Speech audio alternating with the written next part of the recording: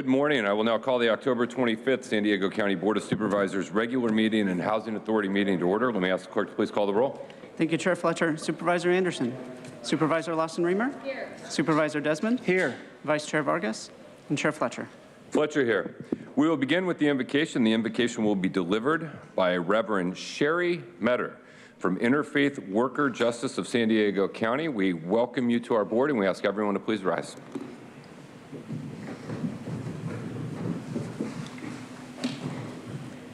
Thank you, Chair. As you are led, follow your own spiritual path and faith tradition. I invite you into an attitude of prayer. Divine Holy Mystery, we pause for a moment amidst the busyness of our lives and the business of our county. We seek your guidance and ask for wisdom so that every decision made here today and those that follow will move San Diego County towards a more compassionate, caring, and good place for all people to live, work, worship, and renew. In the spirit of Diwali, we seek to work together so that we too may celebrate the victory of light over darkness as all who participate in the work done here today and have a common goal for a common good.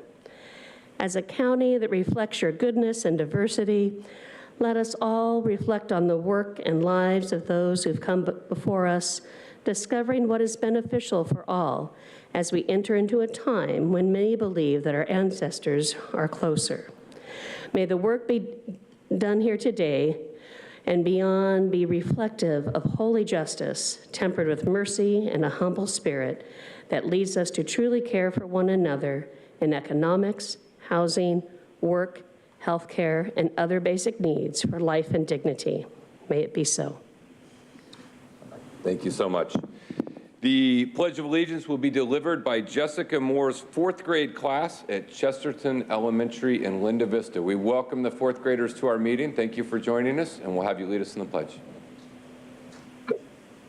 Right hand over your heart, ready, begin. I pledge allegiance to the flag of the United States of America, and to the republic for which it stands, one nation, under God, indivisible, with liberty and justice for all. Thank you very much. Have a great day at school. Thank you. Thank you. Thank you. We will proceed with our proclamations. I'm going to give the first proclamation to the City Heights Dia de los Muertos Committee. Accepting the proclamation will be Antonio and Ermelinda Figueroa.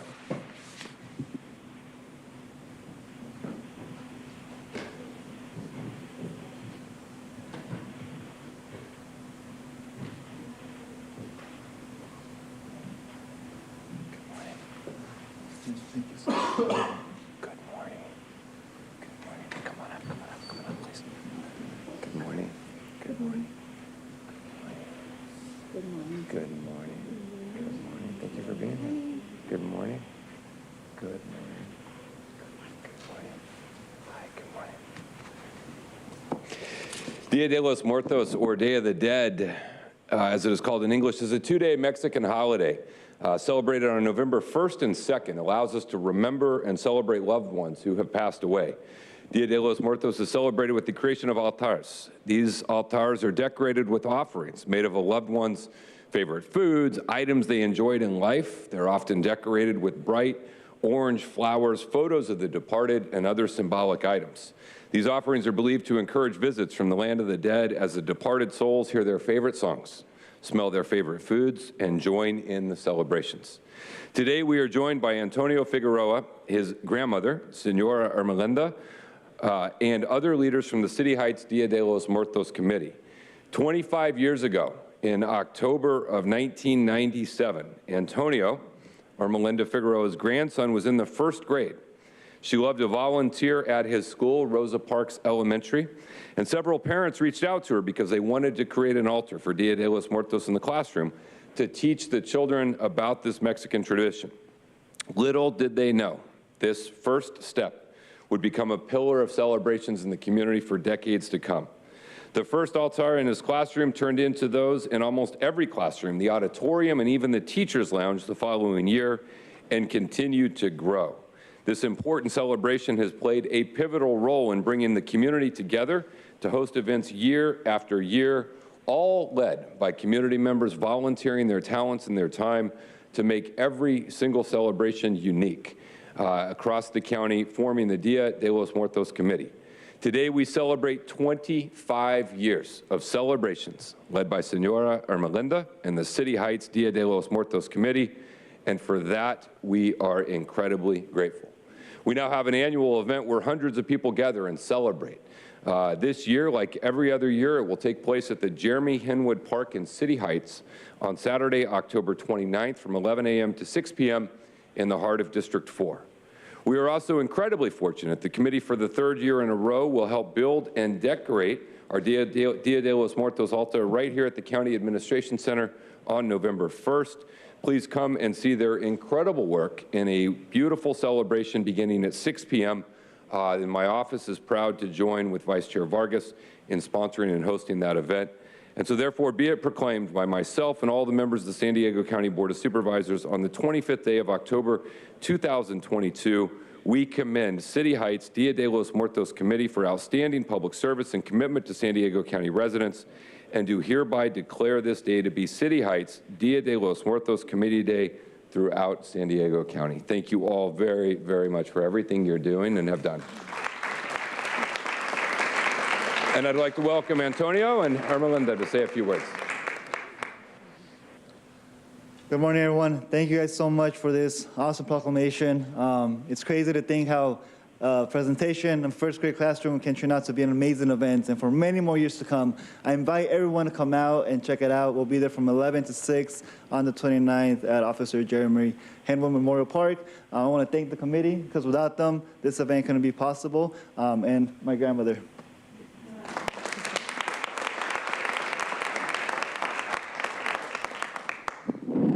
Yo solo quiero decir gracias.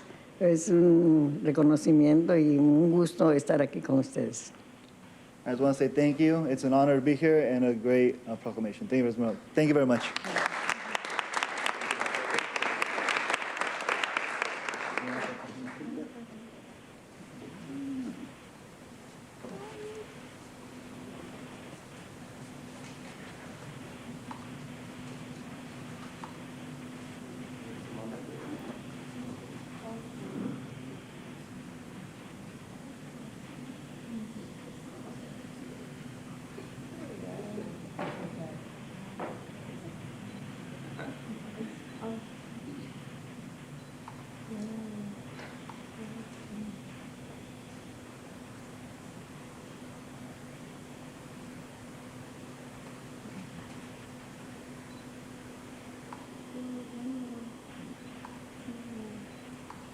Y una más de este lado.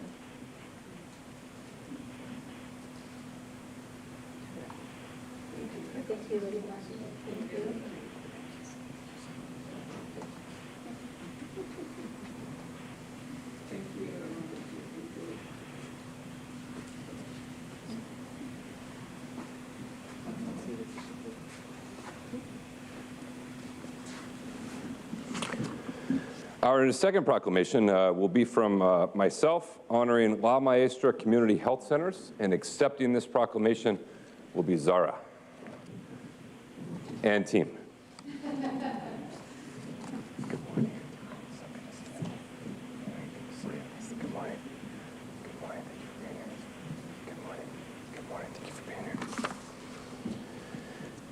You know, nothing can make your world fall apart faster than getting bad news about a loved one's health.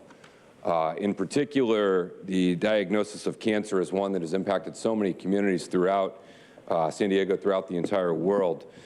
Many of us are fortunate to have good health care, to have access to preventive cares, to screening, to the best treatment that's out there. But unfortunately, not every family and individual in San Diego County has that same access. And it's one of the things that I so appreciate and value in the work that La Maestra Community Health Centers does. And so I'm honored to join with Vice Chair Vargas in really highlighting La Maestra, but in particular highlighting their efforts and services around providing mammogram screenings The month of October is Breast Cancer Awareness Month, and the mission of La Maestra is to provide quality health care and education, to improve the overall well-being of the family, and to bring the underserved, ethnically diverse communities into the mainstream of our society through a caring, effective, and culturally competent manner in a way that respects the dignity of every single individual. I believe health care is a basic human right that should be afforded to everyone in our society, and La Maestra takes tremendous strides and efforts to help us fulfill that promise. More than 500 staff and dozens of volunteers serve over 45,000 patients each year, helping them access preventive care, health care, social services. They serve our immigrant community, our refugees, our homeless and low-income individuals, often with very complex health and well-being needs. In 1998, La Maestra became a pioneer in breast and cervical cancer screenings. Thanks to funding from the state of California, they started their early detection and prevention program, which opened access to so many of San Diego's underserved women. In 2012, La Maestra introduced the first mobile 3D mammogram, a coach and on-site mammogram unit in San Diego County.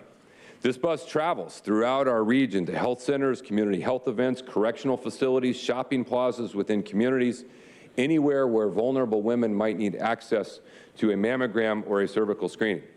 La Maestra's secondary mammogram unit is located within the imaging center at their headquarters at 4060 Fairmount Avenue, and the center is staffed with a multidisciplinary team of highly trained, culturally and linguistically competent radiologists, imaging technicians, patient navigators, and case managers.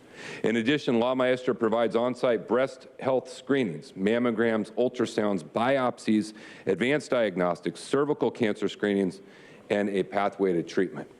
Over the course of the last year, my wife was diagnosed with breast cancer, and it was an early mammogram that caught it early. And that early intervention and that early recognition and diagnosis is what allowed us to move aggressively, combined with access to quality care, to be at a point today where a recent MRI screening 1 year after surgery showed her to be cancer-free. But we want every woman, thank you, but everyone in our community, everyone, regardless of how much money they make, regardless of their immigration status, regardless of where they are, needs to have that same access to that preventive and life-saving opportunities. And so I so appreciate La Maestra for everything they're doing, and particularly during Breast Cancer Awareness Month, for having the only mobile clinic that goes out and helps those who are most in need. And so it's my honor to recognize them and have it be proclaimed by myself and all of the members of the Board of Supervisors. On this 25th day of October 2022, we commend La Maestra Community Health Centers for outstanding public service and commitment to San Diego County residents, and do hereby declare this day to be La Maestra Community Health Centers Days throughout San Diego County. And it's my honor to welcome their leader, Zara Marcellian. Thank you, Supervisor Fletcher, and all of our wonderful Board of Supervisors. Really appreciate the recognition, and you know, it's just stopping for a moment to think, since 1990, La Maestra Clinic has been in the communities, and before that, we had Amnesty Center in 1986, and just, you know, our grassroots organization has continued to develop over how many years to serve the underserved and meet the needs that come through our doors every day, and that's how we've grown. We've still remained a grassroots organization. We really are thankful for the incredible support that our county and city has shown us, and state and feds and wonderful donors, and we need more help because there's a lot of needs out there, and we want to be able to continue to meet those needs in the communities, you know, and so thank you so much, really appreciate it, and thanks again, Supervisor. There you are. I was gonna say, and to Nora Vargas, who's not here. Thank you.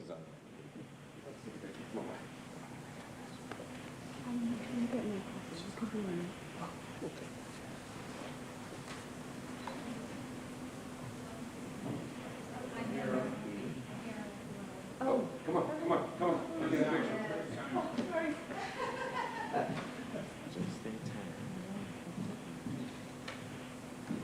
My apologies.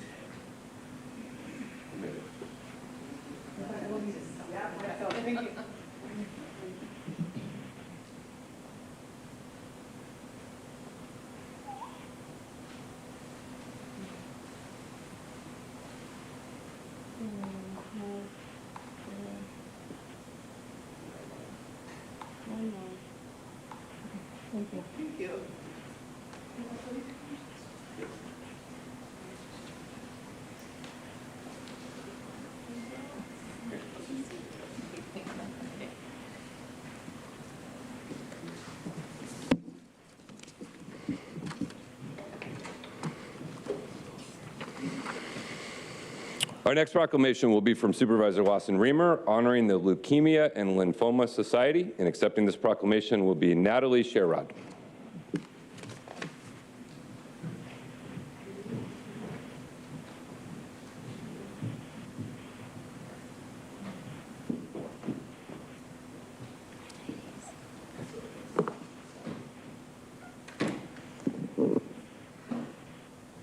What an honor it is to have Nancy Hughes, Natalie Sherrod, and the representative for Robert Sully Sullivan here today, who have led fundraising efforts for the Leukemia and Lymphoma Society.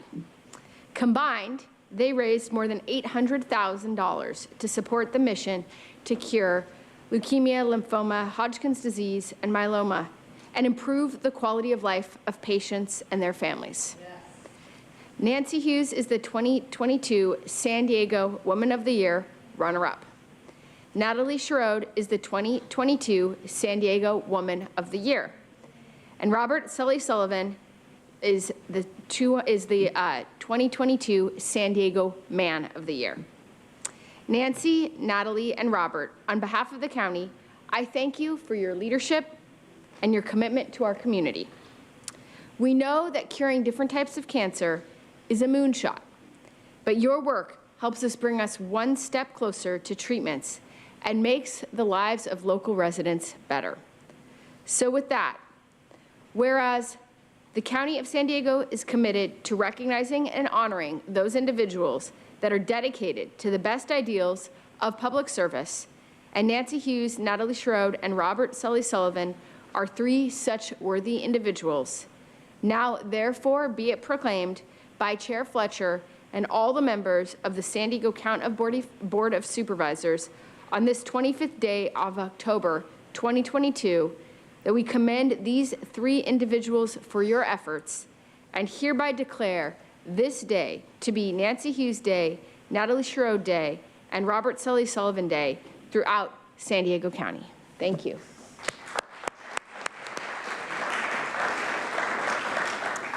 Thank you so much. I appreciate this so much from the Board of Supervisors, and I'm so honored to be standing here representing not only this amazing group of people that joined us in the event, but also the Leukemia and Lymphoma Society, and the reason that we all jumped in and did this. I think a lot of times you think that, it'll never happen to you, and in reality, every 3 minutes someone is diagnosed with blood cancer. That affected us almost 11 years ago, and I have a wonderful, amazing, healthy husband here because of the research that was done by the Leukemia and Lymphoma Society. So we're here representing a lot of members in the crowd here that work day in and day out to raise funds, and proud to say that Leukemia and Lymphoma Society has contributed to 85% of the blood cancer FDA approvals in the last 6 years. And we continue to do more. And other than that, I also want everyone in the community to know it's not just the research. We put so much, and we being them, put so much into patient support and service as well as advocacy. So I just hope that everyone here learns a little bit about Leukemia and Lymphoma Society and know that it's there if you need it. So thank you so much. We're very proud to be here. Take a photo.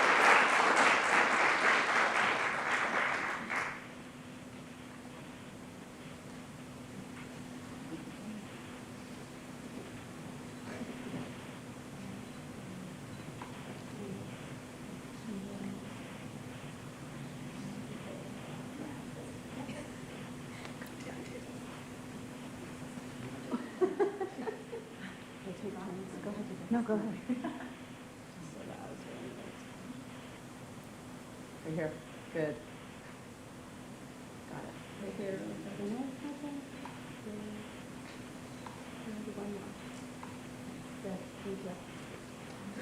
Thank you and congratulations. Our next proclamation will be from Supervisor Jim Desmond for the San Marcos Fire Department in honor of Fire Prevention Month. Accepting this proclamation will be Fire Chief Dan Barone.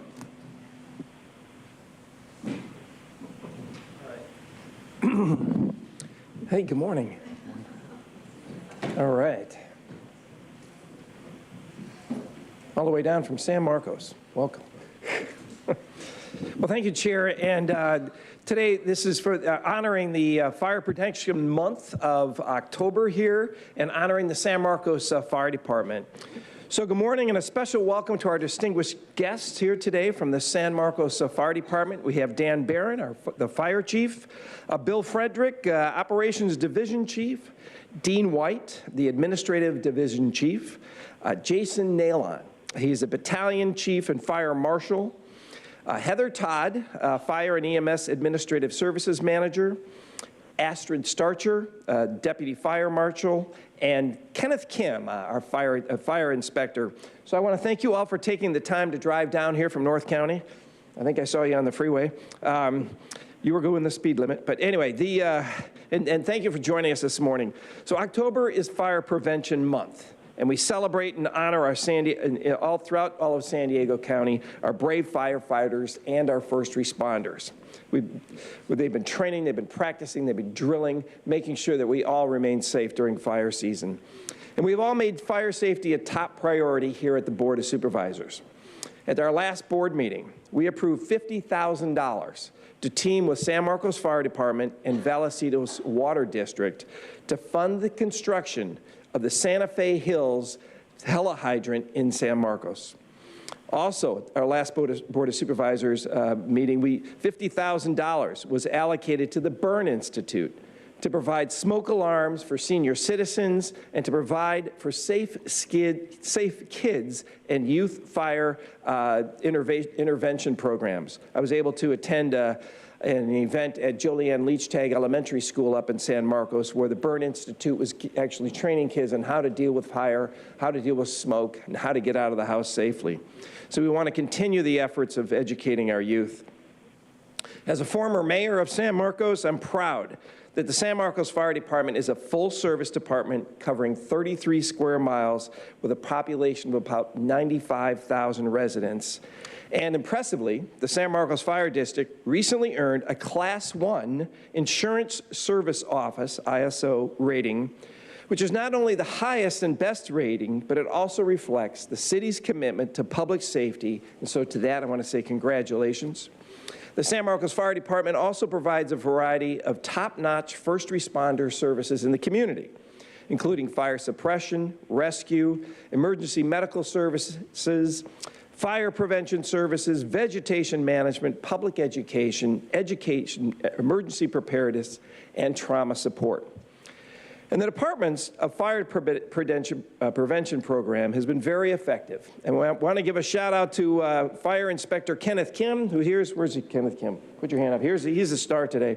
For promoting the Sounding the Alarm program. Along with the department, they've installed hundreds, actually thousands, of free smoke alarms in residential homes and in senior citizens' homes and in the mobile home parks throughout San Marcos. Kenneth installed smoke alarms in one house that actually saved the life of a resident who later had a fire. So I want to thank you in particular to Kenneth and your disaster services hero recognition. So let's give Kenneth a round of applause. So the County of San Diego is committed to recognizing and honoring those organizations that are highly dedicated to the best ideals of public service, and San Marcos Fire Department is one such worthy organization. So therefore, be it proclaimed by myself and all the members of the San Diego County Board of Supervisors on this 25th day of October, 2022, that we commend and thank all San Diego firefighters during Fire Prevention Month and honor San Marcos Fire Department for their Class 1 ISO rating and their fire prevention programs in the community, and do hereby declare the month of October to be San Marcos Fire Prevention Month throughout all of San Diego County. So let's have a round of applause here for the San Marcos Fire. All right, our Fire Chief, Dan Barron, is going to come up and say a few words. Dan. Thank you very much, Supervisor Desmond and the rest of the Board of Supervisors. A little bit of fish out of water because I would definitely rather be running calls than standing in front of all of you doing public speaking, but that's part of my job too. So thank you very much. We're very appreciative of the proclamation, and I have the utmost pride in being able to serve as the Fire Chief of San Marcos Fire Department and being able to humbly serve the community of San Marcos. And I know that all these representatives of our department behind me, they do an excellent job, and all of our people that are back in the city of San Marcos, proudly serving the community, they strive for excellence. They're motivated individuals that they try as hard as they can to make sure that they proudly serve the community through leadership, motivation, mentoring, collaboration with other agencies, and we like to hang our hat on that. And so we're a proud organization. We're progressive, and we try to get involved where we can. So I'm extremely proud of our prevention office, extremely proud of our operational people and our administrative staff. We're able to extend exactly what we need to do, like programs such as the Sound the Alarm, and take it to new strides. And that's, we get the funding and we're able to implement these programs, but it's people like Kenneth Kim that take programs to new levels. And he's able to touch the community and touch their lives by installing these smoke alarms, and he's making a difference. So we're a very proud organization, and we thank you very much. And if I could just give maybe just 30 seconds to a minute for Ken to come up and say a few words, because I think it's important for all of you to hear his actions on what he does on a daily basis. So thank you very much. Appreciate it.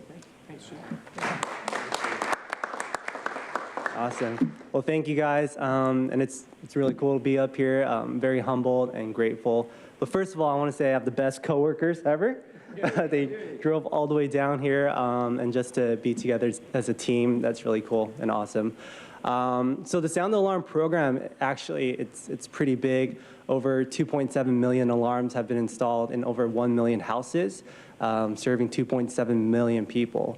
In total right now, there's 1,414 lives that were documented saved. And I happen to be one of the people that put that alarm up. But with that being said, it's a big effort, and there's a lot of people, a lot of hands that go into it. So I just also want to recognize all those other people, including my coworkers and the leadership that all make it happen. So thank you guys. All right, thank you. Real quick, though. Just real quick, while we're on fire and fire prevention, later on, by the efforts of our chair, we're going to be discussing an item for a firefighters memorial here out in front of in the park here at the county building. So that's another effort to honor those who gave all they had. Thank you. All right. Come on, get a picture.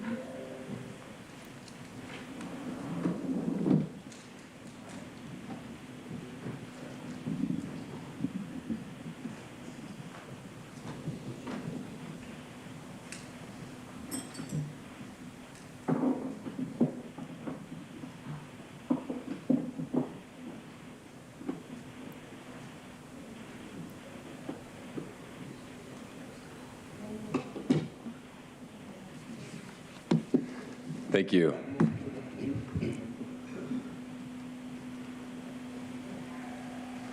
Thank you all for being here. Thank you for joining us. And the message on smoke alarms, I think, should be definitely be taken to heart. They will wake you up. They will let you know your house is on fire and give you time to get out. So definitely make sure you install them and check your batteries. Next on the agenda is non-agendized public communication. This is an opportunity for the public to address the board on subject matters within our jurisdiction, but are not on today's agenda. The only action the board may take is a referral to the Chief Administrative Officer. Reminder, according to Rule 4A, members of the public who are non-English speaking and need interpretation assistance will be allotted additional time to facilitate translation. According to the rules of procedure, we will hear from up to 5 in-person speakers, 5 virtual speakers. Any remaining requests for non-agendized public communication will be resumed and heard at the conclusion of our board meeting today. I'll ask the clerk at this point to call forward up to 5 in-person and 5 virtual speakers. Thank you, Chair Fletcher. We have 22 requests to speak on matters not listed on the agenda, 7 in person and 15 requesting to speak by phone. For those that requested to speak by phone, please dial into the conference line now using the instructions that were provided to you.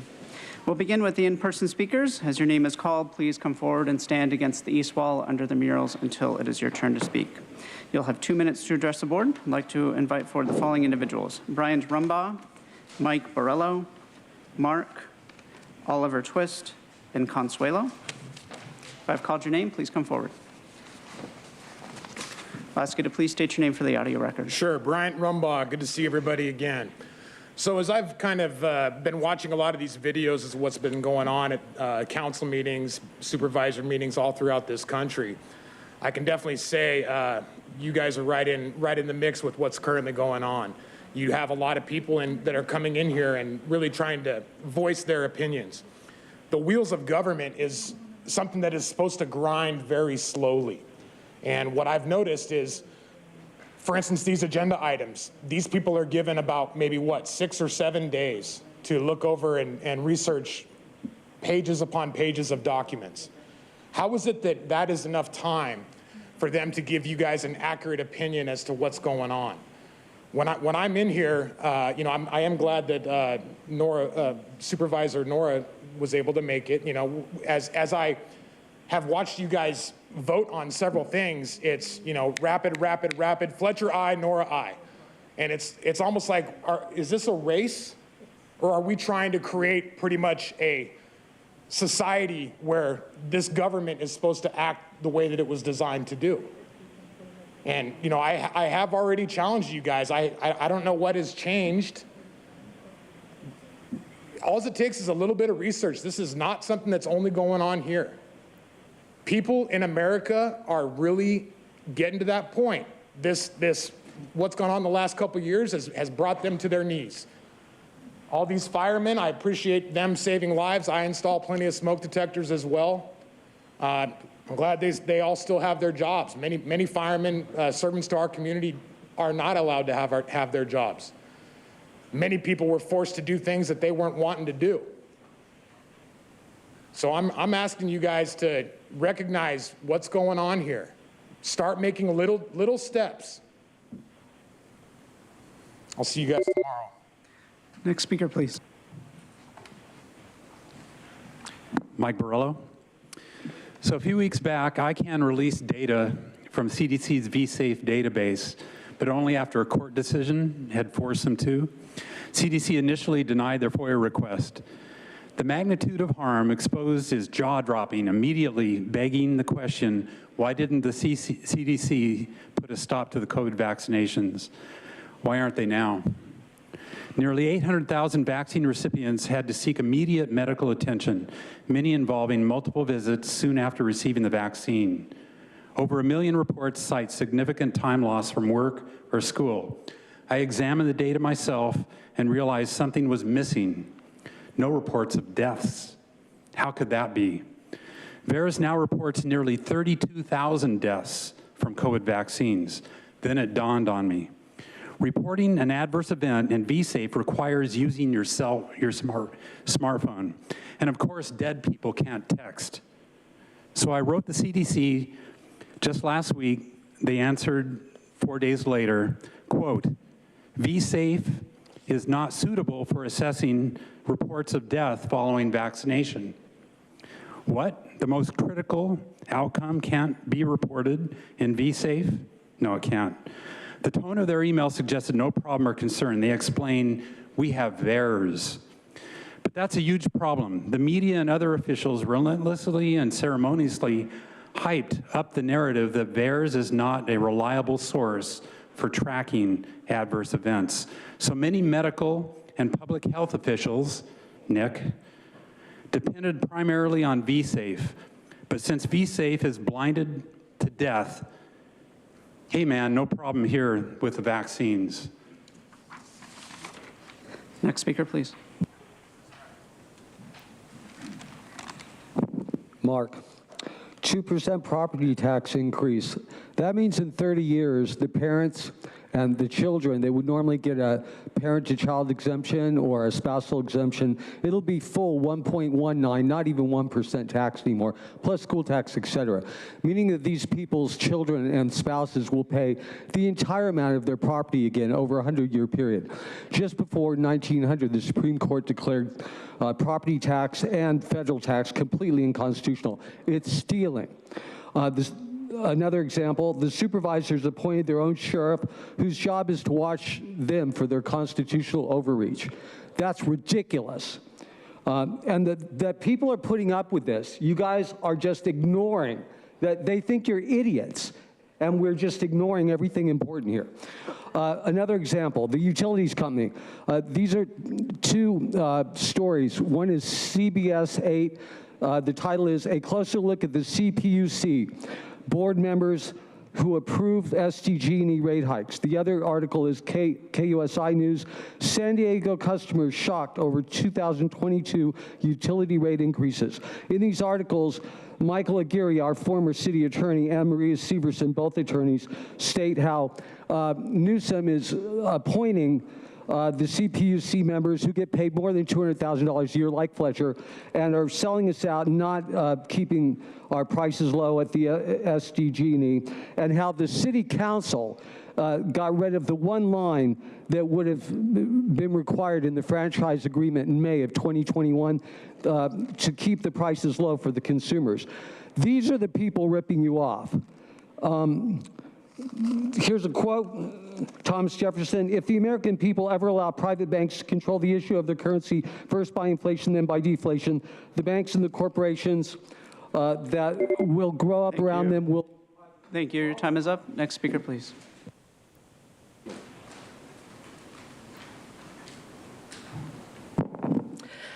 Good morning. Oliver Twist here with a few items.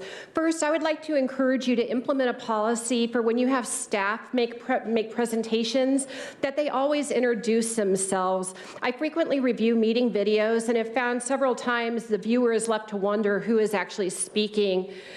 So that would be very helpful for archival records and accessibility. Secondly, I would like to give a nod to your County Communications News Center team. I have found them to be very responsive to inquiries and concerns I brought forth, like zooming out the camera angle when a supervisor teleconferences so that virtual participants can see the upper monitor.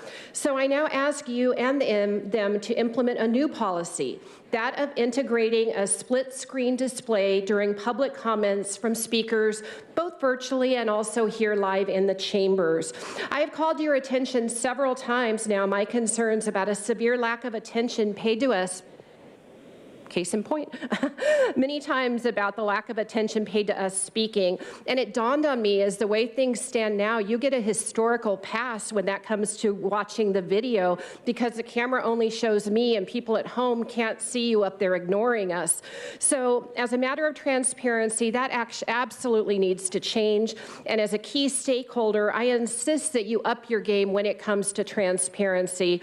Please implement a split screen during public comment period showing both the speaker and you up there, so people can hold you accountable and see whether you're paying attention to when we speak or if you're staring down at your phone for 2 minutes.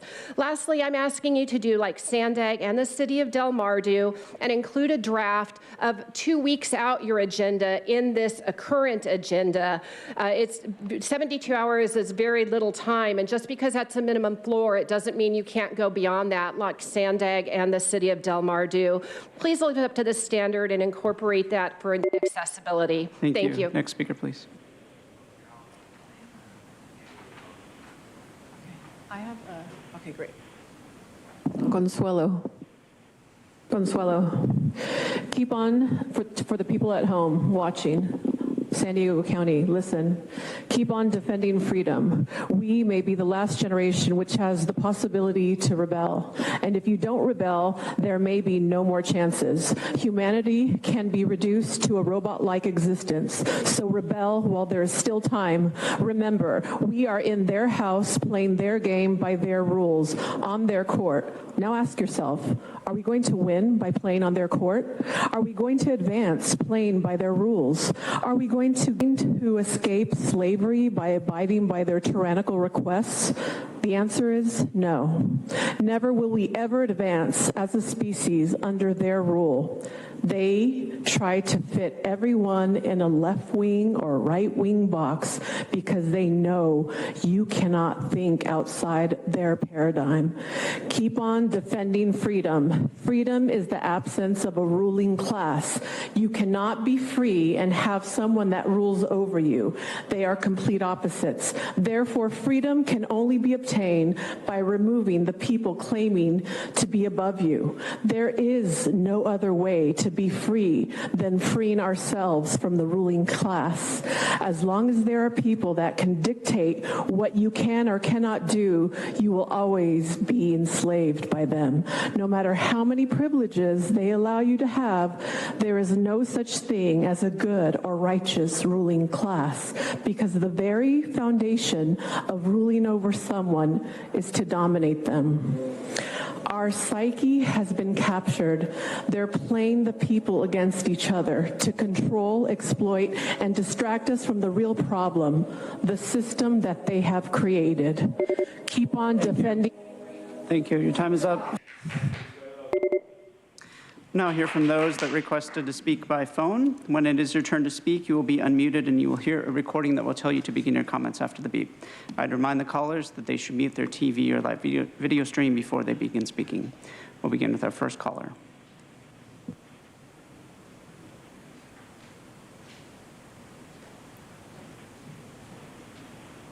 Hello, Chair Fletcher and Board of Supervisors. My name is Crystal Irving, and I'm proud to serve as president of SEIU Local 221.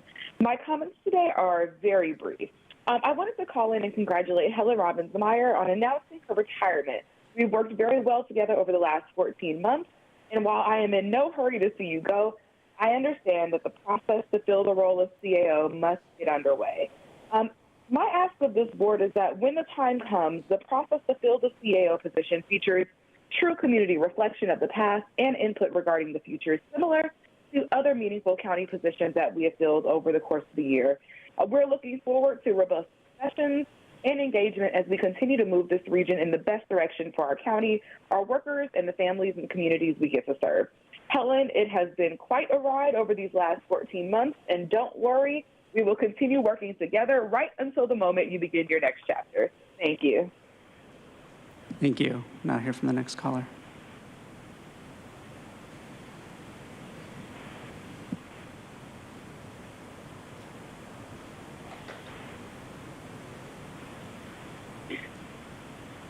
Hi, good morning. This is KB Strange here.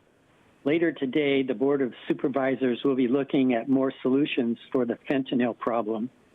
As a pharmacist, I shake my head sometimes because the board and other elected officials don't seem to recognize their role in normalizing drug use as a choice for dealing with life's hard problems. To that point, that normalization of drug use, I strongly feel that bringing more marijuana businesses to our county is an unwise scheme. The repercussions of marijuana business is that they normalize marijuana use to the teens and the young adults who use those drugs, and they view those drugs as some sort of a default choice for relieving stress and anxiety. The two main effects of the psychoactive compound THC, the main compound of marijuana, are it interrupts extremely important synaptic pruning that occurs in the brain between early childhood and adulthood. And second, it disrupts the excitatory-inhibitory balance of neural networks.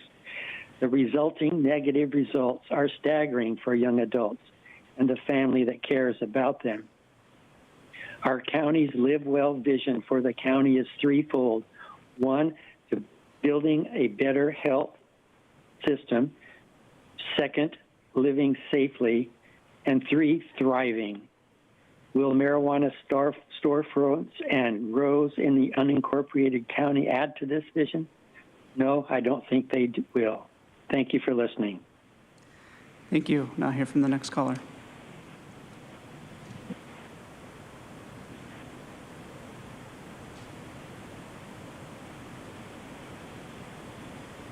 morning, Kathleen Lippett here. I'd like to share with you the California Cannabis Industries Association's warnings on the dangers of a national, unregulated, hemp-derived intoxicating cannabinoid market. The association calls for urgent reforms to protect consumers from these products. Loopholes in the 2018 Farm Bill created a wild west for these dangerous products. This new generation of intoxicants is up to 10 times more intoxicating and brazenly marketed to children and sold without age gates in gas stations, convenience stores, and smoke shops, packaged under names like THC Hot Cheetos, Cookie Monster, and Lucky Charms to appeal directly to children. These synthetic and derived cannabinoids are reported to cause various health problems, as well as being potentially deadly, causing alveolar hemorrhaging and acute respiratory failure, heart attack, stroke, seizure, kidney damage, and psychosis. Industrial-sized hemp grows and greenhouses are using and diverting groundwater, a source of watering unincorporated residents rely on. Hemp and marijuana grows should never have been given permission to use groundwater. They should have been restricted to municipal water only. The county's plan to transfer hemp and marijuana grow oversight to its county planning means less enforcement when more is needed. The county created this problem and this out-of-control fiasco, and it is the county who should stop this now before it gets worse, because it will get worse. Please consider more enforcement, and please make sure that these grows are not allowed to use groundwater. And thank you very much for letting me speak. Thank you. Now hear from the next caller.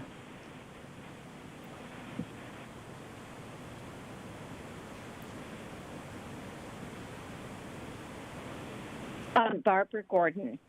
I applaud the Board of Supervisors for recognizing Red Ribbon Week with a proclamation last week. Red Ribbon Week is the oldest and largest drug prevention awareness program. Red Ribbon Week is an environmental strategy which means it goes beyond schools, churches, and other groups into the broader community. It serves as a catalyst to mobilize communities to educate youth regarding the harms and consequences of drug use, promote a drug-free lifestyle, and encourage the community to participate in drug prevention activities. Alcohol and other forms of drug abuse in this country have reached epidemic stages, and it is imperative that visible and unified prevention education efforts by communities to help eliminate the demand for drugs. I urge the Board of Supervisors to use Red Ribbon Week to create an awareness campaign that disseminates information to the general public about the dangers of drug use. Drug abuse and addictions have far-reaching consequences that affect families, employment, personal health, healthcare systems, and local communities, and a society as a whole. Thank you for letting me speak. Thank you. Now hear from the next caller.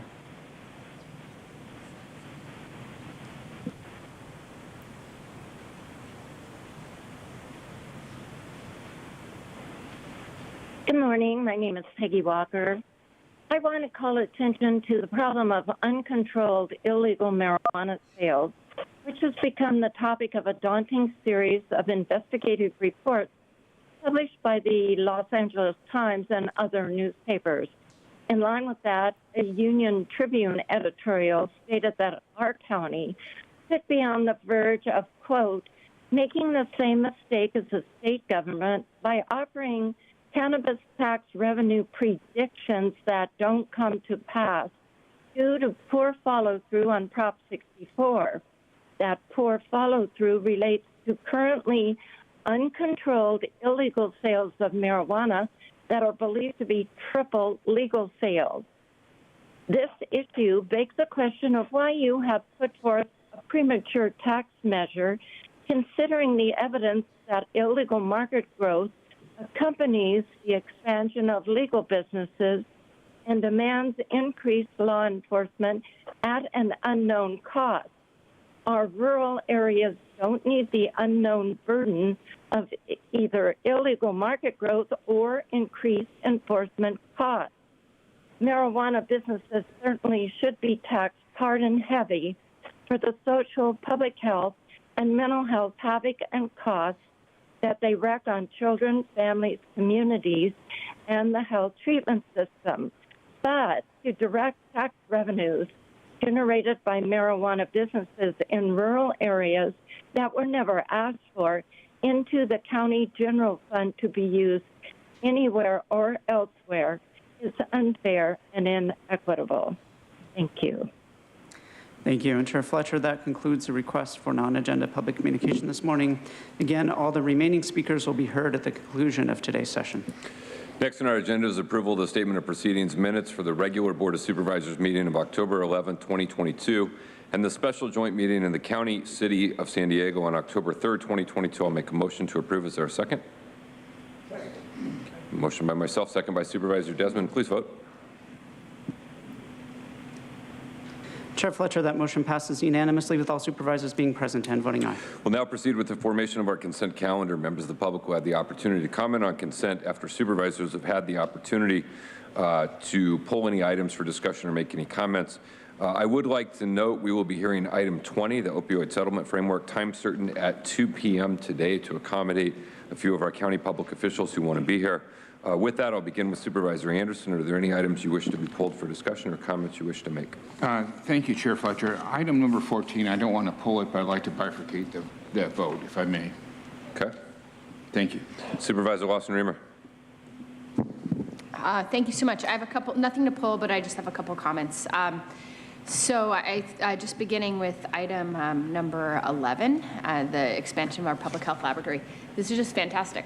Thank you all so much. The time is now, and I think there's no question that the role that the county plays as the leading agency on public health has never been more clear, and it's really important that we have this lab here locally. So thank you again to the team for all the work in bringing this forward. I also just wanted to make a comment, actually not a comment, but a question if possible. If the sheriff is here on item 2, or it could potentially go through Holly. It's just a fiscal question. We do have a couple of representatives from the Sheriff's Department in the overflow room. Okay. It's a pretty simple question. I just was looking at it. It looks like the expenditures from this year and last year are pretty much on track, and I just want to make sure that that was accurate, that there was no big fluctuation between last year and this year. For the court security? No, item 2, the welfare fund. Inmate welfare fund.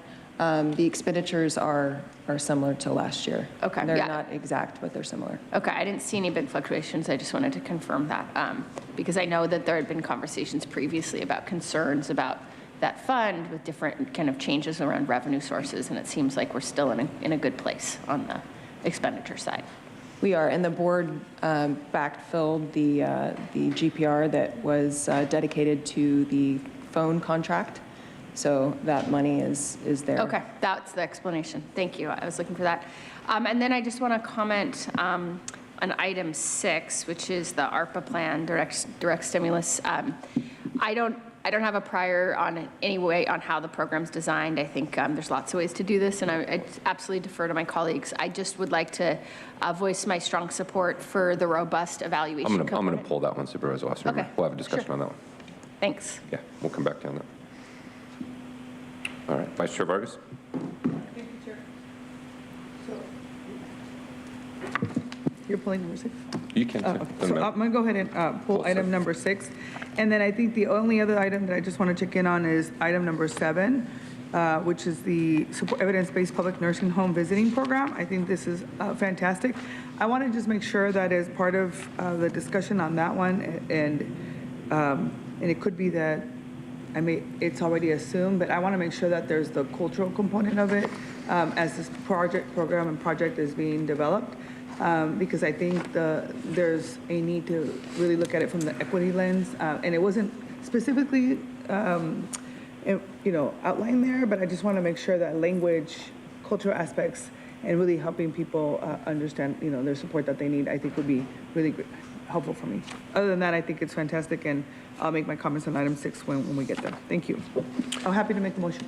All right, thank you. Thank you, Vice Chair Vargas. I will make a motion. We have a vote motion by Vice Chair Vargas. I'm happy to second. I don't have any comments to make. Go to Supervisor Desmond. Thank you, Chair. Appreciate it. I don't have any other items to pull. So I understand 6 has been pulled and 14 is going to be voted. 14 will be bifurcated. Bifurcated, okay. A couple comments then. Item 3, this is the memorandum of understanding with the state to provide security for our courts. The state contracts with the county to provide security for the courts, but it's not giving us really enough money to perform the jobs. There's a $13 million annual gap that the state provides us, that doesn't provide us, and for us to provide that security to the courts. So I'd like to ask our CAO to possibly look at options for recovery or any sort of legislative agenda or how we can lobby for these funds, for this job that we're providing. It's a tough situation, and the state had a $100 billion surplus this year, so I think they should be paying us in full for the job that we provide.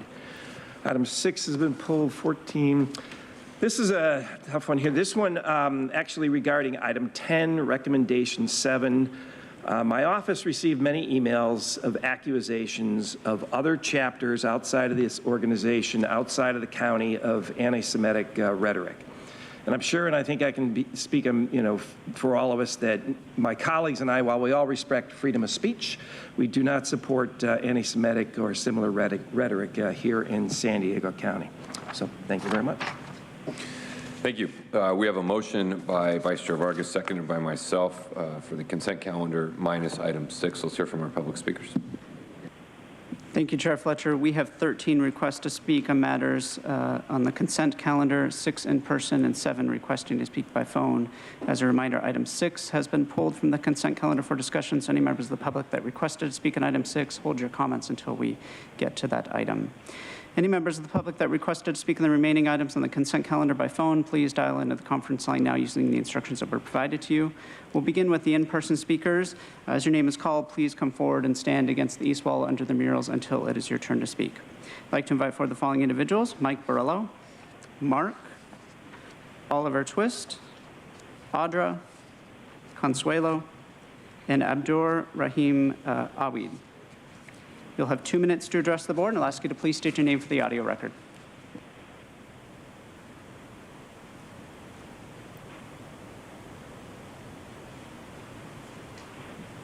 You may come forward in any order, and I'll ask you to please identify which agenda items you're speaking on. Thank you. For the record, I'd like to address my non-agenda. Speaking on equity, you all just panned to me instead of showing the video.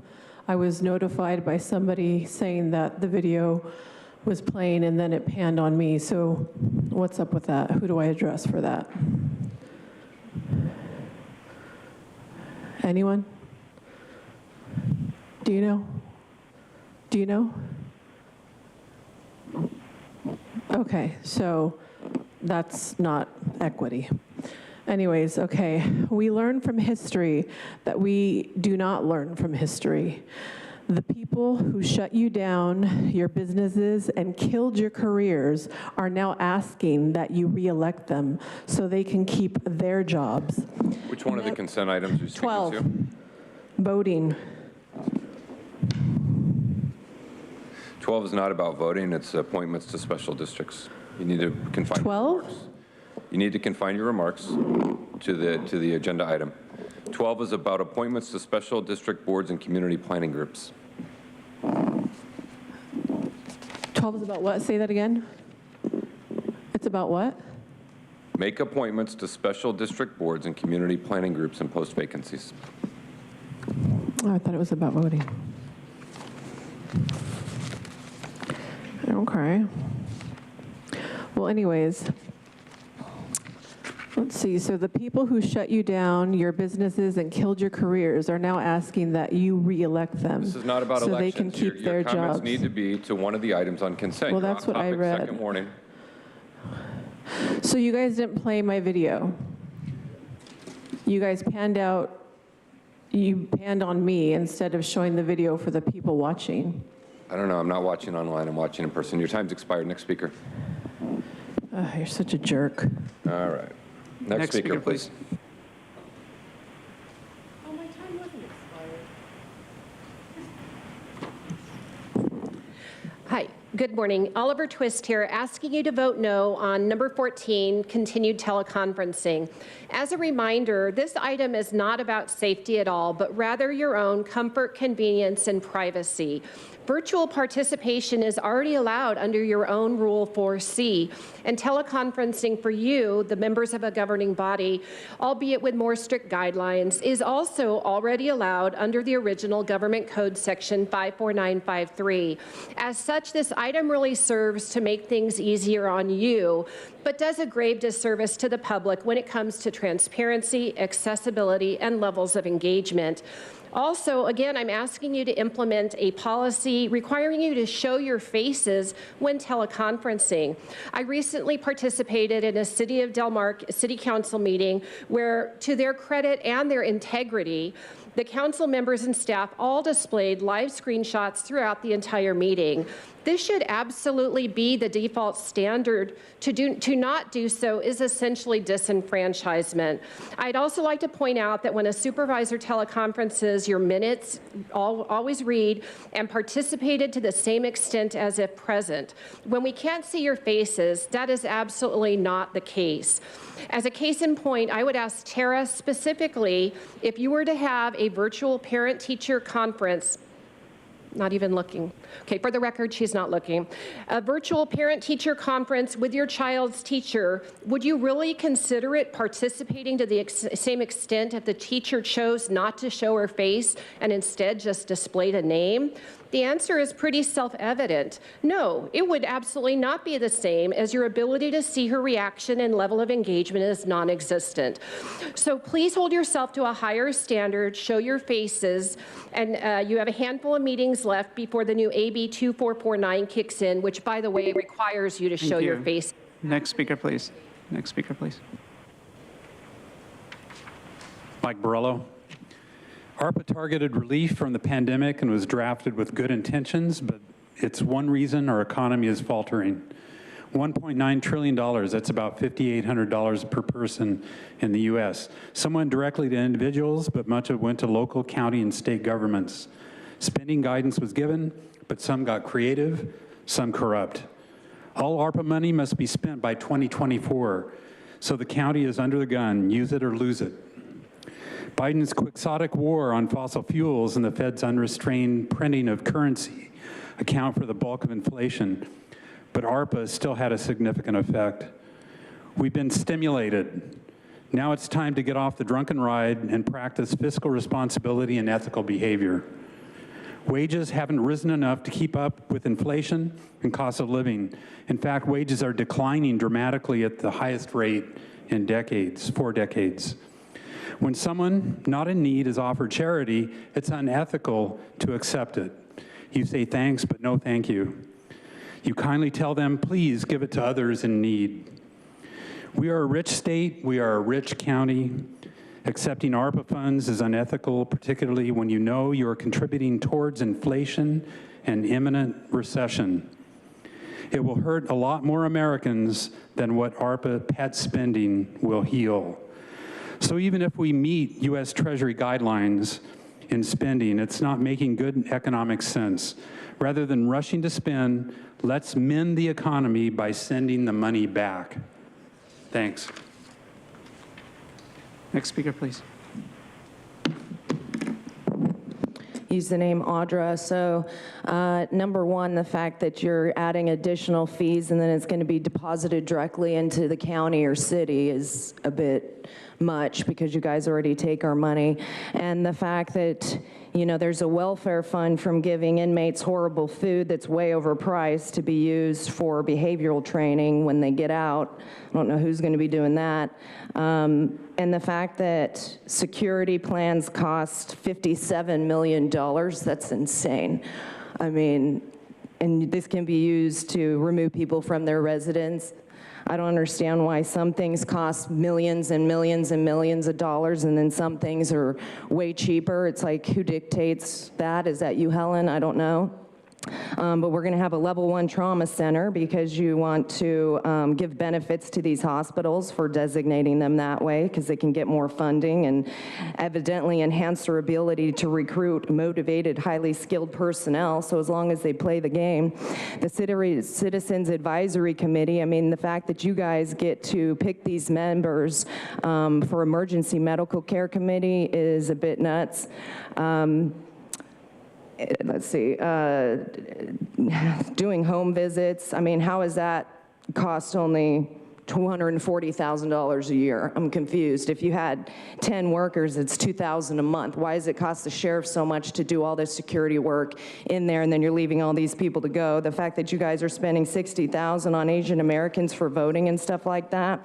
This biosafety lab that you're going to put here for $75 million is a bit ridiculous. It's supposed to detect bioterrorism agents in the county. Are they going to detect that the vaccine is a bioweapon and you're injecting people with it? It's totally dangerous to have this. The fact that you can also appoint other people to fill the vacancies, and you always have a conflict of interest in COVID-19. Thank you. Next speaker, please. Next speaker, please. Your time has expired. Next speaker. Your time has expired. Mark, 13, conflict of interest. Your entire institution, before about 1965, Abraham Lincoln, he's the one who declared the U.S. A corporation. And some people say he would have gotten rid of it and stopped it, but he was killed, of course, because he stopped the bankers from forming a national bank. They offered to lend him money for the country. And he said, no, constitutionally, we have the right to lend ourselves money without interest and not charge the people anything and get out of the next year or two's taxes. You guys are a subsidiary corporation, San Diego Incorporated, California, the states, the cities, they're all subsidiary corporations. This is absolutely directly applicable to conflict of interest. Because to have a corporation means that a small group of people is making a lot of money off a large group of people. It is in direct conflict to the Constitution stating of, by, and for the people, in direct opposition to the entire concept. And you guys never address the real problems. So although you do implement programs and have friends of yours or people that you'd like to see make a lot of money off of trying to solve a problem that you're not even trying to solve the problem. Not even pointing to it, not even telling people about it. It's a disgrace, and our country is absolutely about to vanish from it. We're going into bankruptcy. We're over $30 trillion in debt. We only make about 20 trillion. I think we're at 31 trillion. Which item are you speaking would you on? say that's in? Which item are you speaking on? 13. Would you say that that's relevant to a conflict of interest, Nathan? So I hope people are listening out there because these people never listen. They're doing a Delphi technique. They don't care about what you think. They just pretend you have a say. And then they screw us. Thank you. Next speaker, please.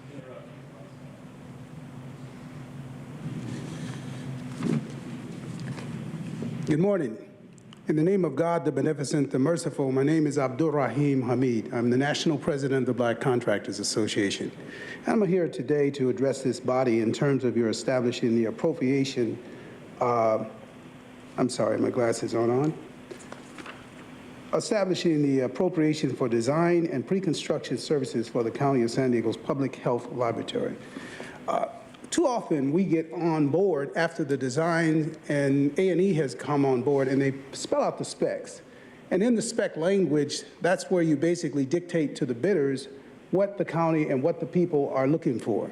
And too often in the County of San Diego, we're dealing with what you talked about today as a cancer that is killing free and open shop enterprise opportunities in your languages of your community benefits agreement and your PLAs.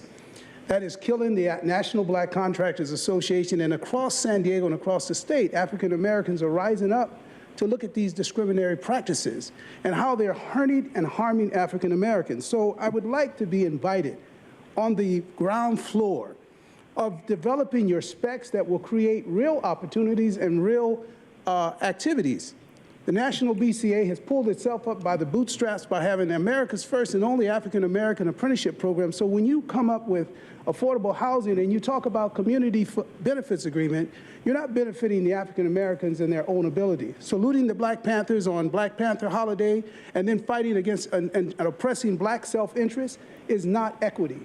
And so I can't get a meeting with my councilman or supervisor, who I've asked publicly, and I'm not attacking you, Nathan. I love you as a brother, but for whatever reason, we can't sit down and have a conversation. Jim, I appreciate your indulgence. But here, I'm just here today to say that I'm here to support or fight for equity and inclusion and say no on D. Thank you. Thank you. I got some shirts for you. We'll now hear from those that requested to speak by phone. When it is your turn to speak, you will be unmuted and you will hear a recording that will tell you to begin your comments after the beep. I'd remind the callers that they should mute their TV or live video stream before they begin speaking. We'll start with our first caller.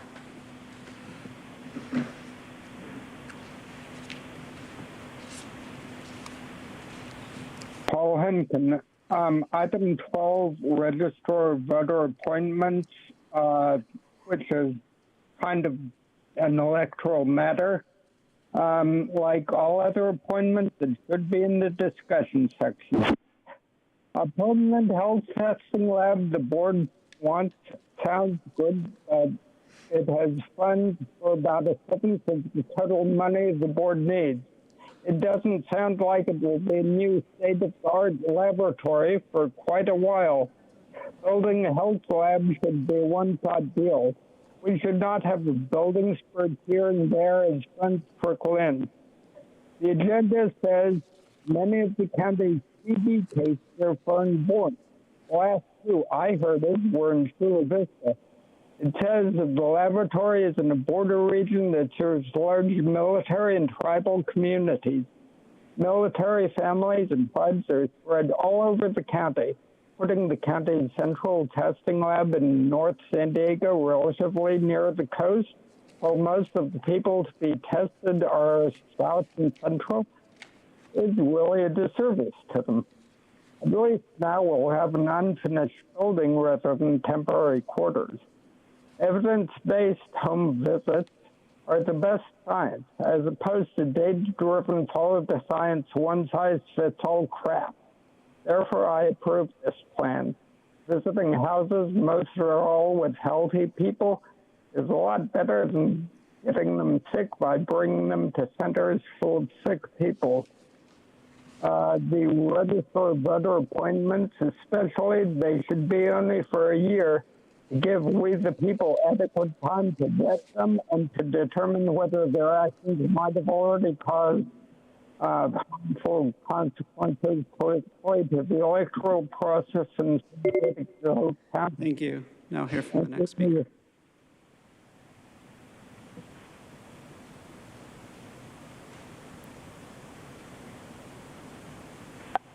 Truth. Item 2 includes psychosocial intervention in detention facilities and gender-inclusive language. Item 3, why does there need to be an MOU between the Superior Court and the county regarding costs if on October 11th, you supervisors eliminated almost every court fee? Item 4, the review on Scripps La Jolla was done by the American College of Surgeons, who believe in as many unconstitutional licenses and permits for firearm purchases as possible, even wanting healthcare providers to tell patients how dangerous guns are. Item 5 is adding biased terminology to the bylaws of the Emergency Medical Care Committee and the County Service Area 17 as a requirement of every current and future participant. Item 8 is Nathan spending $416,000. Item 9 is Jim spending over $640,000. Item 10 is Tara spending over $286,000. Item 11, why is the $75 million public health lab going to be located at the County Operations Center using a grant from the CDC? Item 12 says, the supervisors appoint the candidates for these offices in lieu of conducting an election. Exactly why people need to get more involved in the community in which they live in and quit wasting time with state and national elections. Item 13, with MTS and SANDAG on the list of agencies adopting this conflict of interest code, it's obvious there's nothing but corruption and lies going on. Item 15, noted Janessa Goldbeck on the Behavioral Health Advisory Board because she's on the board of the Internationalist Truman National Security Project and wants socialist health care. And no to Estela de los Rios to the Leon L. Williams Committee because she works at CSA San Diego, who's partnered with socialist terrorist Black Lives Matter funded PANA. And item 14, Nathan, hello. I'm using the teleconference option to call in and oppose the teleconference option. It's so fun, isn't it? Thank you. I'll now hear from the next caller.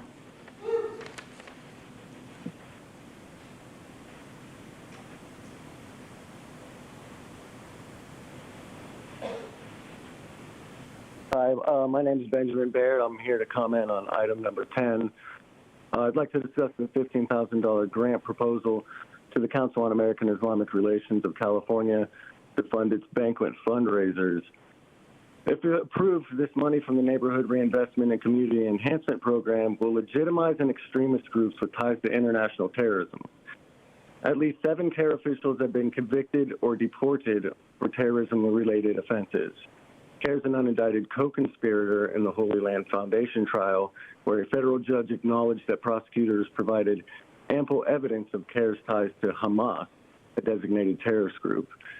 As a result of CARE's affiliations with Hamas and other Muslim Brotherhood groups, the United Arab Emirates designated CARE as a terrorist entity in 2014, and multiple U.S. government and law enforcement agencies have official or informal policies forbidding outreach and consultation with CARE. This includes the FBI, Arkansas and Louisiana State Police, the Columbus, Ohio Police Department, U.S. Census Bureau, and even the San Diego Unified School District. Just a few years ago, the San Diego School District lost a lawsuit which ended its relationship with CARE San Diego after courts found that CARE's anti-bullying program privileged Muslim students above other religions and altered the curriculum to advance the religion of Islam. CARE's California branches are among the most radical in the country. Supervisor Desmond said earlier that the anti-Semitism alleged of CARE is attributed to other branches and not in San Diego County. But the money goes to CARE California, not CARE San Diego, although CARE San Diego's branch does have problems of its own. CARE California's CEO, Hussam Ayloush, has openly called for the destruction of Israel and was close to Yusuf al-Qaradawi, the late imam who was the spiritual leader of the Muslim Brotherhood. There's no question that subsidizing CARE banquets... Thank you. San Diego Chair Fletcher, that concludes public comment on the items in the consent calendar. All right, our first vote will be on all of the items, minus item 6, which has been pulled, and minus item 14, which we will take separately. We have a motion by Vice Chair Vargas, seconded by myself. Please vote. Chair Fletcher, that motion passes unanimously with all supervisors being present and voting aye. We have a motion by Vice Chair Vargas, seconded by myself for item 14. Please vote.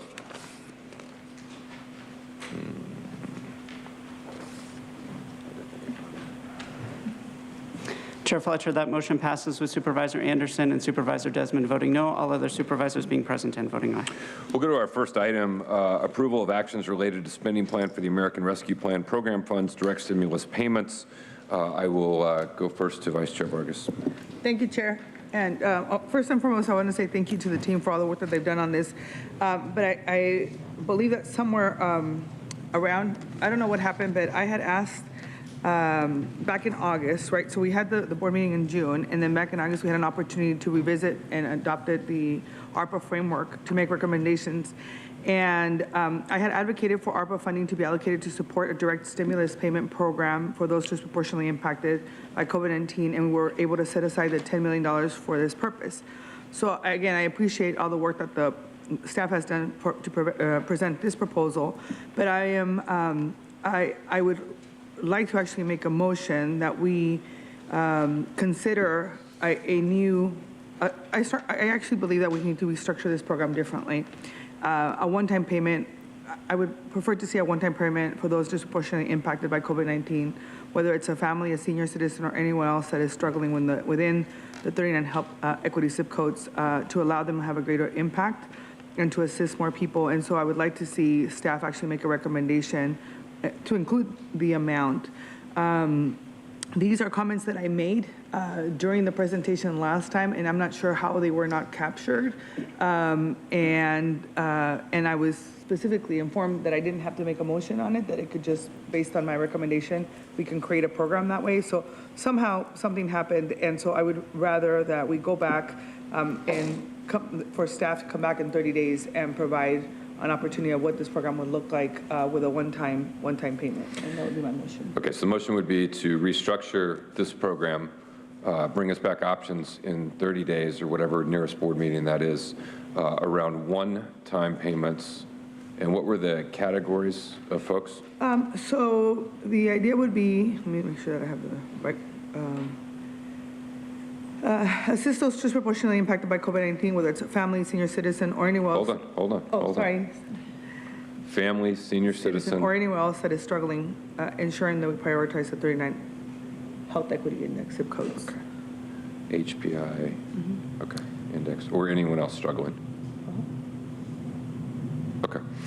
Okay, so that's the motion. So it would be to stop what we're doing, redesign, bring back. I'm happy to second that. Let's go to Supervisor Lawson-Remer. Thank you so much. And I just first want to thank my colleague for her leadership in driving this forward. I understand, the importance of sort of transformative investments in people's lives, and, really respect the intent here. I think the only comment I would make is, as we go forward in a redesign, I really appreciated the thoughtful evaluation framework in this, in the board letter. So, however the program's designed, just ensuring that we are, again, as thoughtful with whatever comes back in terms of an ex-ante impact and outcome evaluation program as is currently referenced in the current project design. And I think it's particularly important because what Supervisor Vargas is proposing is something a little different than what's happened in other localities. So I think it's even more important that we're really thinking about how we measure impact, because it might be the kind of program that other people want to copy if it's really successful. So I think that's my only comment, to make sure that we're as thoughtful and as rigorous in the next iteration around impact evaluation as in this current one. And other than that, I'm very happy to support the motion. Thank you. Just one point of clarification on that. We kind of said anyone else impacted. So it could be those vulnerable or at risk of becoming homeless or who are homeless? Yeah, a lot of where this has come from for me, I mean, and I think you've seen some of the language lately around some of the folks that may be displaced because of, access. And so, giving someone, for instance, $500 every month, it's helpful, but it's not the same if you're, like, say, you're going to be evicted and you can actually use that money immediately, or you're in a situation where it's a dire straits. I think that's what exactly, my interpretation about what the ARPA funding was for is not necessarily to create these long-term programs, but it was really, ARPA was created to help people in their immediate need because of the impact COVID has had on them, either because of unemployment or health issues. And we know that a lot of people right now got behind on their rent or different things of that, or their bills, medical bills are too high, right? And so I really want us to really follow the intent, and I'm open to other folks who may have that need. So families, seniors, those at risk of becoming homeless, or other individuals, HPI. Good, okay. Supervisor Desmond. Thank you, Chair. I just want to, I support the motion in the second. I appreciate, the need, and one size doesn't fit all as far as some of these programs go. But I do want to make sure that under the classifications, these are still all under the health equity zip codes they would be going to.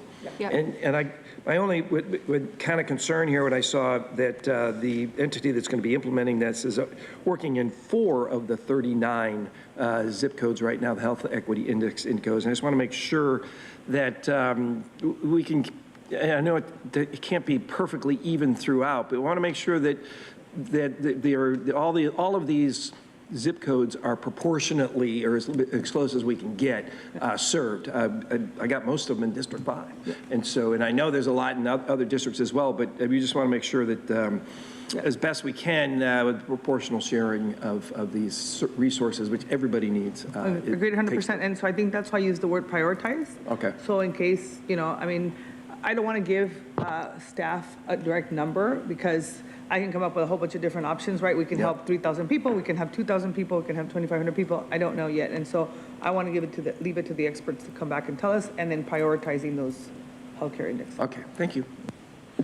Thank you. Supervisor Anderson. I just have a question to fully understand this. So I was trying to imagine who we're addressing. And on the rent side, I thought the state had a program where if you fell behind on your rent, that we fully, with the ARPA money, I mean, in the beginning, it was only 80%, and some of the landlords weren't accepting the 80%, but then I thought the state changed the law to give 100%. So who would be behind on their rent? Why wouldn't they qualify for those programs? But then Supervisor Vargas, you brought up the point of medical, and I can certainly understand that, but I didn't understand how rent would be a problem with the programs that we have in place already. So unfortunately, we don't have any more money for those programs, right? And I think maybe Helen can share some of where we're at with that to give an update. But I think a lot of folks are in dire situations right now where you know, them making the decision about what they need their money for, I think we give them the responsibility to decide, because right now they're trying to decide whether I buy food, pay for my rent, pay for medical bills. It depends, right? And so I don't want to just say, okay, this is only for this or this is only for that. And I think this gives people the opportunity to make sure that they don't end up in a really difficult situation. But I don't know, Helen. We have expended those funds. So to the Vice Chair, we have expended those funds. So to the extent that they had already submitted their application and it was processed, they did receive that assistance. But we do have many people out there that have completed applications and qualified, but have not yet received anything because we ran out of the funds. So there would be potentially some folks that would fall into that category. David, I know you're in the audience. Is there anything else that you want to add to that, or did I get it right? Thank you. I'm happy to support this today. One of the concerns that I've noticed with the stimulus money is some of the folks that we've given stimulus to help them kickstart their business and bring it back up, they use the money to move out of state. So when looking at this, what I liked about, but I get $500 a month doesn't solve the problems that you've identified, and I'm happy to support it, but perhaps as staff is looking at this, they could take in consideration giving people a bonus to move out of state, leaving people here who we don't have enough money for. I don't know if we can balance that or that's just the cost of doing business, but that I'm happy to support it today. But if we could look somewhat at that and to see if there's anything we could put into it that the money's going to people that intend to stay in San Diego County. Maybe there's a clawback or payback if you leave. Good. All right, Supervisor Wasserman-Raymond. Yeah, sorry, just to have a quick follow-up on my previous comment. Again, I really like the innovation here on the kind of big payments up front. I just want to ask if our evaluation folks, I think I see Ricardo, if you think it will be, if you feel confident, you can kind of think through a good evaluation framework to look at impacts so we can learn from the program.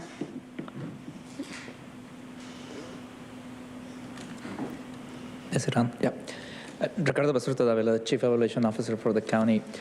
Yeah, obviously it would be a different program, right? It's guaranteed income programs are usually monthly payments over a certain period of time, and you track the participants in the program for the duration of the payments and maybe a little extra. In this particular case, if it's a one-time payment, a few questions come up right away. How long do we track them? And what are the specific goals of the program that we'll have to follow? But yeah, certainly there should be plenty of ways that we can create a good evaluation framework. The other question is, right now they already have a relationship with the University of Pennsylvania to do the evaluation. I don't know if they would remain the evaluator for this redesign proposed program. But if not, obviously the Office of Evaluation Performance Analytics will be happy to help. Regardless, I mean, even if they need some support in their conversations with the University of Pennsylvania, we'll be happy to support. But certainly it is possible to create a good framework for an impact evaluation. It just depends on what is approved. I can't discuss specifics until the proposal comes back, and then we know more exactly what the plan will be. That's great. I mean, I find this really interesting, right? Because I think my colleague's real intent here, if I understand correctly, is that there's people facing like massive debt or in a real crisis or something's gone really, they're really in a big hole, like right now, like in a real crisis. And I don't think there are any programs out there who sort of like look at, okay, can a cash infusion sort of be a reset for people's lives? A loan that is like 25 or 30%. And they have to pay it back. Yeah, and so I think that's I think an interesting question to say, okay, hey, is this gonna, can we transform people's lives with this kind of support when you're in a big crisis? So. All right, thank you. We have a motion by Vice Chair Vargas, seconded by myself. Return to the board in 30 days with options to restructure the program, focused on one-time payments to families, senior citizens, or vulnerable or at risk of becoming homeless, prioritizing 39 health equity impact zip codes. Let's hear from our public speakers in this item.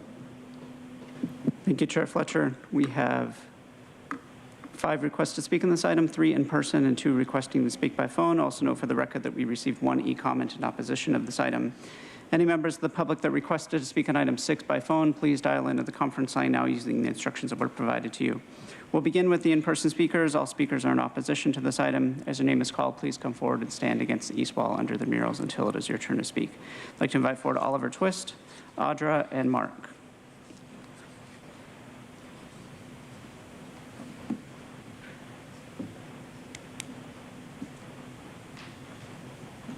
If I've called your name, please come forward.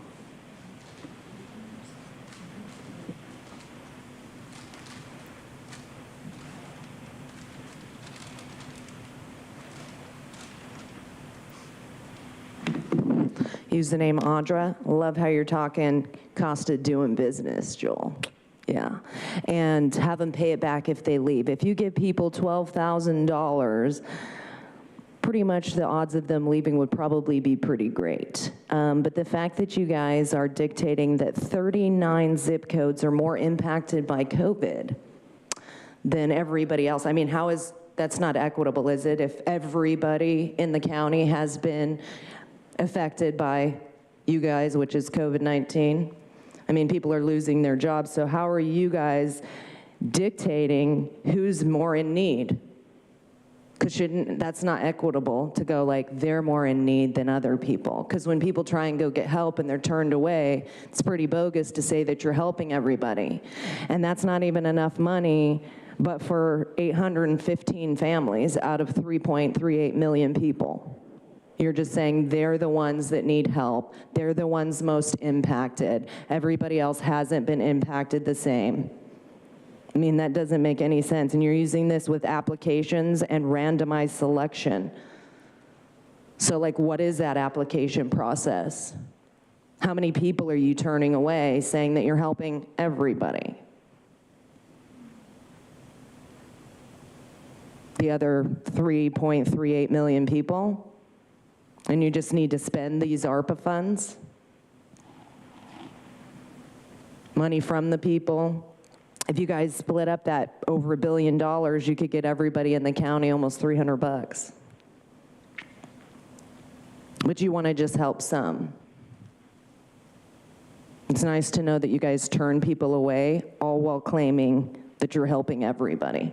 Super equitable. I love it. Next speaker, please. Mark, here's your own item, sustainable impact statement. Quote, by building in an evaluation component to better understand the root causes that result in such basic needs, these same dollars can contribute to building a foundation for long-term efforts that support self-sufficiency and outcomes. Of course, this is absurd because it's at the very source, homelessness is being caused because you guys made it so people couldn't work and 40% of the economy was destroyed. And Sweden didn't do that, and they only have half the deaths of LA County, which has about the same population, 10 million people. Also, the inflation caused by the bankers lending money to our government at an interest rate, and then fractional reserve banking, which means, now for everybody out there that doesn't, recognize these terms, in simple English, it would be fraud for you and me. It means if you got $10, you could keep the $10. You have to keep $1 as a reserve, and you can lend $9 that you don't have. I mean, you have the $10, but you don't lend it out of that $10. And you get to make a loan and make up money out of nowhere. So when the government borrows $10 billion, that turns into $90 billion of debt for us. And of course, the CEOs make maybe $65 million a year, so they're not worried. These people making $200,000, that's $1 million every 5 years. They don't care, but it's really going to affect you and I as citizens. That's causing homelessness, and people, especially elderly people that are on a fixed income, who already worked their whole life, and you guys are fucking them out of everything. This is, it's ridiculous. Oh, furthermore, your statement also continues to say, proposed allocation of funds will contribute to the overall sustainability of the region by transition to a green and carbon-free economy. If you guys see the free film Planet of the Humans, Mike Moore says that it uses more fossil fuels. Thank you. Your time is up. Final call for Oliver Twist. We'll now hear from those that requested to speak by phone. When it is your turn to speak, you'll be unmuted and you'll hear a recording that will tell you to begin your comments after the beep. I'd remind the callers they should mute their TV or live video stream before they begin speaking. We'll start with our first caller.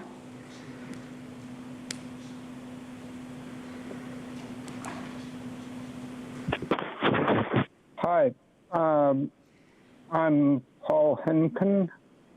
Let me get my speech.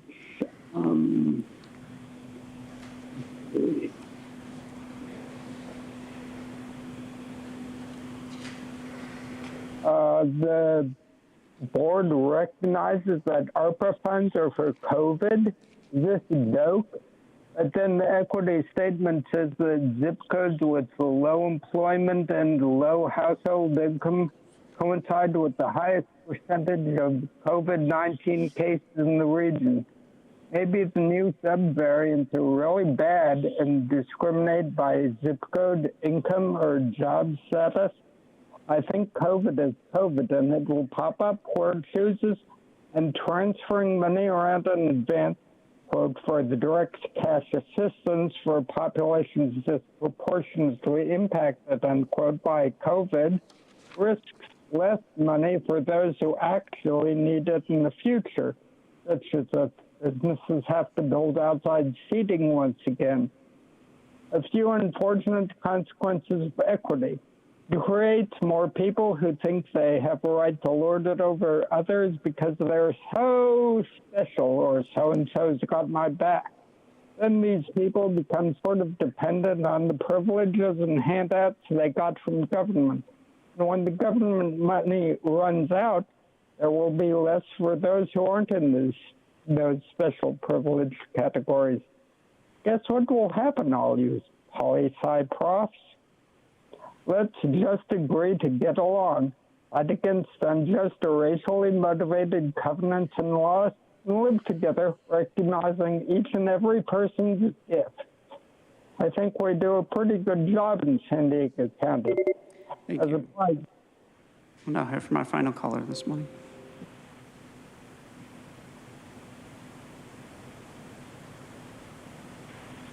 Truth. It's discrimination by zip code too, Audra. But nope, Paul, the official story is that COVID's racist, don't you remember? In this item, we have more American Destruction Plan debt dollars in the form of direct socialist cash payments totaling $10 million to whoever is deemed disproportionately impacted by COVID-19 or anyone else struggling using Nora's old racist equity lens.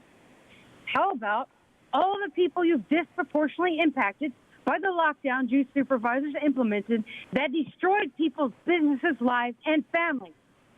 When the item says assistance to address the lack of means to satisfy basic needs, I think of how we need supervisors that won't negatively affect the lives of San Diego County residents, as people were better able to satisfy their basic needs before all of the horrible agenda items since 2020. Funding includes an agreement with Jewish Family Service of San Diego for the expansion of a state socialist guaranteed income program, and some subpar consultant group will collect the check on the evaluation component. Don't forget, supervisors, Truth and Audra's consulting group, TNT 360 Sustainable Transition, to organize and resist misgoverning, is still available to provide these kinds of reports for half the cost in cash payments. This item sounds perfect for our group, as we understand struggle very well by participating in these meetings. But now these supervisors are transferring $10 million in appropriations to HHSA, probably so they can implement more behavioral health programs using the excuses of addressing poverty and homelessness. Talk about corruption. And of course, authorizing the HHSA agency director to keep looking for what Joe calls free money. Bring on the increasing inflation. Absolutely. I'm always eager to look for. Thank you. Chair Fletcher, that concludes public comment on this item. Thank you. We have a motion by Vice Chair Vargas, seconded by myself. Please vote. Chair Fletcher, that motion passes unanimously with all supervisors being present and voting aye. We're going to go to agenda item number 17. This is an item brought forward by my office honoring our hero, San Diego County Regional Firefighter Memorial at the Waterfront Park. I want to start off by thanking all of our firefighters. We had the opportunity to honor some earlier for the incredibly difficult work that they do, putting themselves in harm's way.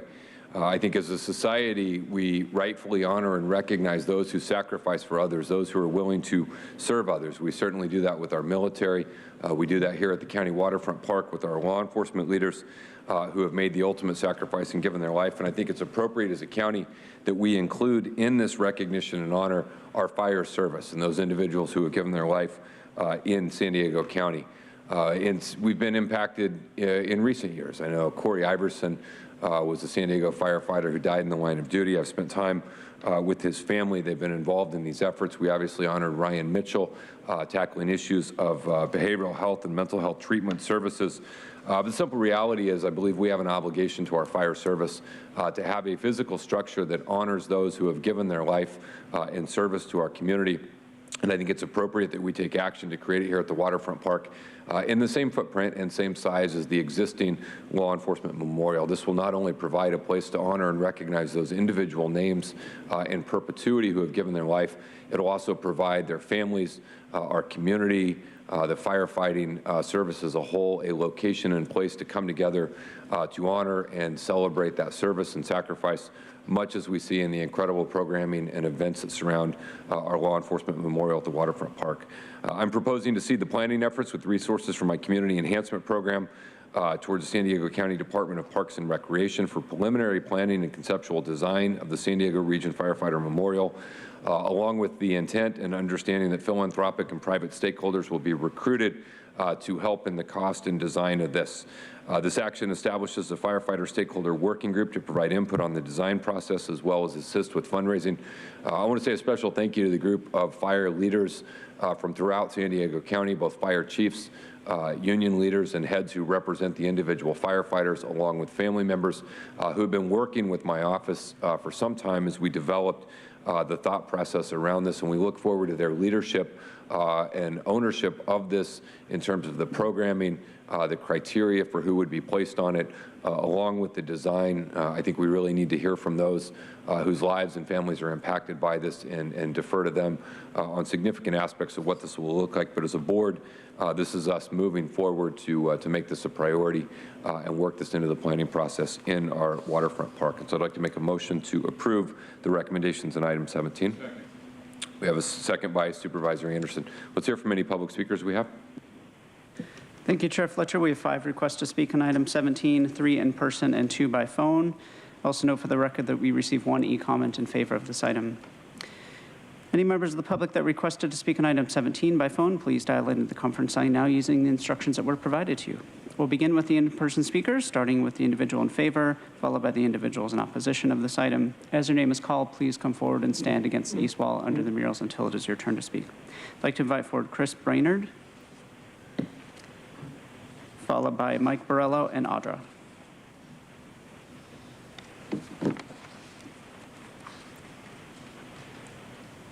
You may come forward, and I'll ask you to please state your name for the audio record. You'll have 2 minutes to address the board. Good morning, Chair Fletcher and Board of Supervisors. Chris Brainerd, Fire Chief, Sam McGill, and the President of San Diego County Fire Chiefs, and that's who I'm representing today, is San Diego County Fire Chiefs Association, which is a body that represents every single fire department in the county. County Fire Chiefs absolutely supports the creation of this regional Firefighter Memorial. It's very important to give our firefighting community an opportunity to remember and honor those loved ones. The waterfront park, in our opinion, seems to be the perfect location for this memorial, especially as it would, serve to complement the police memorial that's already here. And as part of the working group, we are committed to helping guide the process and ensure the memorial will represent our diverse communities. With that, I respectfully submit that, and I've tendered a letter, for your files. Thank you very much. Next speaker, please.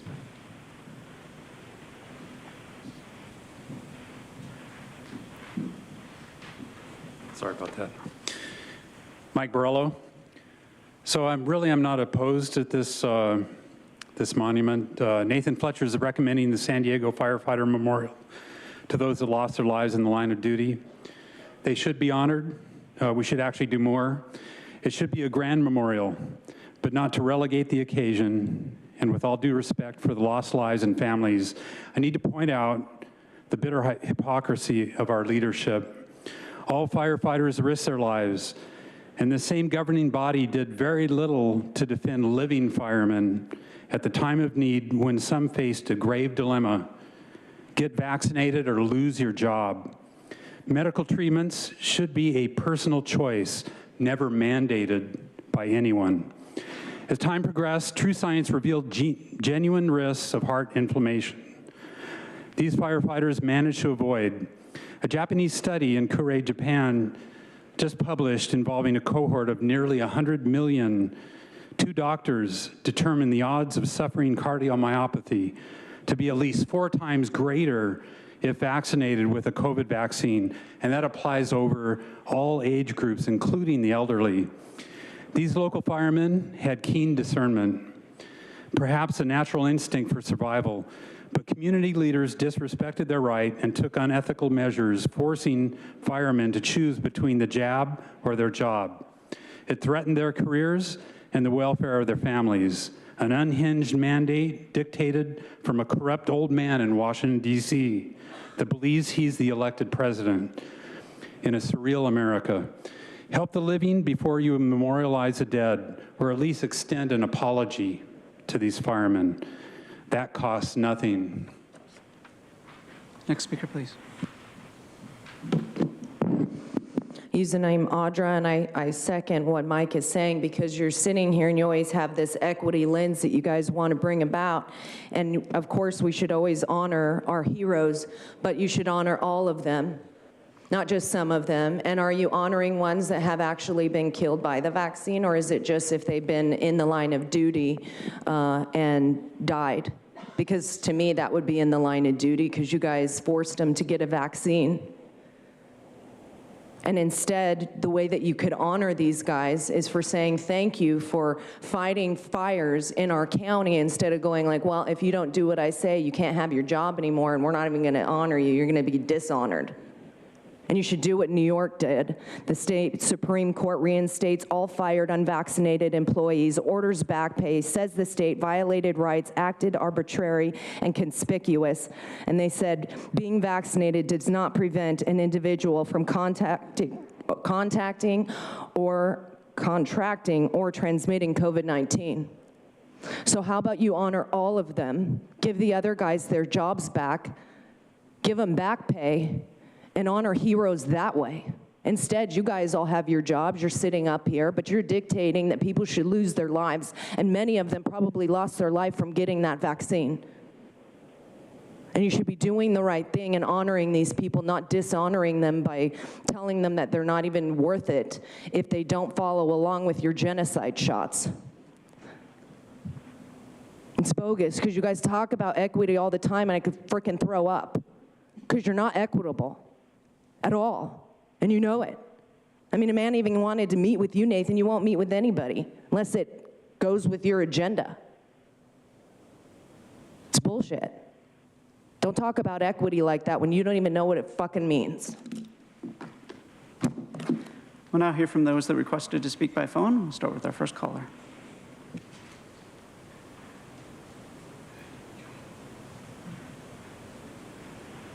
Hi, Paul Henkin. I think it's a great idea. Might even get a few votes. But instead of giving $10,000 to some anonymous committee for the conceptual design of the San Diego Regional Firefighter Memorial, why not give it to the firefighters themselves and see what their ideas are? Probably a bit more genuine, and they're the real stakeholders. And how about helping save firefighters from fire?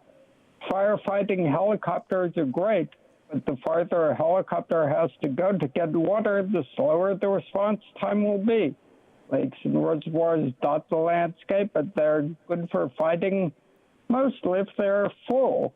Other than that, there are a few shallow rivers in the ocean with its salt water. Water is abundant, but if it is locked in glaciers or the snowpack, it is not really available. They need a system not based on fighting fire with water. There is an increasing amount of fires caused or made worse by malfunctioning electric equipment. This could be a start. They can't fight these fires with water, so someone needs to develop some kind of alternative. Thanks for your attention. Thank you. We'll now hear from the next caller.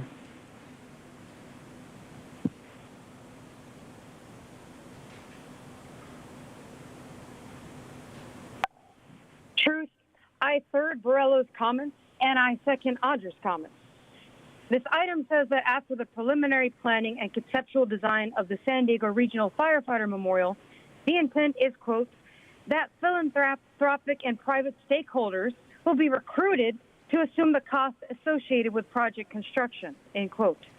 I think, Nathan, that you should have to list exactly who those stakeholders are before this item is even voted on. Depending on who they are, the design and entire plan could potentially change, especially if they're like your friends at the World Economic Forum, everything in transition. I would even ask why there isn't a contest being held for design ideas for the memorial. Did anyone even think that it's a little ironic that a firefighter memorial would be at a waterfront park? Regardless, it may be a nice project idea for once, compared to the hideous, sustainable, slate gray, affordable, stack-and-pack prison block housing projects you supervisors often fail to build despite millions and millions of dollars spent on them. Yet here's another $10,000 being thrown at a project that nobody actually asked for.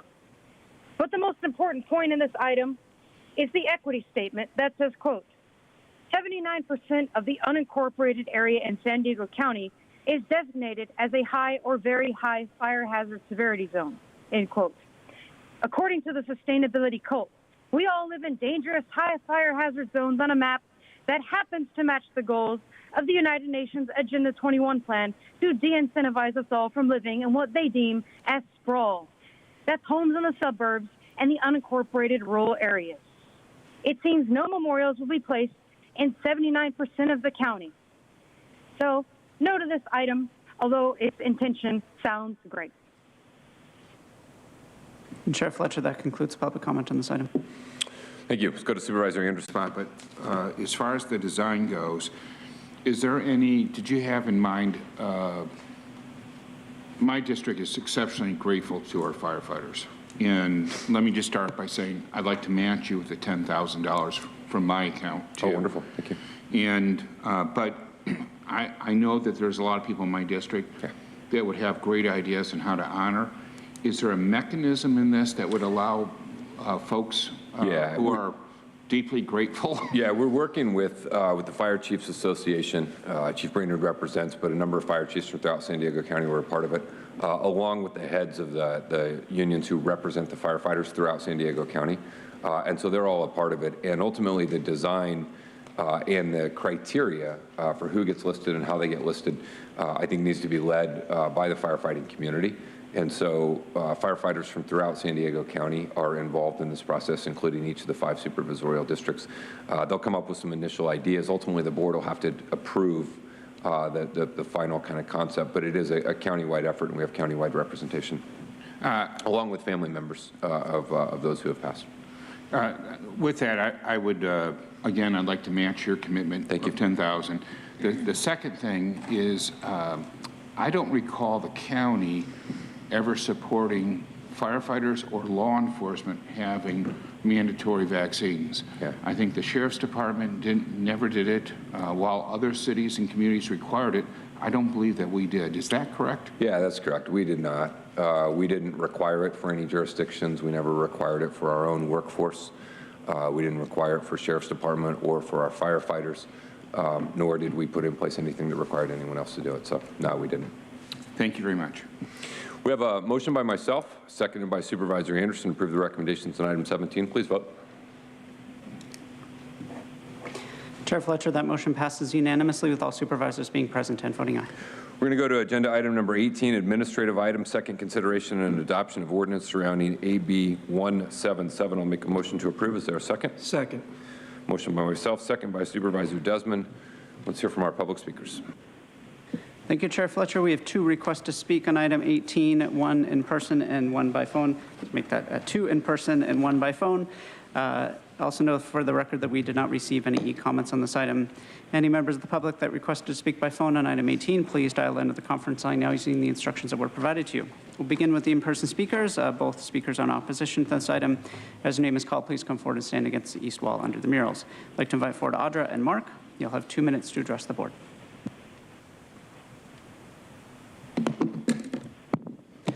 Username Audra. Like how you are getting money for these fees, but then you're going to take, and add additional fees for other things. But I just wonder, when you're getting paid for these fees that aren't coming in because it's, roughly equal to the amount of somebody's income, and you need to remove barriers from them having a long-term success, are you paying the victims that this restitution is supposed to go to? Or you're like, you know what, we care more about the criminal than we do about the victim, so we're just going to pocket that money. Sounds about right. I love how you guys pay attention to people. It's the best. But yeah, you're making sure that, the county and the state gets paid. Helen, are you paying the victims? No? These victims, just screw them, right? Who cares about them? They don't deserve, it's the criminal that deserves. Yeah, it's just like the judge said when I was molested. He was like, you know what, we don't want to send him to jail because he'll be worse off. It's good. I feel like I'm 12 years old again. And it's just like, thank you, Nora. I appreciate that. I actually do. But that's where I feel like there's a problem here. Because what, are these victims getting money? I really hope so. Because that was a really hard pill to swallow when I was told that my aggressor was more important than me. And that who cares about a lifetime of stuff that these victims have to go through. But as long as the predator is taken care of. That's why we're letting like pedophiles out. And then they're going into, neighborhoods and reoffending. Thank you. Next speaker, please. Mark, as Audrey was stating, there's arguments that a section of Assembly Bill 177, which of course on the surface of it sounds like a good idea. It's wants to relieve prisoners of excess fees and charges that would burden them and stress them out. But I've seen arguments that there's options for the victims to not receive restitution. And of course, that's criminal. And, but it's very common in our corrupt system that it's like a magic trick where they do something with this hand that looks good while behind your back they're doing something else. And this sounds like one of those items. So I'm opposed to it, and you should be ashamed that there's even things, that things are written into these assembly bills that aren't good, or could even be in some way not good. I mean, you didn't have to have that. The state didn't have to write that into the Assembly bill. It's intentional. So for you people out there that think this was an accident, or that believe that they're accidentally doing something that just happened to screw a bunch of people that were good, that were victims of crime, it's intentional. They don't make mistakes. They use your tax dollars. They're hiring the best attorneys to write these documents, and it says exactly what they want it to say. And if they want victims to not receive restitution, and it says that that can happen, you can bet they wanted that. So stop being stupid.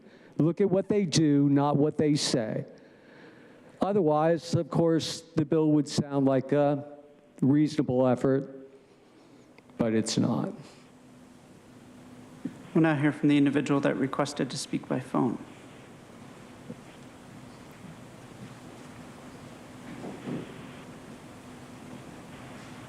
Truth, those were sad comments that were unfortunately true. This item's implementing AB 177, which increases court transcript copy fees and eliminates the fees for lab work, drug testing, incarceration, arrests, prosecutions, and even for convicts. The diversion restitution fee can be waived for a convict, so there's no restitution or justice for a victim of a crime. This item's equity statement refers to the Ella Baker Center for Human Rights, which is an organization aligned with the United Nations and the Sustainability Cult, and the center even tells people how to vote via Oakland Rising. The Ella Baker Center's executive director is socialist Van Jones, and their board director is Diana Frappier, whose alleged father, John Frappier, was a member of the socialist terrorist group Weather Underground. The sustainability statement says, quote, removing these fees from the administrative code helps the County of San Diego transition to a circular economy, end quote. It's always nice to hear an admission on what an item is really all about, because it sure ain't justice. In this case, it's the World Economic Forum's circular economy, where everything gets reused and everyone gets to rent those reused things and never own anything, with criminals running around rampant. Isn't that right, Nathan? The county will lose $1.4 million in revenue to function, affecting the contribution for trials courts, the auditor and controller, and the sheriff's departments. Yet, the state legislature is going to allocate $25 million for this year and $50 million for every year after. Talk about overkill and another killer increase in debt and inflation. Crime will be yet again incentivized to increase, and you supervisors are exacerbating the crime and limiting opportunities for justice. So no to this item. Thank you, and Chair Fletcher, that concludes public comment on this item. We have a motion by myself, second by Supervisor Desmond. Please vote.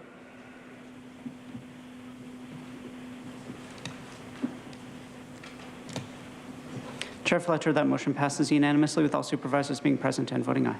Going to go to agenda item 19. Again, to remind everyone, agenda item 20 will be time certain at 1 p.m. Let's go to item 19, notice of public hearing. I'll turn it over to staff for their presentation. Good morning, Chair Fletcher, members of the board.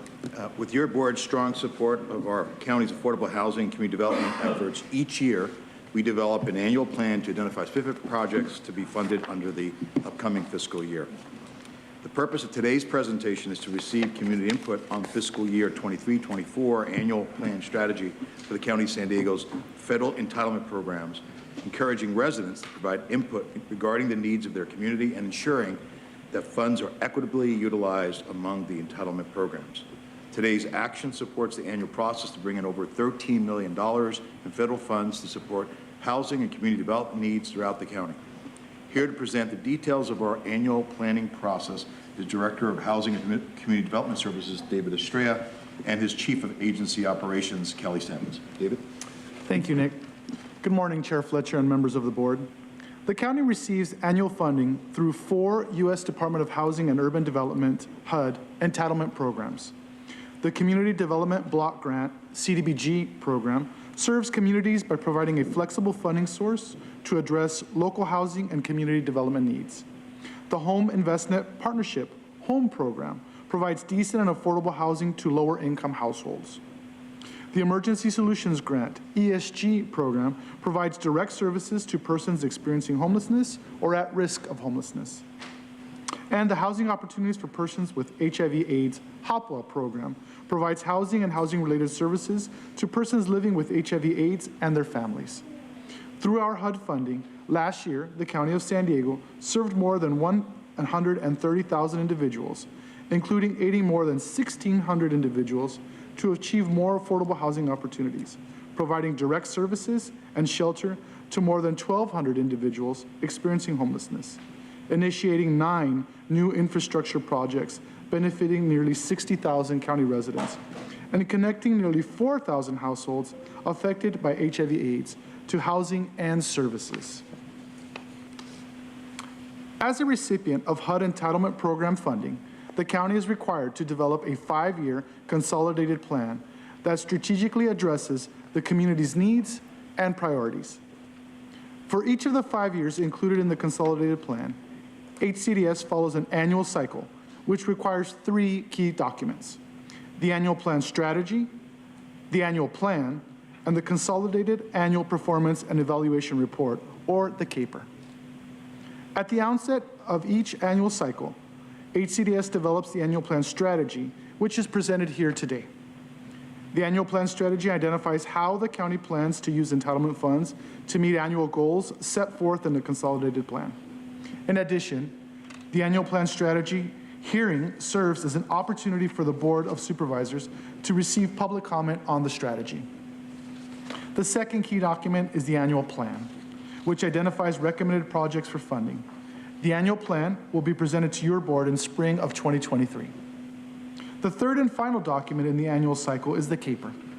The CAPER details all the outcomes and accomplishments for the previous fiscal year and is presented to the board in September following the end of the fiscal year. I'm now going to pass the presentation over to Chief Kelly Salmons, who will detail the annual plan. Thank you, David. The annual plan strategy presented today guides project scoring based on a combination of factors, including the following 4 key criteria: feedback gathered through the public input process, including written and spoken public comments on this item, 7 community meetings hosted throughout the region in July and August, and consultations with regional nonprofits and community members.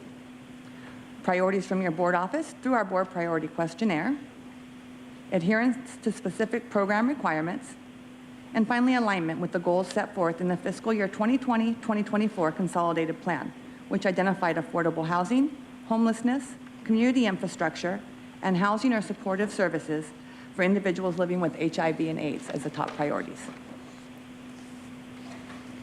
Additionally, today we are requesting the authorization to apply for up to $500,000 in State of California Emergency Solutions Grant funding. State ESG supports individuals and families who are experiencing or at risk of experiencing homelessness through direct services such as homeless prevention, street outreach, emergency shelter, and rapid rehousing. Today's efforts support the county's framework for ending homelessness by securing state and federal funding annually to support permanent affordable housing, homelessness supports, emergency shelter, and community development initiatives for our most vulnerable residents. Additionally, today's action aligns with your board priorities to address local housing shortages and increase access to quality affordable housing. The county's affordable housing efforts make units available to extremely low, very low, and low-income individuals and households. Units developed and presented to your board in the April and upcoming November Affordable Housing Update have been funded through a combination of sources presented here today, as well as other local, state, and funding efforts. The requested actions before you today are to, 1, hold this public hearing to receive public input on housing and community development needs and approve the fiscal year 23-24 annual plan strategy. 2, adopt a resolution entitled "A Resolution Approving an Application for Funding and the Execution of Grant Agreement and Any Amendments thereto from the 2022-23 funding year of the State Emergency Solutions Grant ESG Program, Continuum of Care Allocation Notice of Funding Availability." 4, authorize the agency director, Health and Human Services Agency or designee to apply for State of California ESG grant funds of up to $500,000. And finally, authorize the application and execution of grant agreements for state ESG funds. This completes our presentation, and we're available to answer any questions you may have. Thank you. Thank you. Let's go to our public speakers in this item. Thank you, Chair Fletcher. We have 3 requests to speak on item 19, 2 in person and 1 requesting to speak by phone. Also note that we did not receive any e-comments on this item. Any members of the public that requested to speak by phone on this item, please dial into the conference line now using the instructions that were provided to you. We'll begin with the in-person speakers. Both are in opposition of this item. As your name is called, please come forward. Audra and Mark, you'll have 2 minutes to address the board.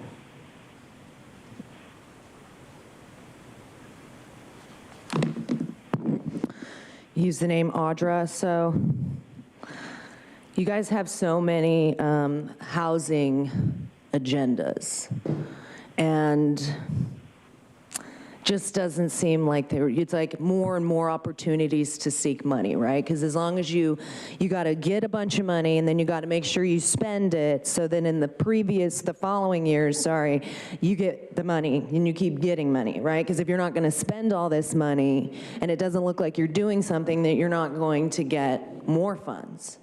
But I mean, the Padres game comes and it's like, where'd the homeless go? Oh my gosh, they moved down the street. How interesting. That's just not a way to help. You just want it to make it look like San Diego's the shit instead of going to shit. As long as you like push them away, right? So what's the application process for these people to get help? Because I remember when I went to ask for help, it's not if you don't have kids. So it's like, okay, I can't have kids, so I don't get help. I mean, what are these requirements that you guys, because the homeless, whenever I talk to them, they're not getting any help.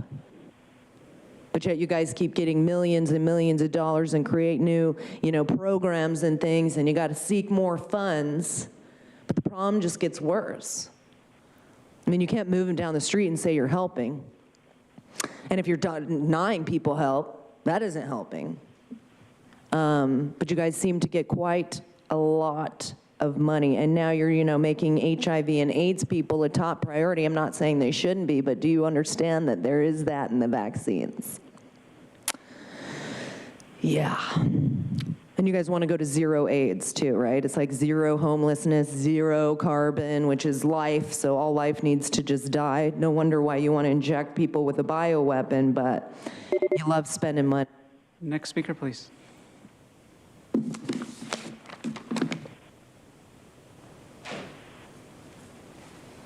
Mark, well, if we look at what's actually happening instead of what these people are saying, what the supervisors are saying, we can see that they're buying public property for the county in the county's name, which of course is a subsidiary corporation, and they're paying for developers who make a lot of money, I might add, to develop these low-income housing projects. I was reading in the newspaper just a couple of months ago, the mainstream newspaper, your newspaper, that these apartments cost $1 million plus. And then we're subsidizing most of that, the taxpayer, forevermore. So the idea of this being sustainable in any way, well, let's think about that for a second. Maybe talk to your 5th grader in school. He could figure it out. So what's eventually going to happen, Nathan's own expert at the SDSU homeless crisis meeting stated that 35.2% of the public is in danger at any time of becoming homeless. They're living hand to mouth, just month to month, barely scraping by. And she said that rents will be raised. So they're expecting a lot more people to be homeless. That's because they want a lot more people to be homeless. Oh, by the way, the person giving her economic report at that meeting was a World Economic Forum member, just like Nathan. Directly opposed to our American way of government, and their leader, Klaus Schwab, said that we'll own nothing by 2030 and be happy. I'm sure we won't be happy, and he's a giant businessman who owns a lot. So where this is going is eventually they'll buy up more land, and eventually more and more people will become homeless and poor because they're not solving the problem. In fact, they're raising property tax and such, and it's headed for their goal, where we're all in sack and packins and none of us own anything, which they openly say is their goal. And Nathan's a member. And I heard from the individual that requested to speak by phone.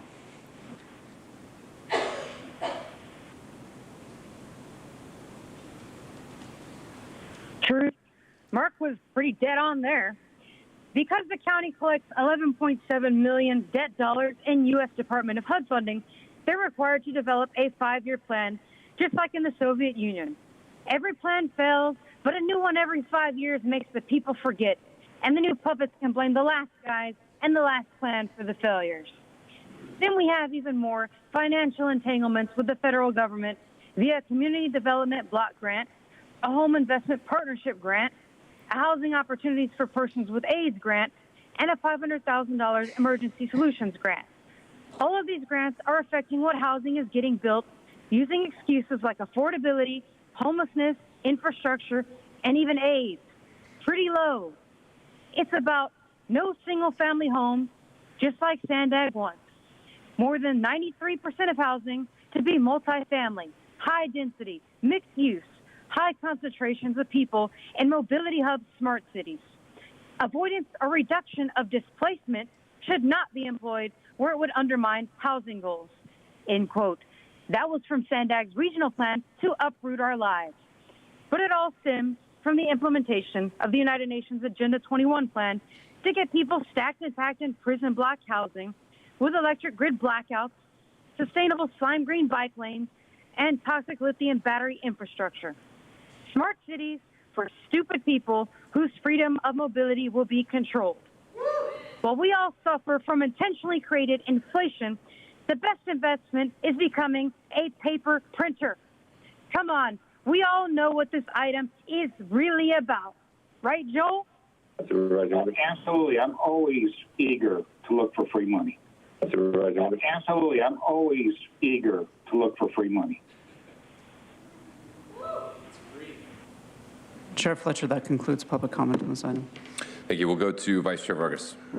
Thank you. I really appreciate all of the work on this project, and I'm trying to take a deeper dive on some of the housing issues. Just last Friday, I was able to host the Secretary of Housing around issues of the impact of how do we build wealth and thinking about housing opportunities, particularly for the Latino community, but in general for our communities that have been disproportionately impacted and have not been able to purchase homes. And so as I'm looking at this, can you talk a little bit more about the actual outreach that was done? I mean, I looked at the report, but it doesn't have like actually numbers of like, or maybe I missed it, how many people actually showed up. I know you partner with other organizations. I always want to know a little bit more about outreach because outreach is such a, getting people to come and provide feedback. And sometimes what I would like us to really think about is when we're asking people like sort of, what do you think? Sometimes people don't know what they don't know. And so where are those opportunities for people to provide some feedback around that, and or how do we nudge them so that they can see what other opportunities may be available as well? Mm-hmm. Thank you for the question, Supervisor. So in the beginning of our strategy period, we hosted 7 community meetings, 4 in person in north, south, and east parts of the county, as well as virtual meetings. At those meetings, we provide an explanation of the annual plan cycle, of each of the entitlement programs and the types of projects and examples of past projects that are eligible for that funding, and then also invite them for their comments and their feedback. Yeah, no, I heard that from you right now, but I'm trying to figure out how many people actually participated in the process. I can get you those okay, that would be numbers. Great, just to know. Absolutely. And then as we're moving forward next, whenever this cycle comes back again, I think it'd be great to, if we can help you, and maybe you reached out to us, I don't remember, but if we can help you with connecting the dots with some of the community members, I think it would be really exciting, particularly because I think some of these programs, the federal programs, were created with a very different perspective of who was supposed to be able to get these resources and who was being engaged in the past. And I'm really trying to figure out how we kind of challenge them a little bit more. And then, honestly, I don't know that $500,000 is a lot of money for a county the size of ours, and the need is so great. And so trying to figure out where can we advocate. And I will be representing San Diego County as part of NACO's housing priorities. So the National Association of Counties is actually coming up with a policy of how we're going to address housing and housing needs, and make recommendations to the federal government as well. And so I think I'm really trying to think about how do we start changing the system, because it's not working for people right now, and really thinking about outside the box about what else we can do. So I really appreciate the work, and I'm happy to make a motion to support it. Thank you. Happy to second that. We have a motion by Vice Chair Vargas, seconded by myself, to approve the recommendations in item 19. Please vote.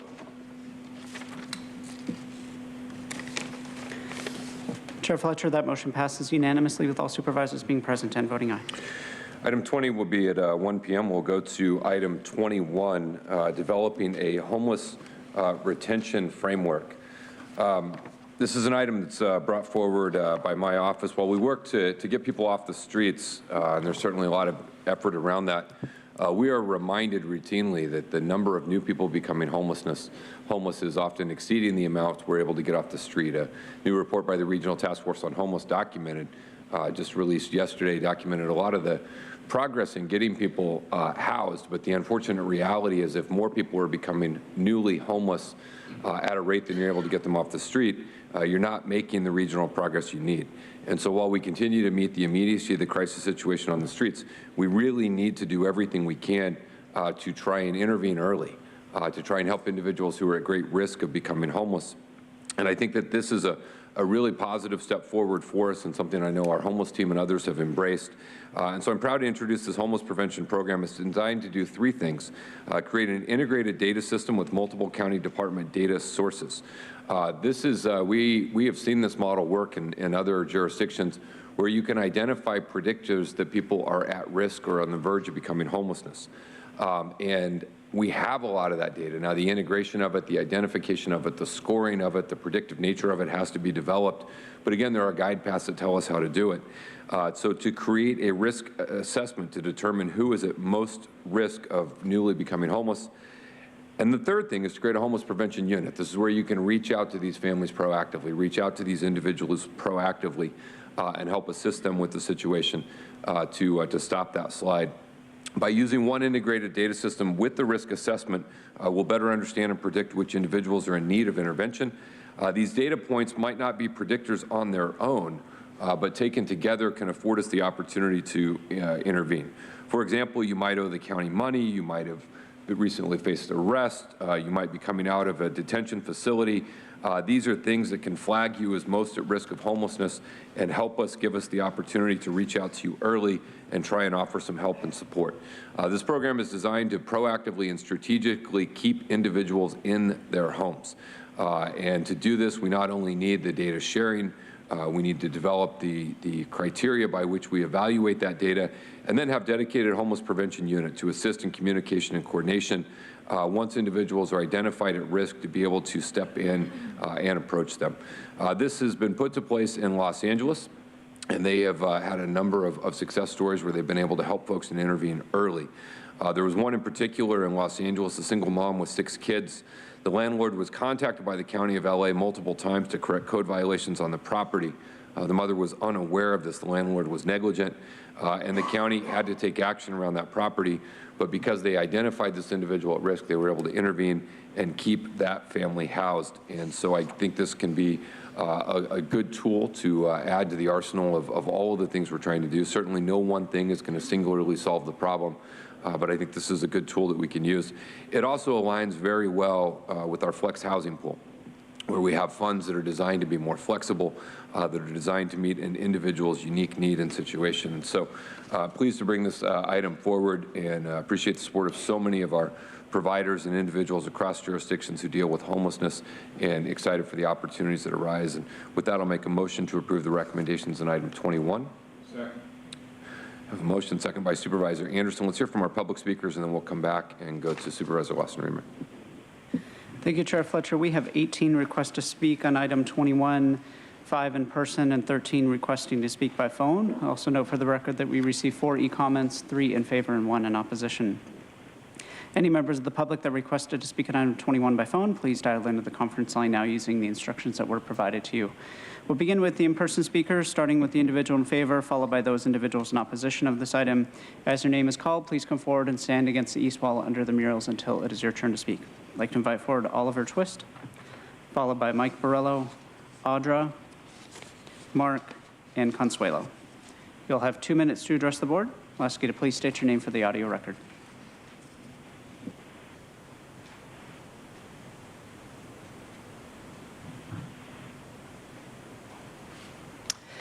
Good morning, Oliver Twist here. First, just really briefly, I wanted to gently correct the record about the vaccine mandate. While you wisely did not impose it on existing employees, you absolutely did impose it on new hires at your October 5th meeting, and again on November 2nd, 2021, when you had to re-vote on it. So it said, rescind actions of the board in approving vaccinations for new hires and ratify the CAO's policy of vaccination for new hires. Onward You need here. to speak to the item. Your comments are off topic. Please restrict your comments to the item on the agenda at this point. Well, I could understand why you would not want your record corrected, but there it is. So I just wanted to voice my support of preventive efforts to combat homelessness, and also to thank Supervisor Anderson for his leadership in hosting a recent forum on East County homelessness. From the forum, I wanted to share a striking point made by El Cajon Council Member Ortiz about the need to drill down and clearly define and segment and differentiate between the situationally homeless and the chronically homeless, the latter of which the vast majority are mired in drug use and life choices that focus around substance abuse.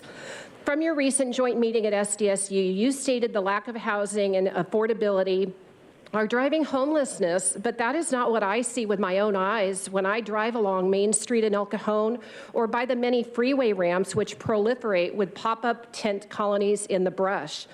Please allocate resources proportionally and wisely, use real data for this new program, and not a book from 3 out-of-state professors. I expect at least that much from a data-driven body. Thank you so much for your time. Next speaker, please. Use the name Audra. I really wish you guys would do something.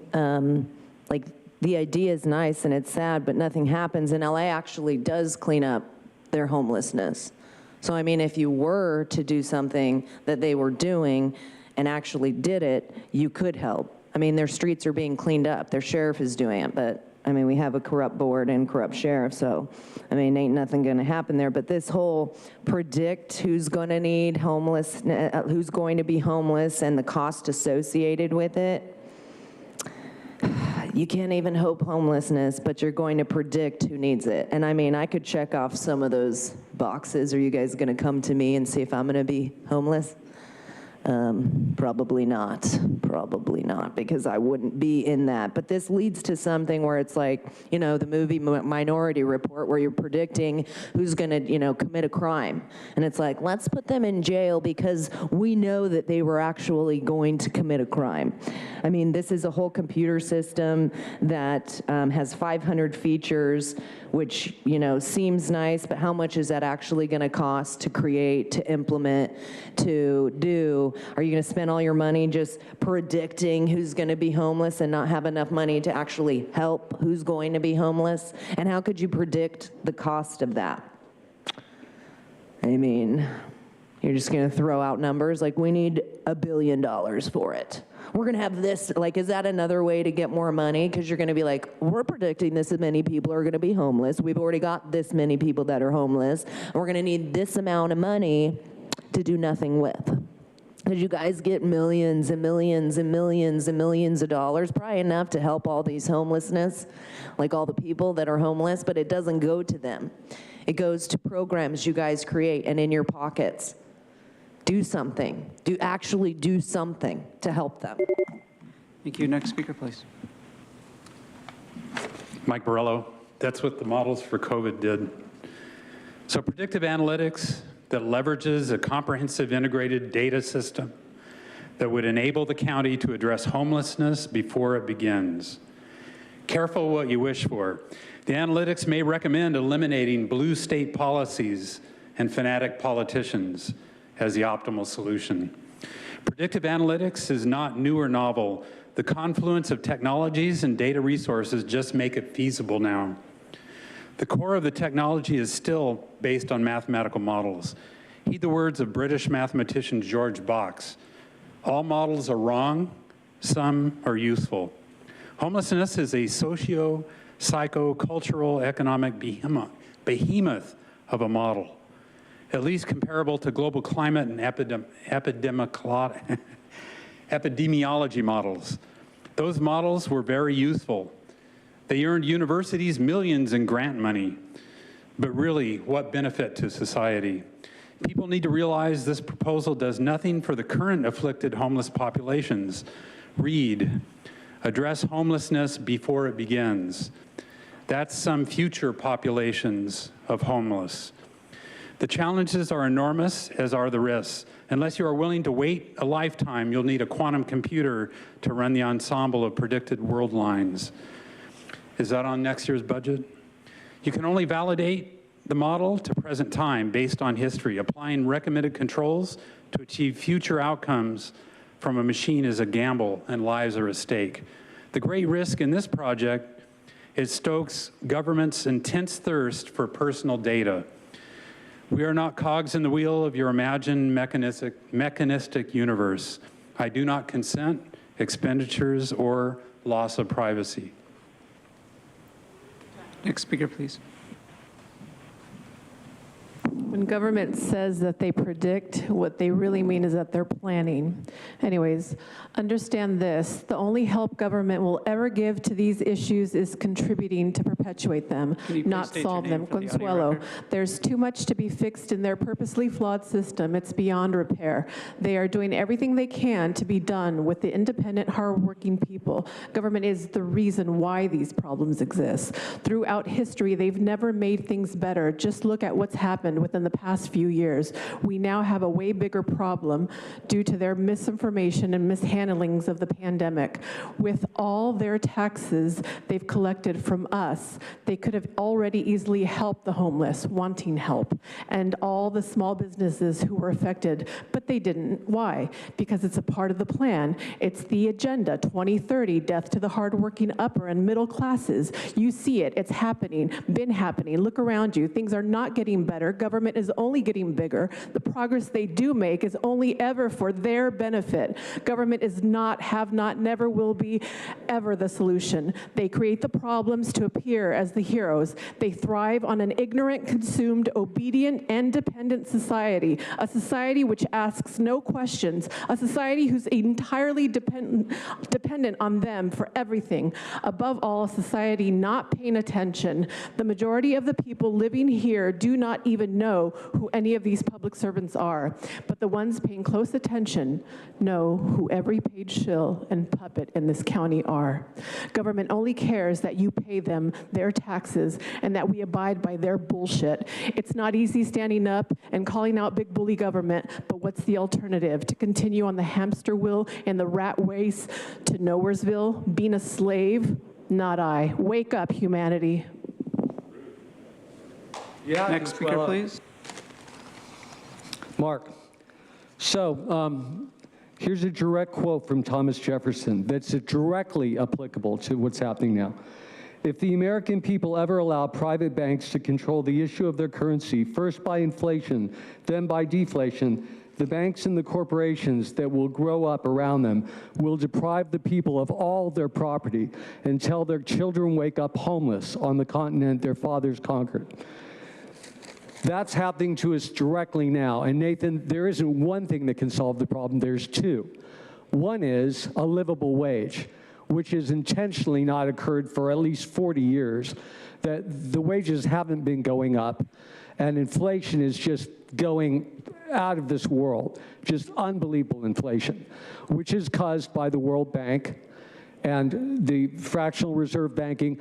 For all of you out there, if you don't see the film Zeitgeist Addendum 2008, from 6 minutes and 40 seconds to 25 minutes, you'll have no idea, just like the people in Venezuela, when you are bankrupt very soon, which is absolutely inevitable. We cannot pay 31 trillion off, ever. We couldn't pay it off if you paid all your money and didn't even eat this year. We only make 22 trillion GDP. So anyway, this is a total scam, and a livable wage, stop the bankers.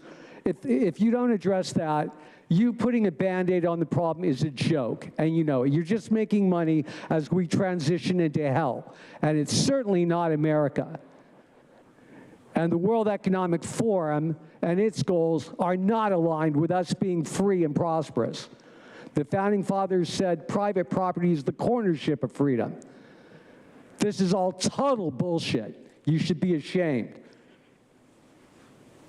Now hear from the individuals that requested to speak by phone. When it is your turn to speak, you will be unmuted and you will hear a recording that will tell you to begin your comments after the beep. I would remind the callers that they should mute their TV or live video stream before they begin speaking. We'll start with our first caller.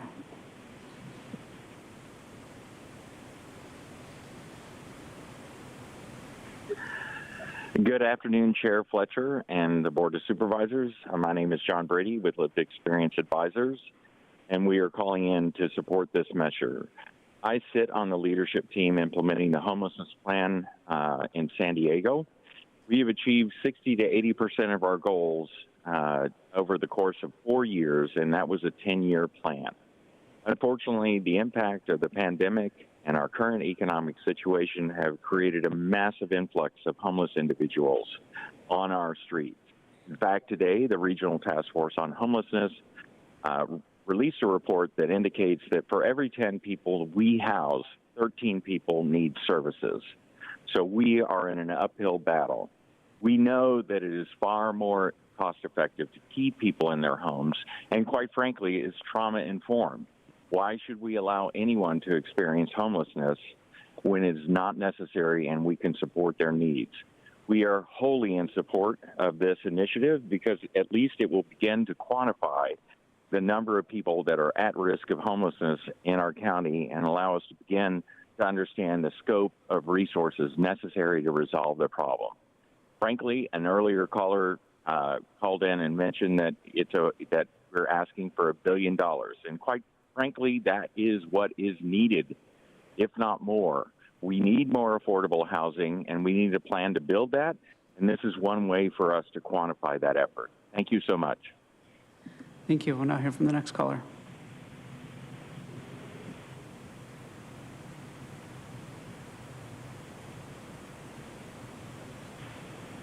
Good morning. This is Zach Schlegel with PATH, People Assisting the Homeless. I'm calling in strong support of item 21. Our staff work hard every day to help San Diegans out of encampments and into housing, but we're all better off when we can keep people from ever experiencing the trauma of homelessness. This board has made tremendous strides strengthening the county's safety net and patching its holes, but we know that too many of our neighbors are falling through the cracks. We appreciate Chair Fletcher bringing forward this predictive prevention model that can make use of 21st century tech to identify who might be at risk of losing their home and intervene before that trauma ever occurs. As one of the largest and most impactful nonprofit homeless service providers in the state, HAPA has a sizable presence in Los Angeles County, which has piloted an algorithm-driven prevention model. Publicly available data from the program shows promising results, which is why we enthusiastically support adopting a similar model here in San Diego and pledge our full partnership in implementing this innovative and important idea. Thank you. Thank you. We'll now hear from the next caller.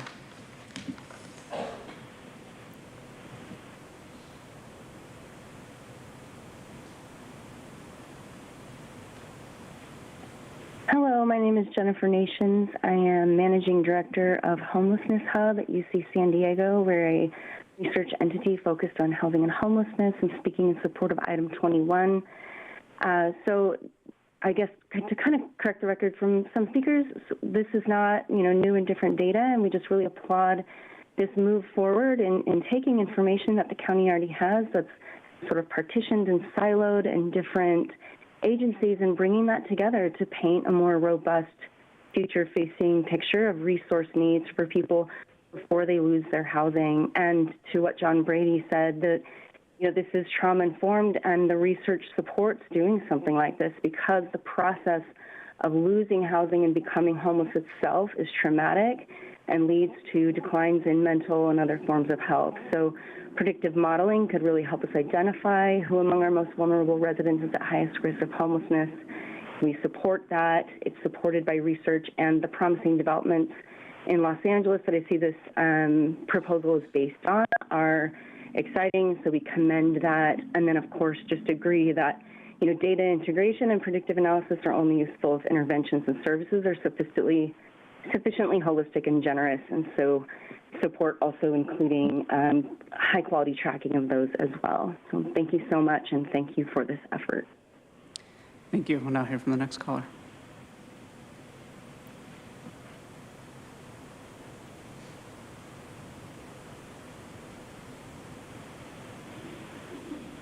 morning, Chair Fletcher and Board of Supervisors. My name is Lisa Jones, and I'm calling on behalf of the San Diego Housing Commission in support of item 21. Preventing a family from experiencing homelessness in the first place is one of the most effective ways of addressing the homeless crisis in our region. Homelessness prevention programs have been essential components of the San Diego Housing Commission's Homelessness Action Plan, Housing First San Diego, since 2017. Prevention also supports one of the key strategies in the Community Action Plan on Homelessness for the City of San Diego, which the City Council accepted in 2019. When homelessness is prevented, it helps to reduce the demands on the homeless response system, but it also prevents the tragedy and trauma that comes from experiencing homelessness. The Housing Commission thanks Chair Fletcher for proposing the homelessness prevention program, especially the homelessness prevention unit that will look to address the multitude of compounding crises that can impact a household's housing instability. We look forward to opportunities to collaborate and support this work further as staff develops the details of the proposal.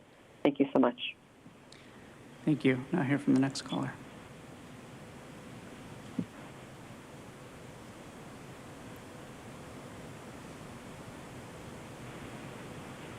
Good morning, Chair Fletcher and Board of Supervisors. My name is Chris Olson, Chief of Staff at Jewish Family Service, and we are calling in support of item 21. Every night, JFS operates a safe parking program for unsheltered San Diegans living out of their vehicles, many of whom are experiencing homelessness for the first time. JFS is proud to support Chair Fletcher's call for a homelessness prevention program because we see too many individuals one step away from falling into street homelessness. We know firsthand from the individuals and families that we partner with that there are many precipitating factors in homelessness. Nonprofit providers like us are often canaries in the coal mine. We see folks making difficult choices around paying for gas, rent, food, and we have that data. And the county has data like that too. And the coordination of it will really be transformational. By creating a homelessness prevention unit, we can help vulnerable San Diegans get connected to vital resources quicker and more efficiently to truly expedite the work to prevent homelessness.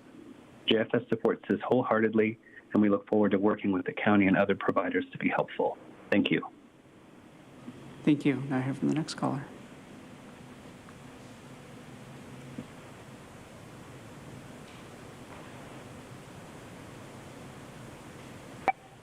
Morning, Chair Fletcher and Honorable Supervisors. My name is Jordan Bean, Director of Policy and Communications with the Regional Task Force on Homelessness, calling in with strong support for item 21. Data is vital to the work we do at RTFH, as mentioned in our recently released regional plan. Data must drive decision-making. That's why we're so excited about the county's new homeless prevention program. Again, it aligns with our regional plan system goals to reduce the flow of people entering homelessness through developing a coordinated system for homelessness prevention, to work across sectors to prevent discharges into homelessness and prevent returns to homelessness. This is a project we've supported since initial conversations began because we know how important preventing people from becoming homeless is. It's difficult to determine who will become homeless, but by using predictive analytics to pinpoint who may become homeless and intervene before someone's on the street, we all benefit, especially the person who will never end up without a roof over their head. As mentioned earlier, today RTFH released a report showing that over the last 12 months, for every 10 people in our region who have become housed, 13 people are experiencing homelessness for the first time. Prevention is key to turning these numbers around. The new homeless prevention unit from the county is also a vital part of the intentional focus on prevention we need. Thank you again to the Board of Supervisors for your dedication and action on San Diego's homelessness crisis, and we hope you support this very important item. Thank you. Now hear from the next caller.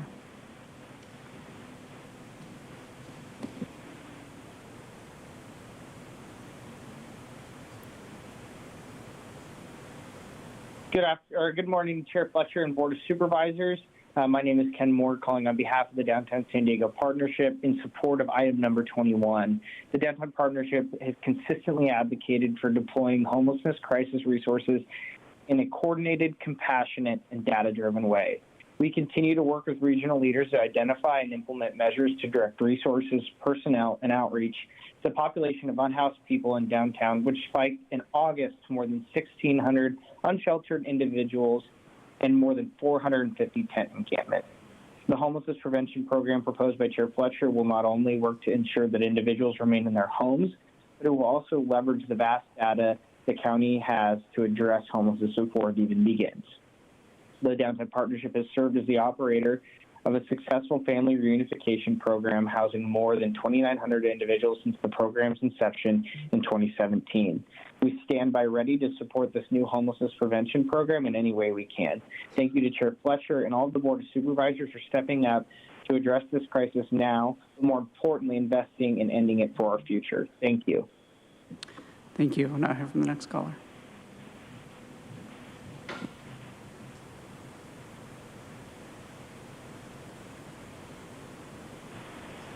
Good morning, Chair Fletcher and Board of Supervisors. My name is Angelique Kellenog, and I'm here on behalf of the San Diego Regional Chamber of Commerce, whose mission is to make the region the best place to live and work. I'm calling today to voice our support for item 21. We agree that the homelessness and housing affordability crises remain not only a threat to hardworking families living paycheck to paycheck, but also remains a threat to business and the workforce. Keeping more working families in their homes stands to benefit them and our regional economy in the long term. While building more affordable homes quickly and efficiently remains a policy priority, we also see the need to invest in complementary measures, such as the homelessness prevention programs before you today, to provide critical resources to keep individuals in their homes and out of homelessness. Please support item 21. Thank you. Thank you. Now hear from the next caller.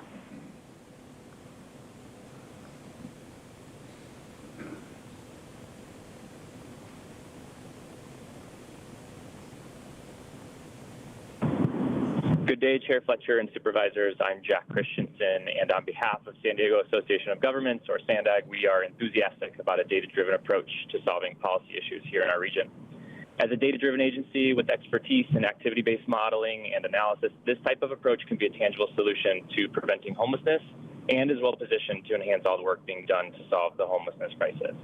SANDAG has a long history with working collaboratively with the County of San Diego on analytics and research, and we look forward to any opportunity to support the county in the development of this new program.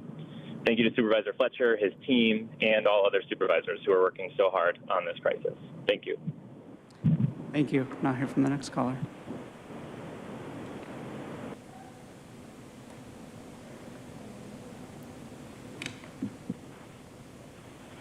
Good morning, Chair Fletcher and Board of Supervisors. My name is Nate Wallman. I am Vice President of SCIU Local 221 and a resident of District 3.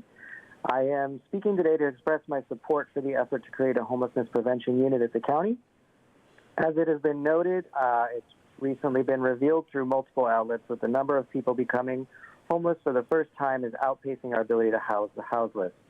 It bears repeating. For every 10 people that we're able to house, 13 more people are becoming homeless for the first time.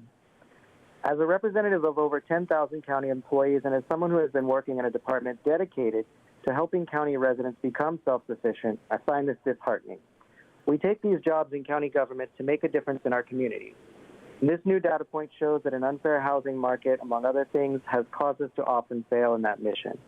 A homelessness prevention unit would be the first and most important step to stop the bleeding in this homelessness crisis. It would also bolster the engagement of county employees in our efforts, knowing that we can truly make a meaningful difference in people's lives and follow through on our promises of self-sufficiency. I'd like to thank Chair Fletcher for bringing this forward and encourage the board to vote yes on this item. Thank you. Thank you. Now hear from the next caller.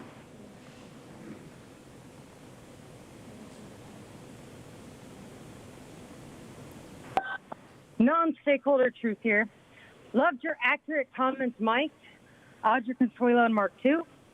From the county staff, we've heard that drugs are a problem that can lead to substance abuse issues, which can lead to homelessness. Yet in this item, it says, quote, the best way to tackle homelessness is to prevent individuals from being homeless in the first place, end quote. Nothing about remedies for substance abuse.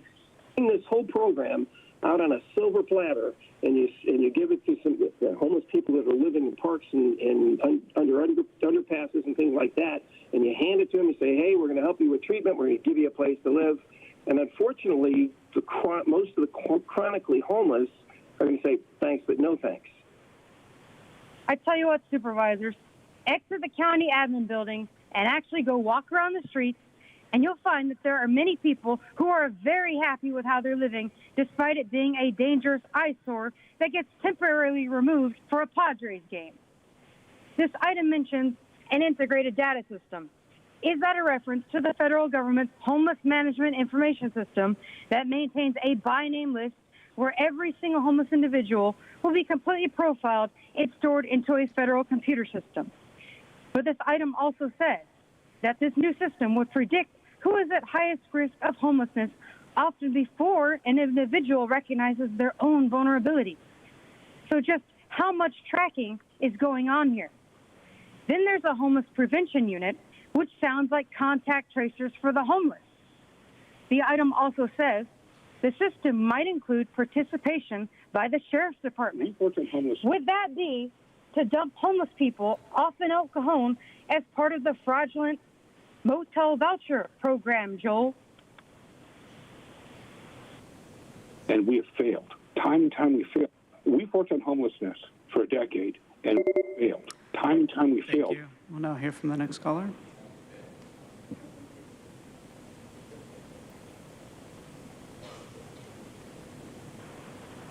Paul Henkin. Predictive analysis that leverages a comprehensive integrated data system. Uh-oh, here we go again with the data-driven invasion of privacy. Moreover, it seems that eventually everyone in the county could be listed. And after all this, there is still one, well, there's got to be a list somewhere. There's one huge cause of homelessness, perhaps the biggest, the, quote, act of God, unquote. Wildfire, earthquake, storm, flood, landslide, war, things out of our control. By the way, have any of you board members actually asked the homeless how they got that way? Audra has. I know others have. Maybe you can go around and ask them too. I bet it's a lot cheaper and easier than new program and staff. Why do we need a database to identify what is a more or less random occurrence? The agenda says individual level data would be anonymized after being linked. That's nice, but what about before it's linked and while it's being linked? And will the original identified data be lying out somewhere before or after where anyone can take it? Yet you want to invade our privacy with this predictive analysis data-driven crap, which will, by the way, cost megabucks but prove nothing? I think it's one step short of illegal. And by the way, on item 12, the register of voters stuff, that's going to lead to elections, so I think you all can swallow an apology. Thank you. Chair Fletcher, that concludes public comment on this item. Thank you. Let's go to Supervisor Lawson-Remer. Yeah, I'm just really excited. Thank you. This is great. I love the piloting of I love that we're using a pilot program. I love that we're relying on data. I love that we're trying to be innovative and taking a data-driven approach to trying to get ahead of a challenge that I know has been endemic and incredibly difficult for communities across California to tackle, and trying to build on best practices is exactly what I think we're all trying to do at this board across all the places and the ways that we're working. So just want to thank my colleague for bringing this forward, and just to staff, really looking forward to further embedding a data-driven and analytically sort of sound approach to how we think about these big problems and the work that we're doing on homelessness. Thank you. Vice Chair Vargas. Thank you, Chair. And I think the only question I have, well, a couple questions. One, I know it's really clear that it says relevant departments might include but not are limited to, and so there was a whole bunch of list of departments. Just want to make sure that we don't forget about the Office of Immigrant Affairs as an important one to include in there. And then also, I really appreciate that it's not going to be replacing any existing program, that we're going to try to figure out how to streamline. I think that's something that we need to do a little bit more about. And so in the response that we get from the team, if they can make sure that that is very clear about where there's integration and where we can actually figure out a way to be more effective in some of these ways that we're doing this. And then I think this is really important data as Supervisor Lawson-Weamer mentions, because I think in the end we need to figure out, it's really addressing the issue of poverty and access and systems. And so whatever themes that are coming out from this, it'll help us as we're moving forward with policy agendas and prioritizing our funding opportunities as well. So appreciate it, happy to support it, and thank you for bringing it. Thank you. Supervisor Anderson. I just want to thank you for bringing this forward. When I did the point in time count, while it wasn't empirical, just from my own personal experience of knocking on tents at 4 in the morning, people, the longer they were on the streets, were more, that was their new norm, and that was their community, and trying to help them is far more expensive and far more difficult than catching people who are first on the streets.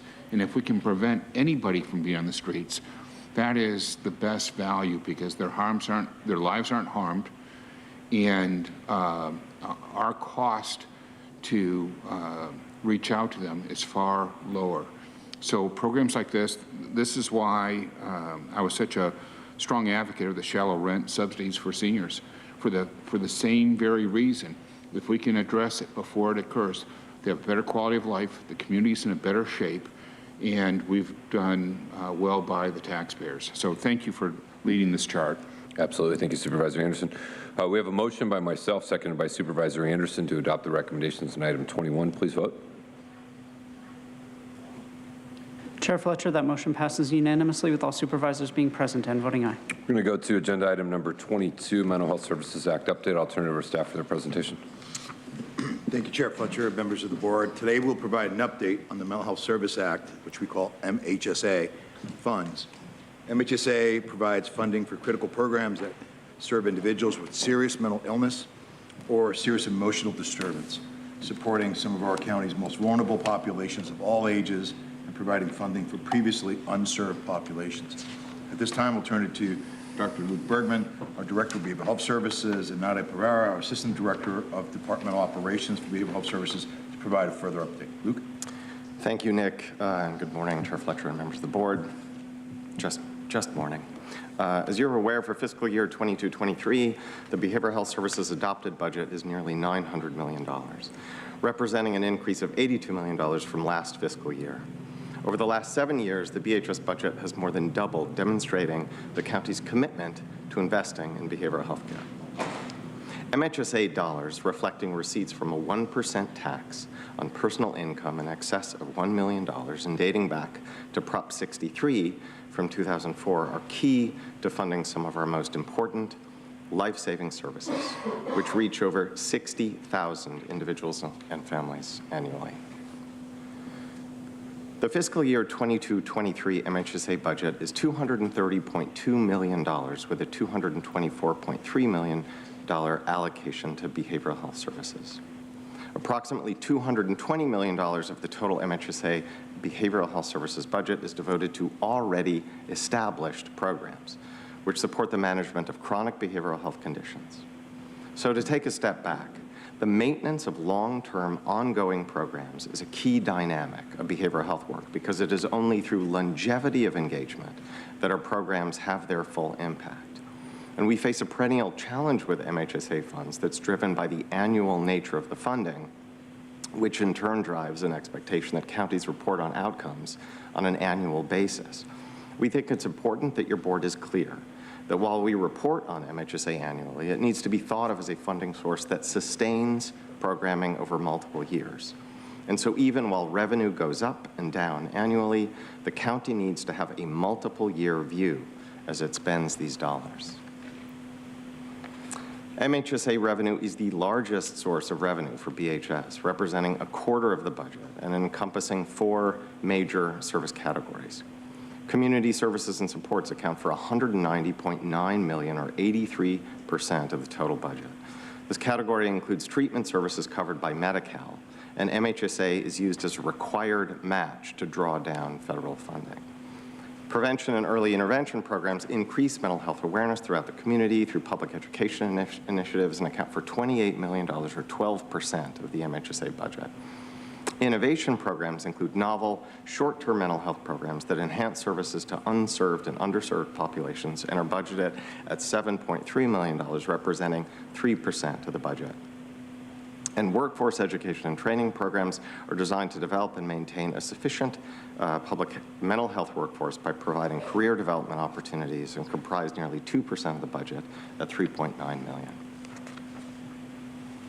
Behavioral health services uses a population health approach to guide work across our continuum, including in MHSA planning, focusing on the equitable distribution of resources across the region, geographic accessibility, and culturally responsive services. To understand community perspectives, identify health disparities, and address unmet need, and then to inform MHSA investments and service build-out, we use a set of distinct tools. Central to MHSA planning is the community program planning process, which involves stakeholder engagement to ensure critical services are developed and cited based on needs identified within communities across the region.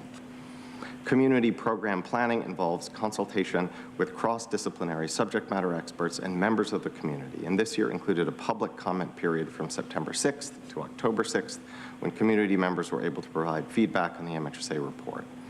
It also includes an evaluation of revenue options to support the optimization of federal and state drawdown, allowing the department to maximize the use of local funds.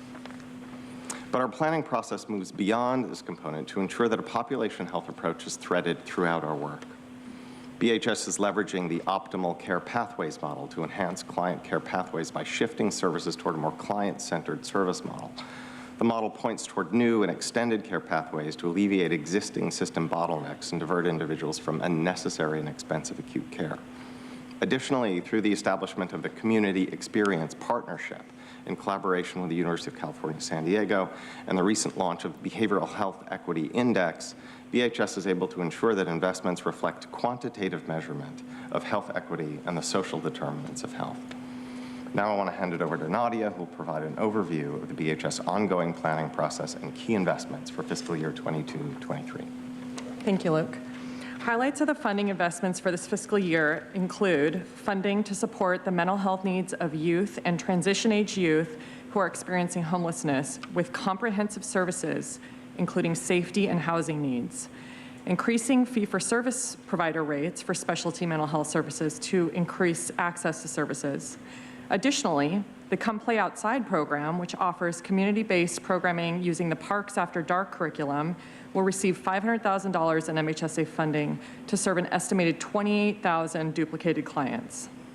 To support behavioral health treatment for adults, we are enhancing the biopsychosocial rehabilitation services, or outpatient services, which includes medication management, care coordination, recovery services, employment support as a part of a clinical redesign. The increased investment will enhance walk-in capacity, increase total clients served, provide community-based services, reduce client-to-staff ratios, and enhance care coordination. We are also making enhancements to assertive community treatment programs, which provide intensive treatment to individuals who are homeless and who have serious mental illness and may have co-occurring substance use conditions. In fiscal year 2021, assertive community treatment programs served about 3,300 unique clients. ACT programs support clients in sustaining the highest level of functioning while remaining within the community. Within our county-operated programs, we are adding direct services staff to support institutional case management, which provides stabilization and linkage to services for individuals with serious mental illness. We're also expanding our strengths-based case management capacity to meet the growing community need. This program provides case management, physical health referrals, and peer counseling for adults. And finally, we recently added peer support staff as a new job classification within the county workforce. We recognize the value that peers play in supporting behavioral health needs of clients by utilizing their lived experience to support engagement, advocacy, and assistance when navigating and accessing services. Within crisis and diversionary services, we have allocated increased MHSA funding to support 24/7 crisis residential services, which offers alternatives to hospitalization for adults with acute needs.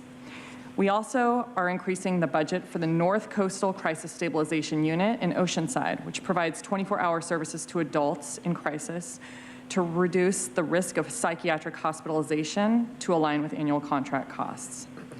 In alignment with our emphasis on long-term care, behavioral health is increasing investments to the Augmented Services Program in alignment with the Optimal Care Pathways model to increase dedicated capacity to support individuals in the least restrictive environment possible. And finally, behavioral health services is committed to investing in a skilled behavioral health workforce and infrastructure needed to support the delivery of services. We are increasing MHSA investments to the Community Psychiatry Fellowship Program to address the shortage of professionals working in behavioral health. We're also continuing to enhance support for our regional network of providers by budgeting for increased costs of doing business, ensuring providers can recruit and retain highly skilled behavioral health staff. And finally, we will continue investing MHSA funds to expand our county behavioral health workforce to optimize the delivery and integration of behavioral health care. Finally, to support unserved and underserved populations, behavioral health will make investments to enhance access and increase capacity to meet the growing behavioral health needs of individuals with justice involvement by developing an assertive community treatment program for parolees. MHSA funding will also address the increased demand for intensive and community-based treatment for clients who have been incarcerated and referred to behavioral health court. It will also be used to support enhancements to our Safe Place program, which offers mental health services for LGBTQ+ youth up to age 21 and their families. They will have access to a new 5th drop-in center in the East Region for supportive services. We're also making increased investments to meet the growing needs for youth that are at risk for or currently a victim of commercial sexual exploitation and have mental health or substance use recovery needs. At this time, I'll turn it back over to Dr. Bergman. Thanks, Nadia. In addition to the enhancements reflected in the last slide, we're being intentional about planning for substantial new investments in critical services across the region. This includes implementation of the strategies outlined in the San Diego Workforce Partnerships Report on the behavioral health workforce, such as investing in establishing regional training hubs and building a regional workforce training fund. We are eagerly waiting for direction from the board on the next steps for behavioral health workforce efforts. This also includes the implementation of the new Community Assistance Recovery and Empowerment Act, or CARE Court program. Planning is underway to identify where service enhancements will be needed to fully implement CARE Court, including treatment, connection to social supports, and housing. Planning is also underway to establish two new crisis stabilization units, one in the East Region and one at Alvarado Hospital. CSUs provide critical treatment services for individuals experiencing psychiatric crisis, diverting them from unnecessary use of emergency departments. BHS is developing new prevention and engagement services to support upstream efforts, including investing in additional public messaging related to mobile crisis response teams, fentanyl risks for youth, naloxone distribution, and others.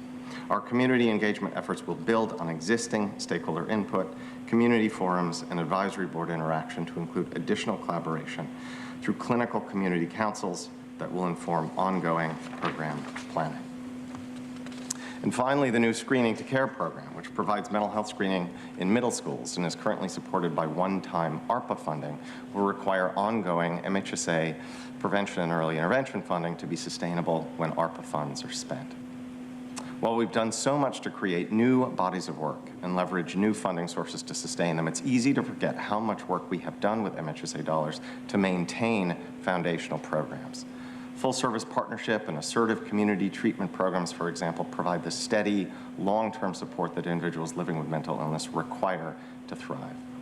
While we build out and enhance new bodies of work, we will continue to ensure through careful management of MHSA funds that our bedrock programs can be sustained well into the future. Today's recommended action is that you receive and approve the MHSA annual report, and we can take any questions. Yeah, I have a quick question. In previous presentations, we always got to walk through on the reserve, how much was in reserve, what the projections were for funding. That's a source of great public attention and scrutiny. It wasn't here. Do you have that information? Is there a slide with the reserve amount? I don't think we have a slide prepared, do we? Yeah. We do, Chair.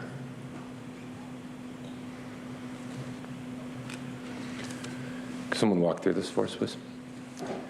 Sure, I can sort of start, and Nadia and I can kind of tag team. What I think is critical is that you see over time, and this is sort of referencing some of the remarks that I made at the outset of the presentation, that we can anticipate revenues are going to shift over time. There will be periods where the receipts are large. There will be periods where the receipts are small, owing to constricting economies.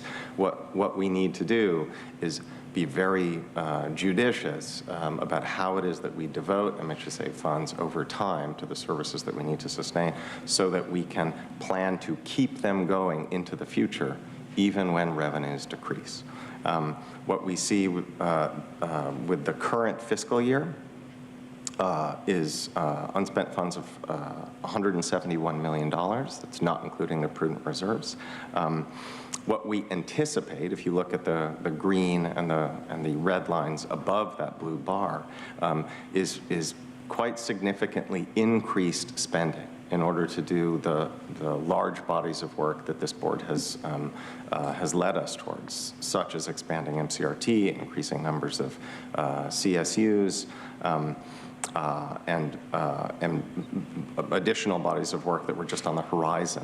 For example, long-term care, where we'll be devoting MHSA funds to the ASP program. So we see over the next 3 years something on the order of $130 million in increased MHSA expenditure.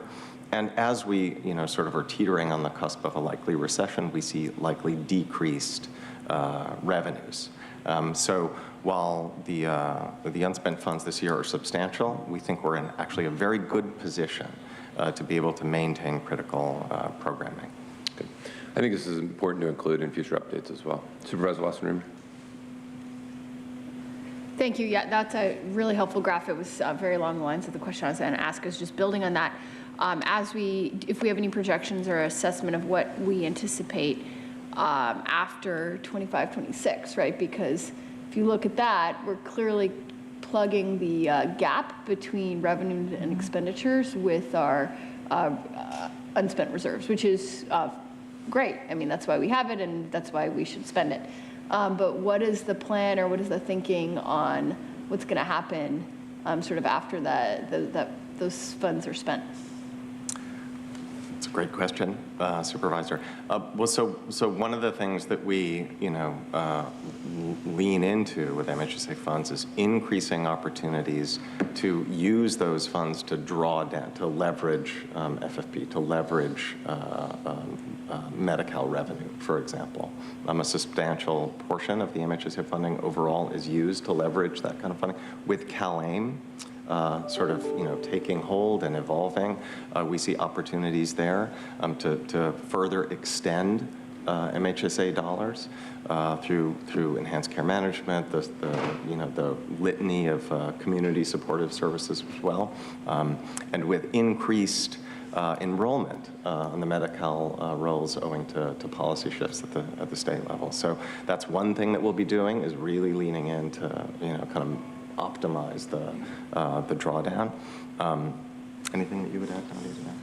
I don't think so. I think that's sort of our... I guess just a follow-up there. I mean, I'm assuming that graph plans to lean into optimizing the drawdown, right? Like even in the short term, right? In 23, 24, 25, 26. So are we making an assumption or a hope that the kind of the policy framework regarding what kind of funds are available through CalAIM, that there's an expansion of the capacity to draw down sort of after 25, 26, and this is based, these projections are based on the current policy framework that limits those drawdown opportunities, or because I know you all are trying to draw down the money now, right? It's not like you're going to start that in 27. No, that's right. That's right. We are doing that currently, and I think pretty effectively optimizing what's available to us right now. We do see expanded opportunities on the policy front, like that. That's a lot of what CalAIM is all about. To sort of further optimize There will also be challenges, you know, kind of meeting the needs of the community, and I think it's important that we recognize that. There will be, you know, significant investments that we'll have to make in care court, you know, and I think clearly, and as has been reflected in conversations that have taken place in these chambers this morning, we want to be working upstream as, you know, as much as possible, and as we sort of lean into a kind of further upstream approach, as we pursue what it is that we've laid out in the optimal care pathways model, which you may recall anticipates that per bed we will, you know, hope to sort of have better costs on a per bed basis as we sort of shift into that model. You know, we hope to be able to achieve better and better outcomes over time. So I think my big takeaway from all of this is that one, we really are making a pretty significant pivot in our relationship between expenditures and revenue, and looking to invest in, you know, the immediate crises that our community faces. And we're not waiting, you know, we're not delaying, we're doing it, we're doing it now. I think that builds on what we saw with the Optimal Care Pathways presentation, and this is sort of the financial backside of that policy presentation that we all had the opportunity to engage with a couple weeks ago, number one. And number two, in order to continue meeting the needs of our community, which I think we have a plan from a policy standpoint to continue meeting the needs, but from a fiscal standpoint to continue meeting those needs, we need to hope and advocate for some policy shifts around matching federal and state money that we could continue to draw down, as well as potentially just, you know, being prepared, trying to make a plan for the future as we sort of draw down our current unspent capital. Those are excellent talking points. Okay, thank you. This is great. I'm so grateful for all this work, and you know, this is obviously a huge priority for folks in our community. You know, I know I'm personally and have many friends and family and neighbors and kids in our community who have been in crisis in the last many years, and it's high time that we step up and provide leadership and don't wait for someone else to act, and just very happy that we are continuing to drive forward that vision. Appreciate that. Thank you, Chair. Yeah, I'd just like to add that it's really important for us to draw down on some of those reserves, because otherwise the state continues to look at that and want to sweep those. Many counties have almost $1 billion in reserves, and that's one of the reasons why we've had challenges trying to fend off the state in care court and giving us money. So the plan that Luke and Nadia put together, I think is really helpful for us to restore and retain the MHSA funding that we need, as you see with all the enhancements that this board has been able to do over the last 18 months or so, and what we have going forward. Really, really important. Thank you. Thank you, Helen. Okay, we'll go to Supervisor Anderson, then we'll hear from our public speakers. I really support this, and a lot of the work that you're doing is in my district, and for far too long we've had nothing. And it's not the county's fault. We didn't think we needed it. Now we do. I look at this and I look at the highest care at the lowest cost. I mean, we're rolling the dice a little bit. It's not a guarantee, but I believe it will prove that way. And it's also going to help our homelessness in our services to that community about getting them the improvements that they need to help them move along. And I think there's a cost of inaction, and we've seen that cost of inaction with poor outcomes on mental health, poor outcomes on our streets. So I'm thinking that this is really going to help lift people in my community. But one of the things that I think that creating our office, and we have so many new offices, I sometimes don't say it correctly, so Helen, please chime in and correct it, but the Office of Analysis and looking at what works, I'm sure they're going to play a role in this, but to me, this is an absolute great application, because it's going to be very hard to define whether it's successful, because if it's successful, you don't have the problem, right? You're not going to have the outrageous lawsuits and all the things that come with this if we're successful. So somebody needs to benchmark where we are today and come back a year or two or every year saying we're making great progress. And we're looking at funding this, but we're looking at additional money coming in. But maybe in the long run, the lack of court cases, the lack of bad outcomes really will be saving us money. But I think it's hard to envision unless you get in on the ground floor in benchmark. Thank you for that, Supervisor. I agree, and we are excited to be collaborating with the Office of What Works to continue measuring the impacts of this work. Sometimes the methods for doing it, because it is such a complex environment, the methods can be complex, but there have been some recent studies showing, for example, across the state over the course of MHSA, something like between 5,000 and 6,000 suicides have been prevented, just for example. And so some of those methods, again, are a bit complex, but this is a resource that has a massive impact. And I think there are additional opportunities that I appreciate you pointing to, and us to sort of measure that and talk about it in the public sphere. Okay, let's hear from our public speakers. Thank you, Chair Fletcher. We have 4 requests to speak on item 22, 2 in person and 2 by phone. Also note for the record that we did not receive any e-comments on this item. Any members of the public that requested to speak by phone on item 22, please dial into the conference line now using the instructions that were provided to you. We'll begin with the in-person speakers. Both speakers are in opposition to this item. As your name is called, please come forward. I'd like to invite Audra and Mark. You'll have 2 minutes to address the board.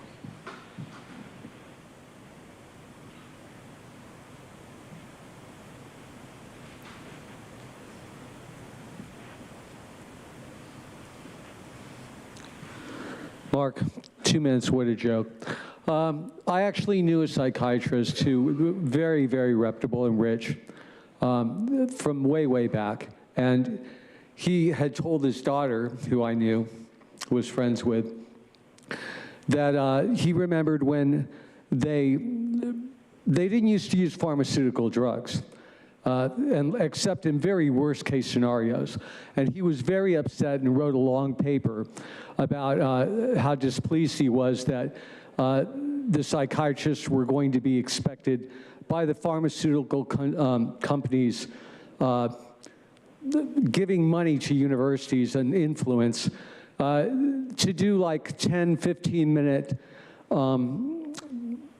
sessions analyzing a new patient and give them some kind of pharmaceutical pill or prescription when they leave.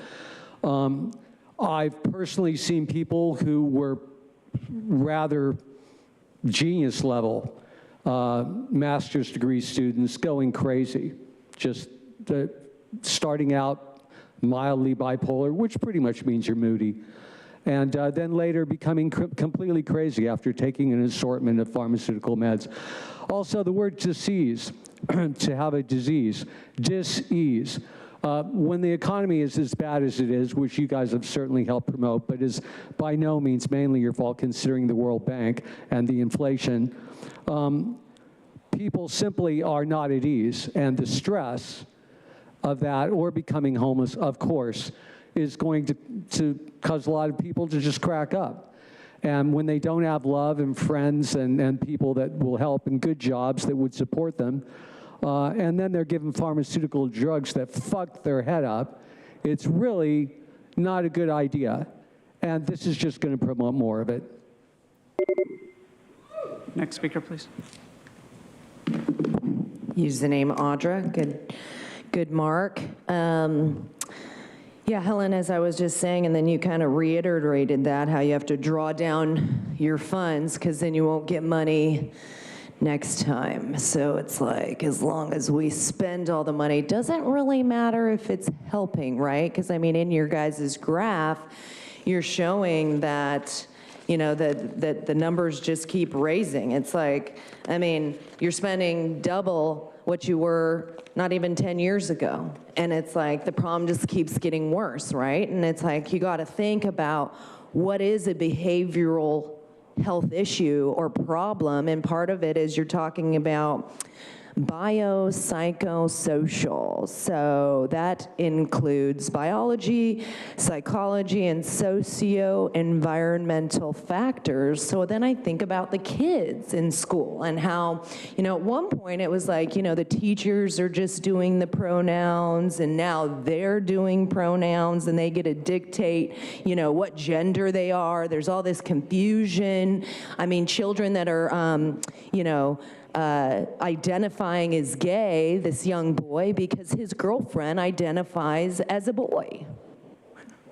Complete confusion, right? We never really want to get to the root of the problem and be like, why are all these problems going on? Instead, we're just medicating, right, and spending more money, but not really even fixing the things that are causing this in society. I mean, even people who have anxiety from electric vehicles, it's called reach anxiety, because their car isn't able to make it all over the place. So it's like, that's a behavioral health issue. Let's give them anxiety medication because they're driving a vehicle that may not make it to where they need to go. Let's get to the root of the problem instead of spending billions of dollars. Thank you. Thank you. We'll now hear from the individuals that requested to speak by phone.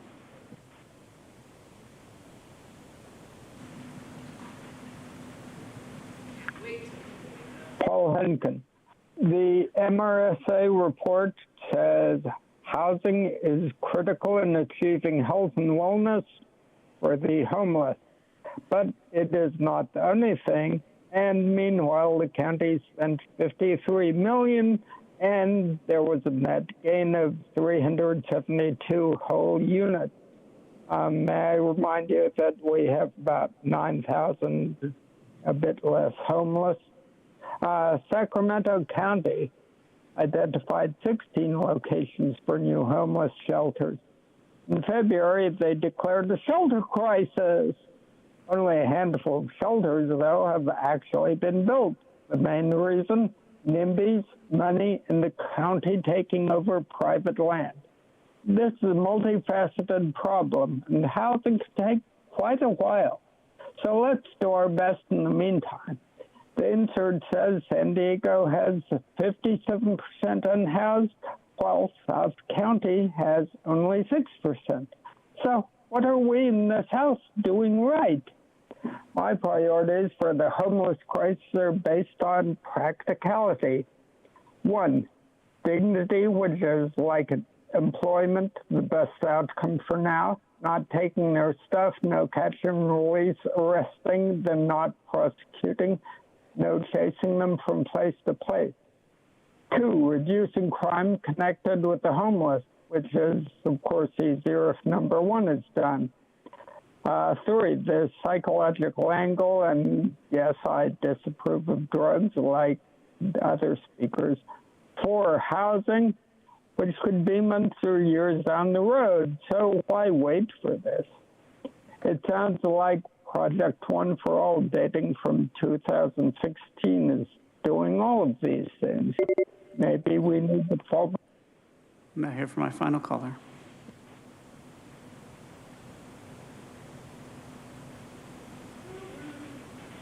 Truth. Tara, did you call your friends and family crazy in need of crisis care earlier? Nathan, let's get her and her friends a bed. Hurry up. This item mentions a public mental health system under the Behavioral Health Services. I can't think of anything scarier sounding. It automatically emits a eugenics image of people being institutionally incarcerated because somebody in government decided that they were different and unworthy of free will and their creator endowed rights. If the responses to COVID were any indication of what communitarian health systems look like, then this public mental health system is really going to wreak some havoc and cause some death. I've still yet to see in any of the hundreds of behavioral health related items a specific definition for what a serious mental illness or serious emotional disturbance is exactly. Because there are many people who look at you supervisors and witness you all as prime examples of that. That's why a clear-cut definition is important. Nobody wants you supervisors to go unserved. Let's keep things equitable and work on prevention and early intervention, Nathan. But all of these programs are only being implemented because there are carrots being dangled. Money on the table via the Mental Health Services Act, which is offering up over $230 million in state debt dollars. The Mental Health Services Act passed in 2004 and is funded by an income tax, taking about $1 billion a year from affected taxpayers.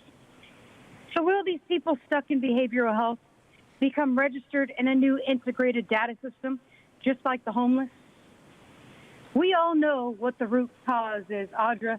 Don't be afraid to say it. Thank you, Chair Fletcher. That concludes public comment on this item. Make a motion to approve. Is there a second? Motion by myself, second by Vice Chair Vargas. Please vote. Chair Fletcher, that motion passes unanimously with all supervisors being present and voting aye. It's 12:30. We will break for 30 minutes for lunch. We will come back at 1 p.m. and take item 20 and then item 23.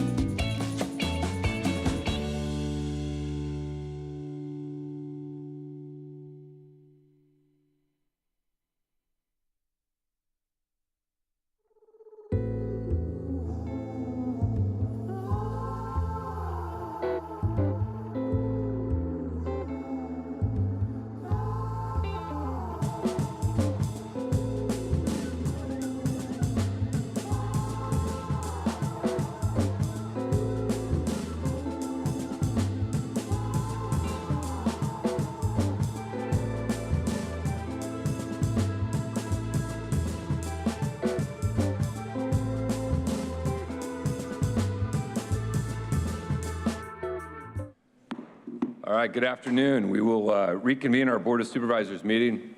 We will go to item 20, comprehensive approach to the opioid crisis and adoption of the San Diego County Opioid Settlement Framework. I really appreciate my colleague Supervisor Joel Anderson and his work in developing this, the actions taken. I know our district attorney is here. We will hear from shortly. Appreciate her involvement, along with Under Sheriff Kelly Martinez, and appreciate all their support. The reality is across our country is America is in the grip of an opioid crisis. This is not unique to San Diego. Across all 50 states and all communities, folks are suffering from addiction, trying to stem the loss of life that have resulted from the year-over-year increase in opioid deaths. In 2021, nearly 1,000 San Diegans died from opioids. Every one of this was somebody's child, somebody's brother, somebody's cousin, our parents, our loved one. The year-over-year increase goes back more than a decade, but it has been particularly acute in the last few years. And the county, as an entity and as a board, I think we grasp the urgency of the situation and feel a great desire and need to move as quickly and fastly as we can to try and address this crisis. The County of San Diego has been involved in multiple lawsuits against many of those who profited off of and whose intentional actions created the situation we face today. Certainly the nature of addiction is not new, but the prevalence and intensity of the opioid crisis at its core was born out of greed. Individuals who saw a way to profit personally for themselves with what are reckless and irresponsible actions. The only recourse we had as a county was to join in the lawsuits against those who manufactured them, who developed them, who were dishonest about the nature of the addiction, who intentionally increased dosages, those involved in distributing them and putting them out. And the county is involved in a number of lawsuits across the board, and we estimate in the coming years we'll be the recipients of upwards of $100 million that will come into the county to help address or mitigate the very real impacts of what we face on the opioid crisis. In this situation, we have a couple of approaches we can take. We can wait for all the funds to arrive. Then we can spend a considerable amount of time about how we would invest those, and then we can spend additional considerable amount of time getting from decision on how to invest them to implementation. I believe today we are taking action in the right way, which is proactively, before we receive the funds, adopting a framework for how we will invest them, ensuring as a county internally that we can leverage future revenues that we are coming by making quick investments today to meet the need of that. And so to prepare for the use of these forms, Supervisor Anderson and I have spent the better part of 6 months convening leaders and stakeholders across multiple areas of opioid-related issues to really hear best practices, to hear ideas, to hear what's needed, how can we best make a positive difference in our community. We heard from families who were impacted by the crisis. We spent time with our medical community, our hospitals, our doctors, first responders, social justice advocates, drug treatment specialists, law enforcement, our district attorney, universities, researchers, and so many others.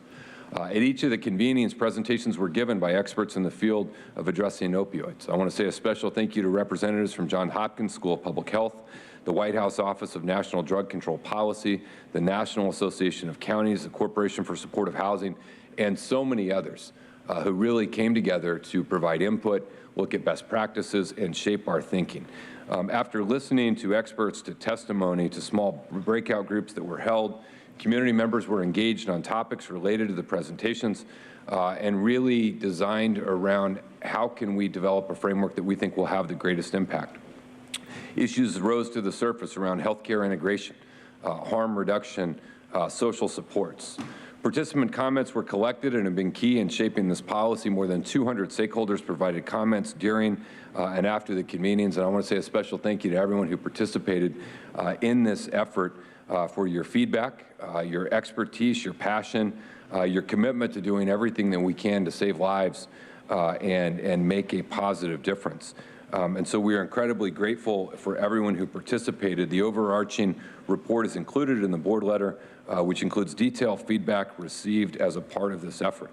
Although the pharmaceutical companies and prescribed pills were the catalyst to the tragedy, the crisis has really gone to a new level with the injection and presence of fentanyl, a new synthetic opioid, which is here in our community. Fentanyl is incredibly potent, and as much as we had a problem with opioids, the presence of this new synthetic opioid and fentanyl has really accelerated the damage that is being wreaked in our communities. We find fentanyl mixed in all classes of drugs, and this nightmare scenario is creating a whole new generation of people with opioid use disorders who may not have followed the traditional pathway to get there.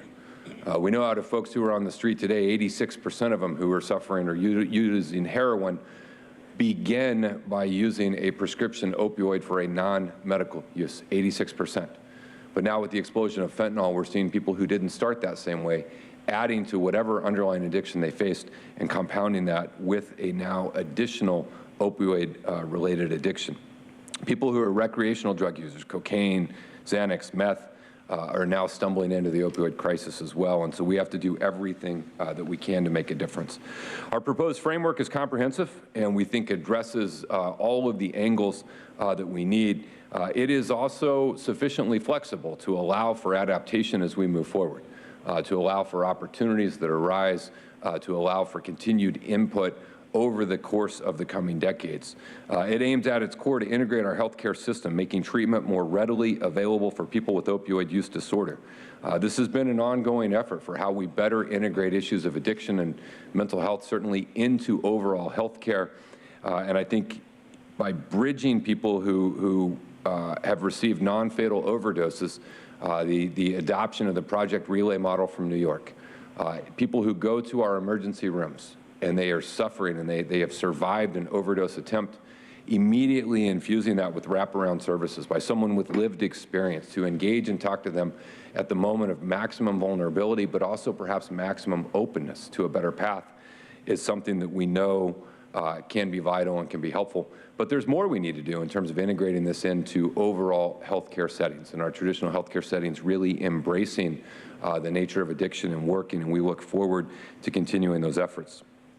In this framework, we promote public health messaging for our youth. This aligns the dangers of opioid and substance use disorder, and I really appreciated our last board meeting, Supervisors Desmond, Lawson Reamer, and our District Attorney, Summer Steffen, for bringing forward a policy around how we can engage proactively with the younger generation and messaging that we know can help work. And this framework funds those efforts and that policy that was adopted by this board unanimously, and I appreciate my two colleagues and our district attorney for doing that.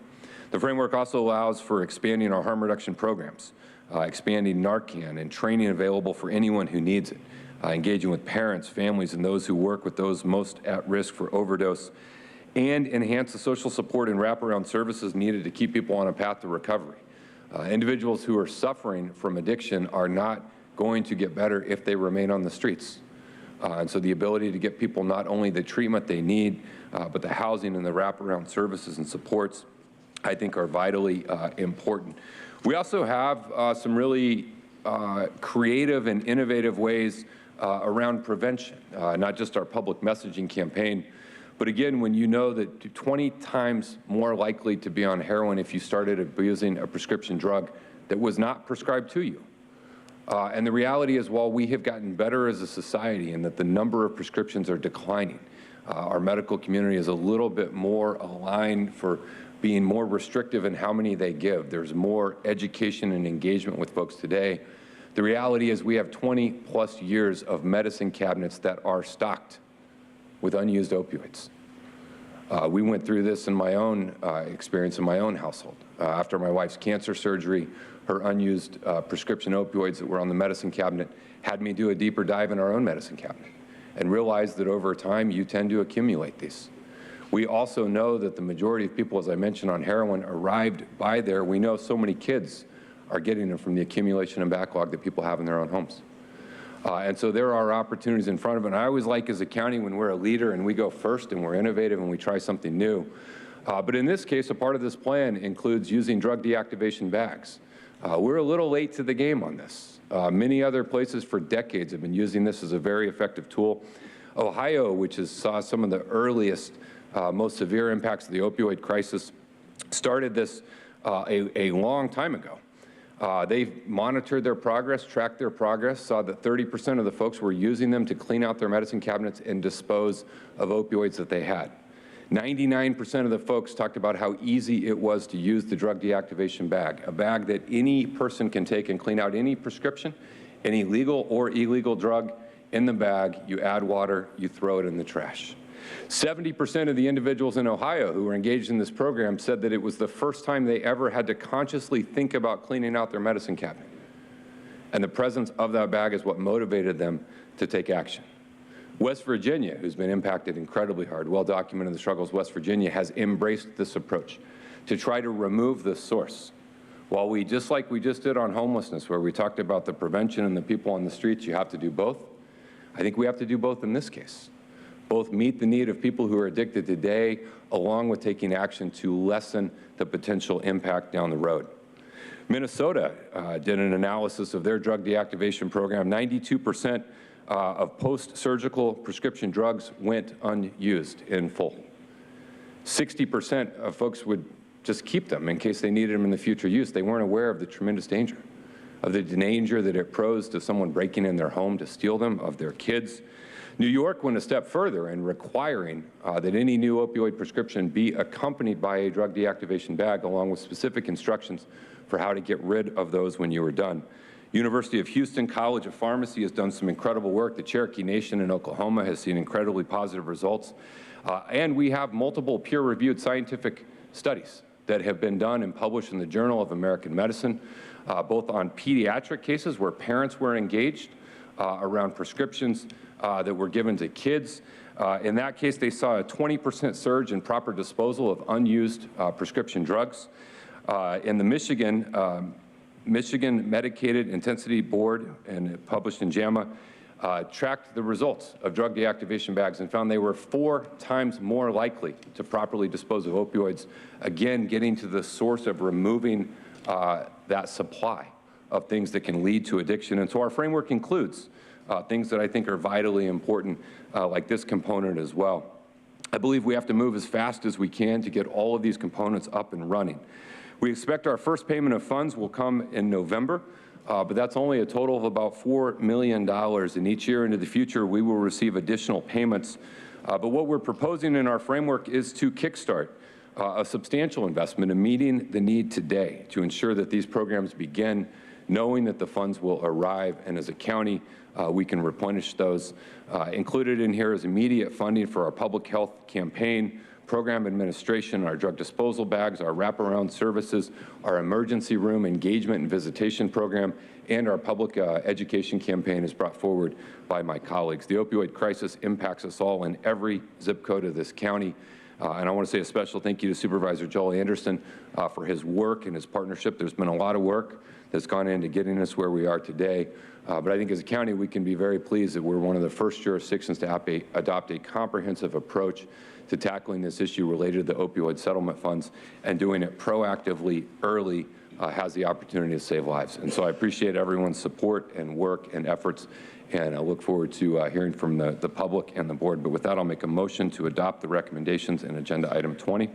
And we have a second by Supervisor Anderson. Supervisor Anderson, would you like to make any introductory comments, and then we'll go to our public speakers? Thank you, Chair Fletcher. First of all, I want to give you a shout out. You know, when you asked me to join you on this project, I was very excited because you took such a proactive look. These issues have impacted us. Last year, 1,000 people lost their lives, 400% increase. My district's been, unfortunately, at the epicenter of so many of those losses. On Wednesday, I had a community coffee in Town Hall in Ramona, and one of the women asked a question. She had lost her son. And while it's not on the front page of the paper, we feel it in the community. And so when you approached me and said, look, let's not wait until we get the money, let's start putting the framework together, that's outstanding leadership. And thank you for inviting me to join, because as we saw this come together, you know, we didn't just look at one area, we invited everybody to the table. A lot of these programs that we're going to be instituting are going to make better outcomes in our jails. You know, we've done everything we can to provide a safe environment, and some of it, as you may recall, and I'm sure it may come out, that they've figured out ways to smuggle fentanyl in by simply putting it on paper and then allowing the person that receives the letter to reconstitute it. And we've got to put a stop to it. So again, Chairman Fletcher, thank you so much for your leadership on the issue. And again, thank you for including me as part of the solution. Thank you very much. Let's go to our public speakers. Thank you, Chair Fletcher. We have 26 requests to speak on this item, 12 in person and 14 requesting to speak by phone. We also received 29 e-comments, 28 of those in favor. Any members of the public that requested to speak on item 20 by phone, please dial into the conference line now using the instructions that were provided to you. We'll begin with the in-person speakers, starting with those in favor of this item. As your name is called, please come forward and stand against the east wall under the murals until it is your turn to speak. I'll be calling in groups of 5, so please listen for your name. I'd like to invite forward the following individuals: Oliver Twist, Mark Mendoza, Stephanie Gioa Beckman, Marissa Verand, and Amy Knox. If I've called your name, please come forward.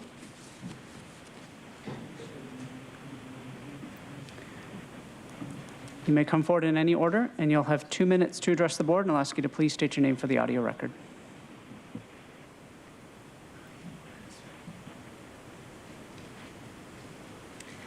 Hi, my name is Amy Knox, and I'm here representing Harm Reduction Coalition of San Diego, as well as the tribal affiliate for San Diego County and the 19 tribes in San Diego County.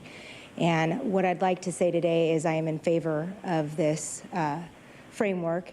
I think that we are seeing so much on the front of harm reduction and being a part of tackling this war on opioids from a frontline perspective. We are a boots on the ground organization. We are in the trenches every day, and we are seeing that this framework adds to what we are already doing in the community. We are very excited to see the proactive approach that we are taking in San Diego County, and we thank you for the service that you guys have done to get this together. Thank you. Next speaker, please. Good afternoon, Chair Fletcher, Supervisor Anderson, esteemed supervisors. My name is Marissa Verand, and I am the Executive Director of one of San Diego's largest treatment providers, as well as the Chair of the Alcohol and Drug Services Provider Association. I am proud to stand before you today in support of this item and to encourage your passage and acceptance of this plan. We have seen on the front lines as behavioral health workers the pervasiveness of the epidemic. And an epidemic of this proportion requires historic investments. The impacts that we have seen cannot be reversed with a single intervention, and so we are very proud of the full continuum of support that has been identified, ranging from youth who have not used all the way through people who are at different phases of their journey in use. Also very pleased to see that it not just addresses the root causes, but also the building blocks of workforce, of infrastructure, technology, and capital. Most importantly, it acknowledges that it will take all of us, not just traditional treatment providers like McAllister Institute. It will take schools, it will take hospital emergency departments, and it will take families.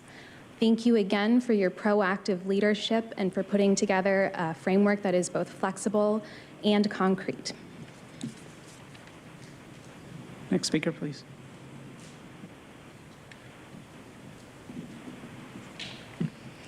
My name is Stephanie Droya, and I'm here representing Rady Children's Hospital. Rady Children's is committed to providing comprehensive care to all children in the region. We appreciate Chair Fletcher and the board's attention to this important issue. Rady Children's supports item 20 and requests that the implementation phase include resources to develop and implement strategies for pediatric healthcare settings. We are hopeful that the existing language in the framework can support these activities. It is our take that the current opioid settlement spending plan mostly focuses on the adult system of care and individuals that have long history of chronic substance use. While we agree the biggest and most obvious need exists with the adult population, opioid abuse has also had a profound impact on children. Unfortunately, there isn't a playbook for pediatricians to draw from. That is why we are recommending dedicated funding to design a system and universal protocols focused on pediatric prevention and intervention. Medical staff at Rady Children's tell me that the hospital encounters very few cases of children and youth presenting with primary substance abuse concern. What they do see, however, are children and youth at risk of developing substance use due to their peer situation, trauma, and ACEs. We are experiencing high volumes of newborns in the NICU In our outpatient clinics, we're seeing an increase of youth experimenting with illegal substances to cope with depression and anxiety. To stem these harmful trends and head off youth from becoming addicts in adulthood, the community must invest in early interventions and strategies. The pediatric system needs standardized tools to identify children at risk, referral pathways for parents to treatment and early intervention, ongoing education, and universal protocols for documentation. Rades is committed to actively engaging in the planning effort and playing a role. Thank you. I'm sorry. Thank you. I'm going to pause our public speakers. I apologize. I was going to go first to our district attorney, and I didn't see you sitting there behind Dr. Bergman. So I'd like to welcome our district attorney up. You're totally blocked out there. And then we will get to every speaker who's here. But I know our district attorney has another commitment. My apologies, Summer. I did not see. I knew you were here, and I just lost sight of you right there. I'm so small, please. Chairman. I No, haven't you're grown good. No, in many you're not. years. You're not. Thank you. Thank you for being here and your mighty presence. Go ahead, DA. Thank you so much, Chair Fletcher and Board of Supervisors and our CEO, Helen Robbins-Meyer, the entire staff. I'm Summer Steffen, San Diego County District Attorney, and I've studied very closely the framework that has been so diligently worked on, and I support it. I view it as more than a framework for the settlement that is coming. I see it as a much-needed blueprint for our region in transforming the health and well-being of our community when it comes to the opioid epidemic and the fentanyl epidemic. It is something, the settlement provided this opportunity, and I'm so honored that the board took this opportunity to engage and to really develop a full framework that's like a blueprint. We can go through each one, and there is a concrete path towards transforming our systems. What I love, being a Star Trek fan, that the board is moving at warp speed. I've wanted to use that for a long time. And warp speed is really needed because there are literally our neighbors, our kids, our brothers, sisters that are dying every day because of this epidemic. There is nothing that is facing our nation that is more critical right now. If you just look at the final mortality numbers and you see that over 100,000 people died in the United States because of overdoses, and that 80,000 were from opioids. That is just astronomical, with 70,000 of those opioid being from fentanyl. We also know that we lost 12 kids, and I know each one of them, their names, in our county last year to the fentanyl epidemic. Some of the things that I think are stellar in this framework that, of course, provided opportunity for the voice of experts in the community are things that deal with prevention, protection, and partnerships. Those 3 Ps are really seen in this framework time and time again. And looking at prevention, which I know that we brought the item with Supervisor Desmond and Tara Lawson-Remer with regard to providing that funding for the school-based education. I was with a bunch of little kiddos, 300 of them this morning, and looking at their faces and knowing that we can provide them with a path forward to build resilience, and that with the funding and the framework, that is going to be real. Also doing the awareness campaigns. We know in tobacco, like was mentioned in the framework, that it lowered the death rate from tobacco by 50%. That is incredible. So using that framework and basically using the same method of the tobacco money, now using the opioid money to provide what are very expensive awareness campaigns that can penetrate. I also love what you call the wellness advocate. In the human trafficking world, we use peer advocates, peer navigators, and they are essential to walk the walk with people that are suffering. We know with the availability of Narcan that actually we have so many near misses, but there is no aftercare for near misses. There's nothing that prevents that same person from overdosing again. And we hear from our law enforcement and paramedics that they actually respond to the same person again and again. So having that intervention is key. The expansion of treatment and also the homeless intersection, as the board well knows, our homeless population has 112 times the overdose rate of the non-homeless population. So being able to provide housing intervention and supporting potentially a homeless court that provides treatment as well as housing, as well as substance abuse interventions could be one of the solutions, and I know the framework leaves room for that, which we're very excited about. I stand ready to work with the board on this tremendous effort. Nothing is impossible until it becomes possible, and I know it can be done in our county and that we will lead in this area to save lives. I want to especially thank Chair Fletcher and Supervisor Joel Anderson for inviting me to say a few words to also bring input to this framework, and for all of your efforts on late nights working with the community to develop this framework. And I want to thank everybody on the board. Thank you so much.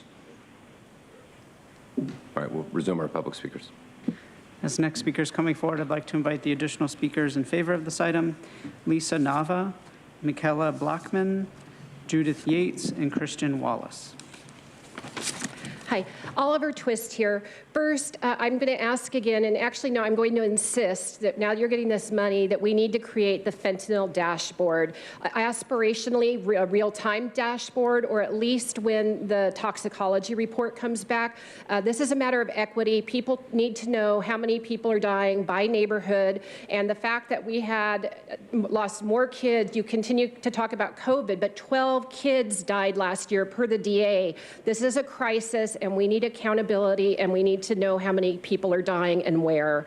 I think this program overall is good, but there is a lot of room for fraud, waste, and abuse. For example, the drug disposal bags have me concerned. It seems like a little bit of a huge waste of money because you said 30% are in Ohio. And what I mean by waste of money is the actual just sending them out to everybody. So either give them out with a prescription or make them available by request, or at Rite Aid you could pick one up or something. But sending them out to everybody, I think, is kind of akin to sending condoms to a convent.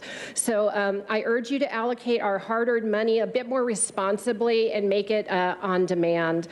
For the record, I'm also absolutely against needle exchange program. I feel that's enablement, and we don't need to do that. It was originally for HIV. That has long subsided, and your own stats show that 81% of that is behavior-driven, not other-driven. So please revise that. Also, avoid the use of jargon, because when I first saw the drug disposal bag, I thought, oh, that doesn't apply to me. That's drugs, right? Illicit drugs. And then I had to dig deeper and find out it was a medication. So maybe call it medication disposal or medication deactivation so that everyday people know it applies to them. And also, I do encourage you to turn your wording in all county documents from women back to women, from pregnant persons. Follow the real science that's grounded in biological reality. And kudos to Attachment A for doing so. Thank you. Next speaker, please. Good afternoon. It's both an honor and a horror to be standing in front of you today. My name is Lisa Nava. I am a long resident of North County for 30 years. Alex Morgan Nava was my son, one of 4 children. He is missed every day from the horrors of fentanyl. I speak before you today as a broken person that is walking through this world to honor my son, but not just my son. As Supervisor Fletcher has said many times, it could be anyone's child. I know 25 children who have died from overdose in my community in Encinitas, 25, under the age of 25. I stand here as a mature woman What does this do to our children whose friends are dying in bars, on the streets, outside of the emergency room? I encourage each one of you to vote in favor of this framework, to give room and grace for improvement when it's needed, but especially to give voice to all those people that are living with addiction in your communities. It is full of chaos, but it is also full of love. I thank you for your efforts. I thank you for your bipartisan work, and this affects everyone in our community, so thank you. Thank you, Lisa.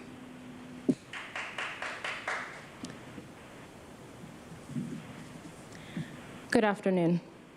My name is Michaela Blackman, and I have worked in pharmacy for over 18 years, but I have been personally impacted by the opioid crisis. I lost my sister to fentanyl, Shauna Ford, in March 2021 at just 33 years old. My grief, sadness, and anger inspired me to take action, to understand how and why things went so terribly wrong for my sister.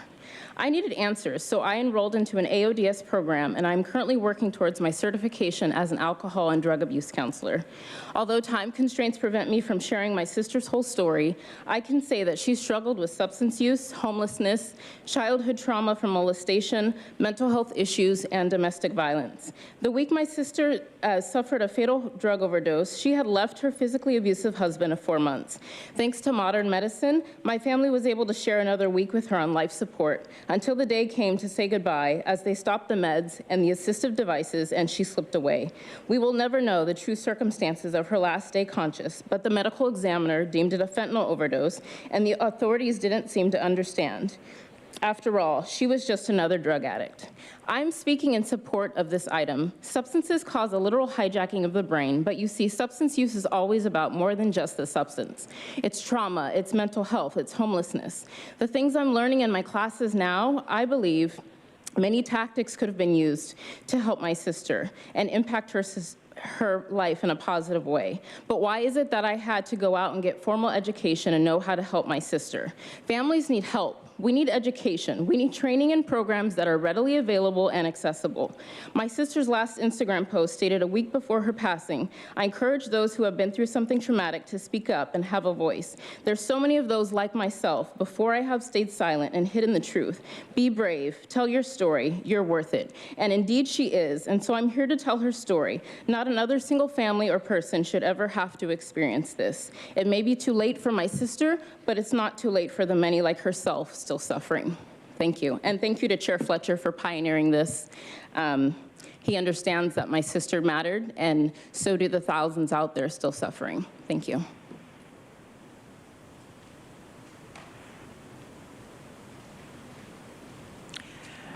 I had notes prepared, but we've had so many excellent speakers so far. I'm a little bit in awe.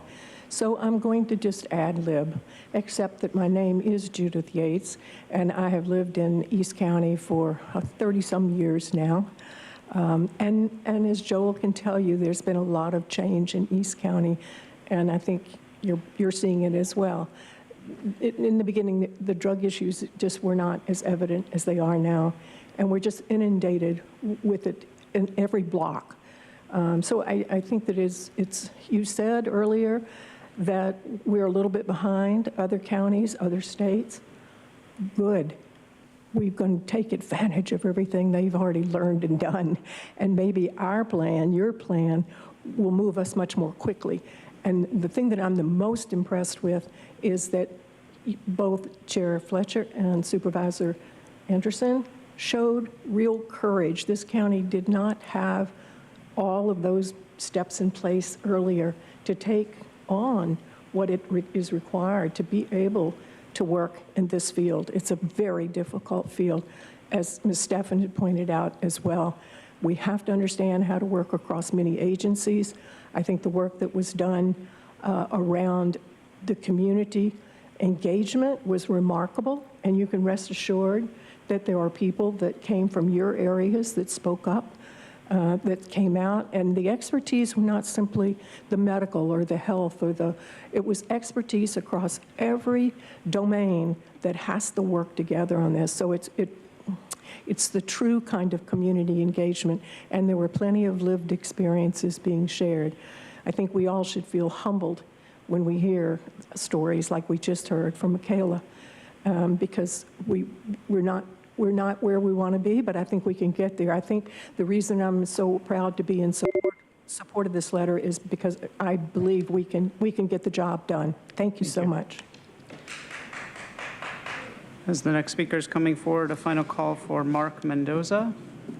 And then I'd like to invite forward the speakers in opposition of this item, Mark, Audra, and Jason Robo. Good afternoon, Board of Supervisors. My name is Dr. Christian Wallace. I'm the CEO of the Grossmont Healthcare District. The district is a public agency that supports the health and wellness needs of over 500,000 residents and 750 square miles in the East San Diego County region, from La Mesa to Campo and from Santee to the Mexican border.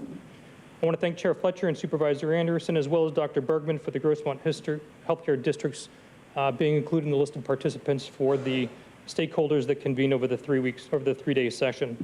It should come as no surprise that an individual socioeconomic status and the conditions in which they live, work, learn, and play contribute to their risk for substance use disorder, opioid use disorders, and overdose. This particularly hits the East County residents the hardest, as we have the lower household incomes and more people living in poverty. The social determinants of health and inequitable investments and resources in the East San Diego County region have resulted in the high risk of harm related to opioid use for our constituents. Since 2015, the East County region has had the greatest rate of opioid-related overdose deaths in San Diego County and the highest rate of opioid-related emergency department encounters and inpatient hospitalizations. In fact, substance abuse disorders is identified as one of the top 5 health concerns in the East region of San Diego, and behavioral health care and therapy were identified as the 2 most difficult services to access, according to the most recent Community Health Needs Assessment.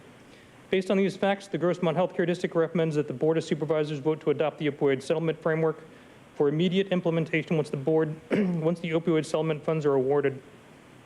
In particular, we recognize the value of the emergency department relay model, which bridges people experiences non-fatal substance use crisis in a hospital setting to preventative and harm reductive aftercare treatments. In addition, the framework specifically identifies the support for our rural communities, which are often forgotten. Further, the district recommends that the county engage law enforcement as an additional tactic in the framework. We recognize that evidence-based preventative treatment and strategies are an effective means of healing the community. However, we also believe that the law enforcement must have the resources they need to combat the resources. Thank you. Thank you. Next speaker, please.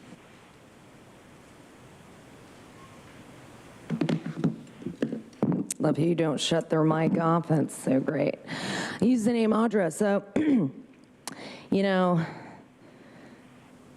tackling this crisis would seem good. It would, because like you talk like you want to prevent these types of things. But then like the government's giving needles to people, you know, decriminalizing certain drugs like date rape drugs and stuff. It's good. But I mean, these people come in here and talk about, you know, their family dying from fentanyl. And 800 out of the 900 deaths last year were from fentanyl. And you're getting, you know, $4.2+ million every year, possibly for the next 17 years, but you don't want to get to the root of the problem. You're allowing the borders to be open, you're allowing these drugs to come in, but you want to teach kids about them. Let me just let you know they're here. Let me know where you could find them, but I'm not going to do anything to stop it. You're not closing the border. You're not even working to do that. You're like, let all the people in, let those drugs come in, let all these excessive amounts of fentanyl come in that can kill millions of people. But you talk about wanting to like address this crisis, but you're not. And then even with the jails, it's like provide funding for full range of harm reducing services in jail, but you're not willing to look at the officers. They are a big problem with that too. They bring them into the jails. It's not just through the mail. It's a very big money-making factory in jails with these officers. So you don't actually want to prevent it, because if you did, you would take that $4 million and go to the border and stop it from coming in. Period. And I love that Dr. Death is here with a mask on. So great.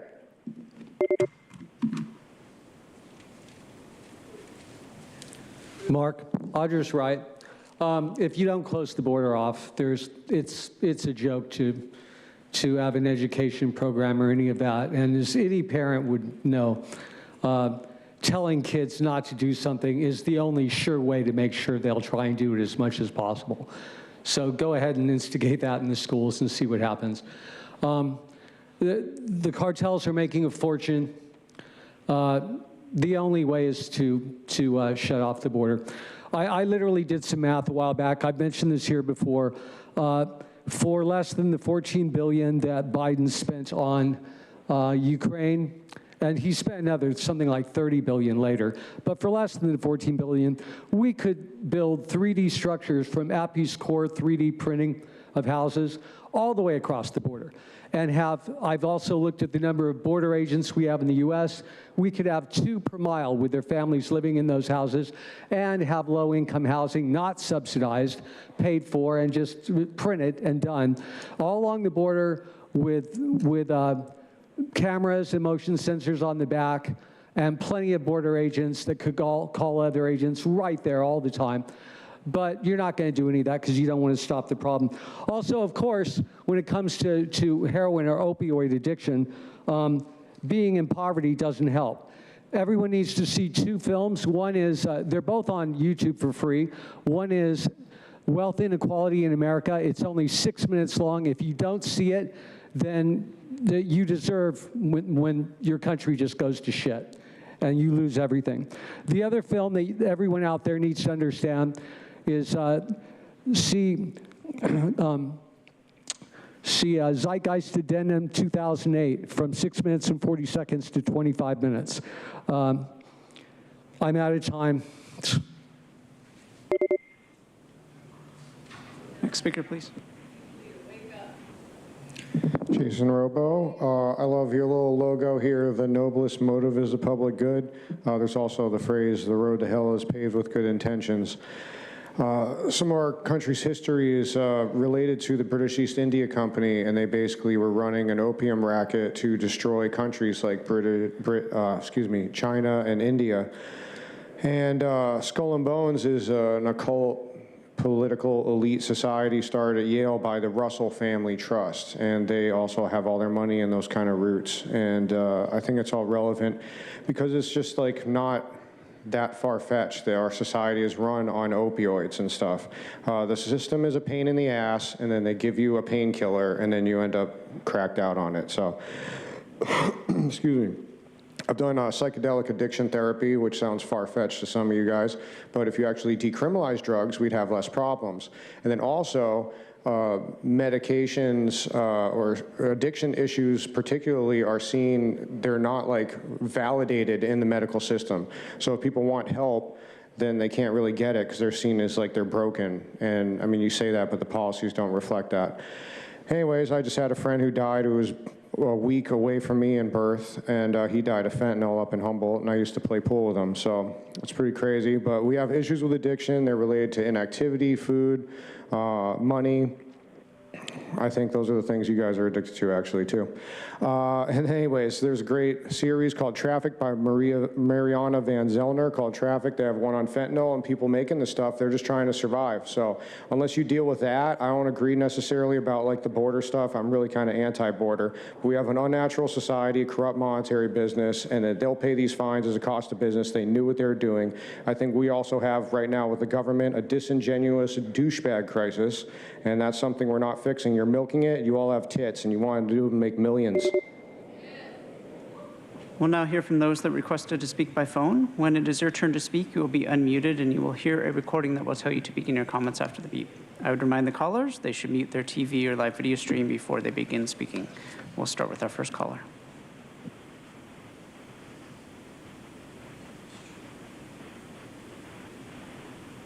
Hi, this is Tara Stamos-Bisig, founder and executive director of the Harm Reduction Coalition of San Diego County.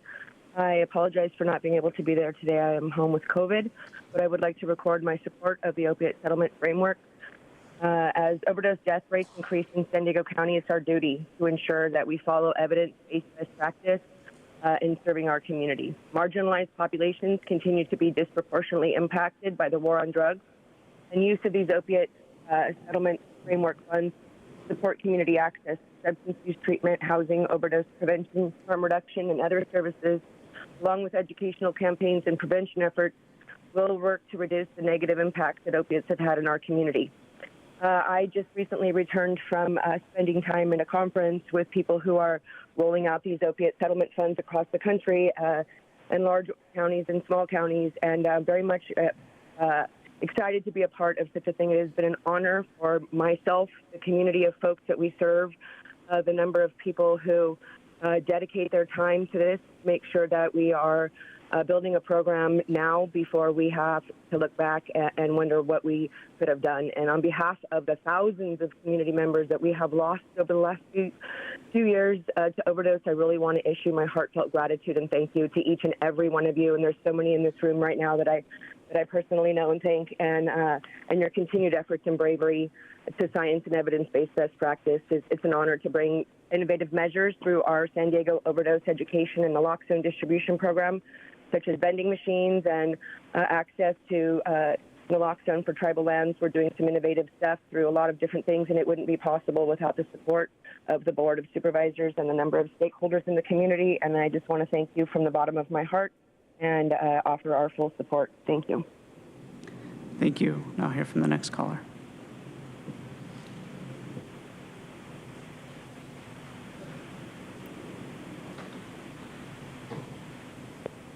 Paul Henkin. The opioid crisis plan is a long list with a lot of good things in it. But HHSA should prioritize more than 2 phases. $4 million next year won't nearly fund it all. This is a multi-year plan. And by the way, this is one result of using drugs that were once legit on mental conditions. Shout out to Mike Borrello. Several questions. Why limit funding for evidence-based prevention programs just to schools? And second, the plan wants to fund professional development programs. Don't these people already have their basic training? Now, the good. I'm glad HHSA wants evidence-based treatment for those in jail. Use of different types of opioid antagonists in jails. Naloxone is not for everything. 3, bracelet technology that provides a signal of medical distress. 4, stigma reduction efforts for persons with drug disorders, critical success. 5, funding for community drug disposal programs. Those are good. The bad. Medicated treatment should not be a first option, yet it is at the top of the list. The plan should be more specific when it says establish additional support services. Drug disposal bags for all households in the county is too expensive. By the way, how many additional social workers will be needed? Is $4 million per year enough? And is the stuff in the housing section already being taken care of? Now hear from the next caller.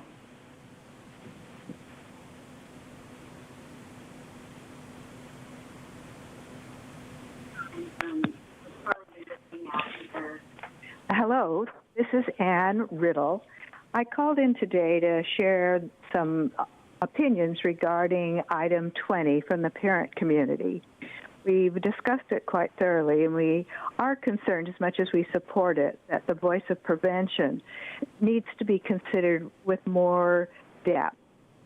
As we look at what captures the imagination of teenagers, we find that the theme of one pill will kill doesn't seem to ring with them. But what is important to them are the messages around them. And I think it's important that we remember that 90% of all drug use begins before the age of 18, and it begins with alcohol, tobacco, and marijuana. So what I'd like to respectfully suggest is that the permitting of marijuana businesses all around the county is a really poor prevention message. And marijuana businesses, once they're permitted, really engage in extremely aggressive advertising and promotions and billboards. So perhaps we get to the heart of things and ask ourselves, what is it that teens see and what messages will really work? And look at what's happening in the teen community and what they're seeing from the adults and the electeds around them. Because what we know truly as parents is what we permit is what we promote. And now is not the right time as we deal with a full-scale fentanyl epidemic and establish a framework. Now is not the right time to be permitting marijuana businesses that undermines what we need to accomplish. Thank you for letting me share. Thank you. Now hear from the next caller.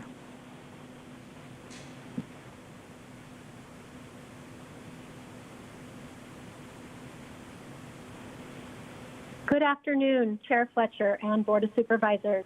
My name is Becky Rapp. I appreciate the detailed staff report suggesting framework components necessary to combat the epidemic. Integrating healthcare, harm reduction, and social support are all great avenues when reacting to a crisis. It's no secret we have a crisis, and the county is being forced to play defense in order to combat the problem. Although this is important and necessary, I would encourage you to take a closer look into how the county can play better offense. Offense with better education sources and stronger prevention messaging campaigns. The staff report states prevention is an important component of harm reduction principles. Public health campaigns and other programs targeted toward potential new users can help prevent a new class of users, particularly campaigns aimed at curbing drug use among children and college students. When children experiment with drugs, the first drug they use is marijuana.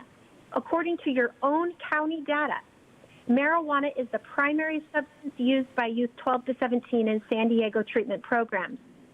In the UT recently, Dr. Ronnie Lev responded to an article titled, "Primary Prevention Can Head Off Addiction."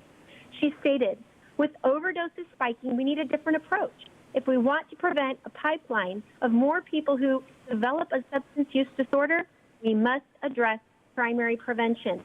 Primary prevention means protecting youth from starting drug use and protecting the growing brain until age 25. I have not met a person who overdosed on fentanyl who did not start with marijuana. You cannot pretend to be serious about drug prevention without addressing youth marijuana use." County residents and prevention agencies have to ask why the county is moving forward so rapidly with a marijuana. Thank you. We'll now hear from the next caller.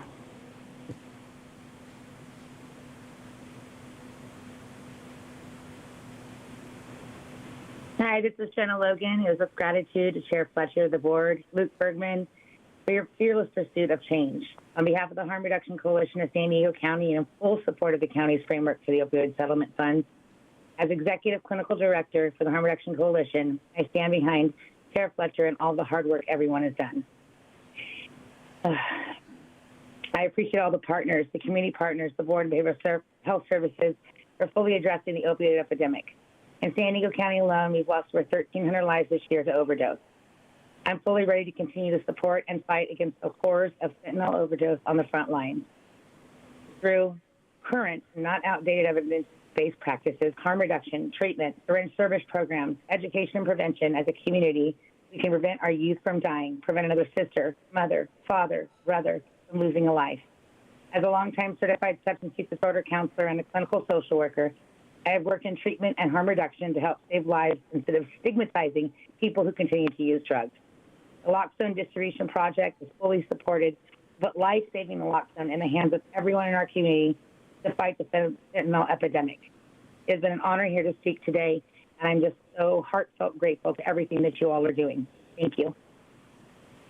Thank you. We'll now hear from the next caller.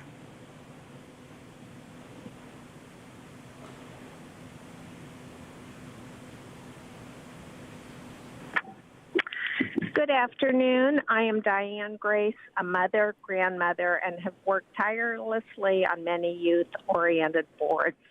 While I support item 20, I am struck that fentanyl poisonings that happen to youth when consuming prescription look-alike drugs bought illegally by young people. Most often, these prescriptions look alike drugs or Xanax and Adderall, as well as contaminated tobacco and marijuana vapes. Like many other parents, I wonder, from where does illegal drug-choosing behavior come? What messages of acceptability by those under the age of 25 support this, and what access and availability to drugs sustain this drug-choosing behavior? Not only does drug-choosing behavior endanger youth vulnerability to fentanyl poisoning, but it is a pathway to adult drug-using behavior where fentanyl use may even be a choice. I wonder, how can this county interrupt this accessibility, access, and availability? The county could begin by banning candy-flavored vapes and foods and highly concentrated THC products sold in marijuana storefronts. Also, the county could prohibit any marijuana advertising that would be seen by youth around the county, like the back of grocery store receipts, coupons at street fairs, and sandwich boards on the sidewalks. Maybe we cannot prevent predatory marijuana marketing techniques entirely, but we can mitigate it, and we should, as a comprehensive fentanyl prevention strategy. Thank you. Thank you. We'll now hear from the next caller.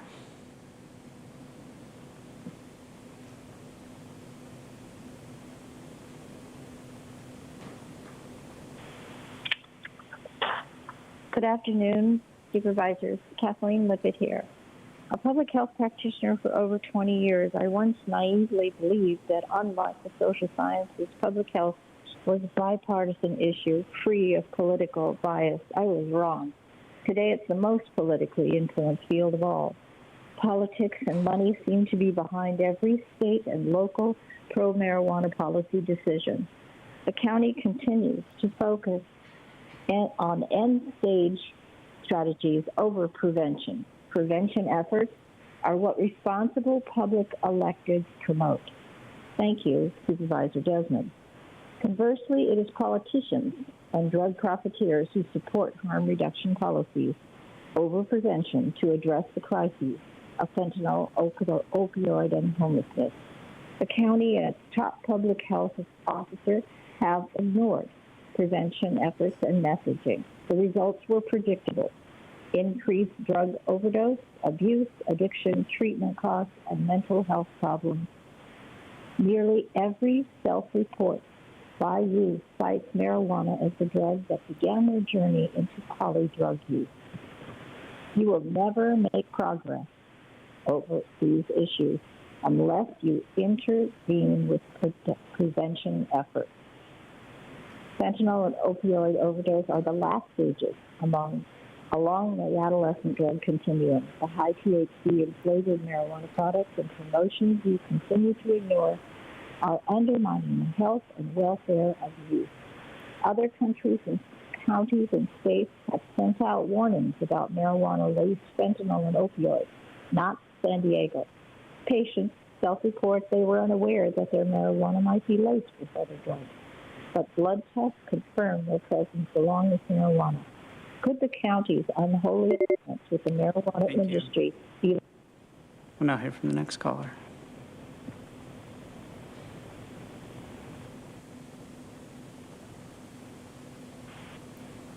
Good afternoon. My name is Terry Ann Skelly. While I support this item, I don't see any collaboration with those of us who work across the county in community-based prevention organizations. Some of these organizations have operated for over 30 years, involving families of the unincorporated area. This is most unfortunate because our communities, parents, and families of young adults have been so dramatically affected by fentanyl deaths. What are messages sent by these leaders of these communities? Do these adults support consuming and distributing tobacco, alcohol, and marijuana as solutions to life challenges? Why does the county, for example, enable marijuana businesses to short-circuit the application process by planning groups only to have an administrative review? All other businesses must present to their impacted planning groups. Why is a marijuana business allowed to expand by 10,000 feet by only going through an administrative review? Why do young adults see? What do they see on all these billboards all over? The right questions need to be asked if we want answers that will interrupt the continued upturn in fentanyl deaths. Thank you for hearing me. Thank you. Now hear from the next caller.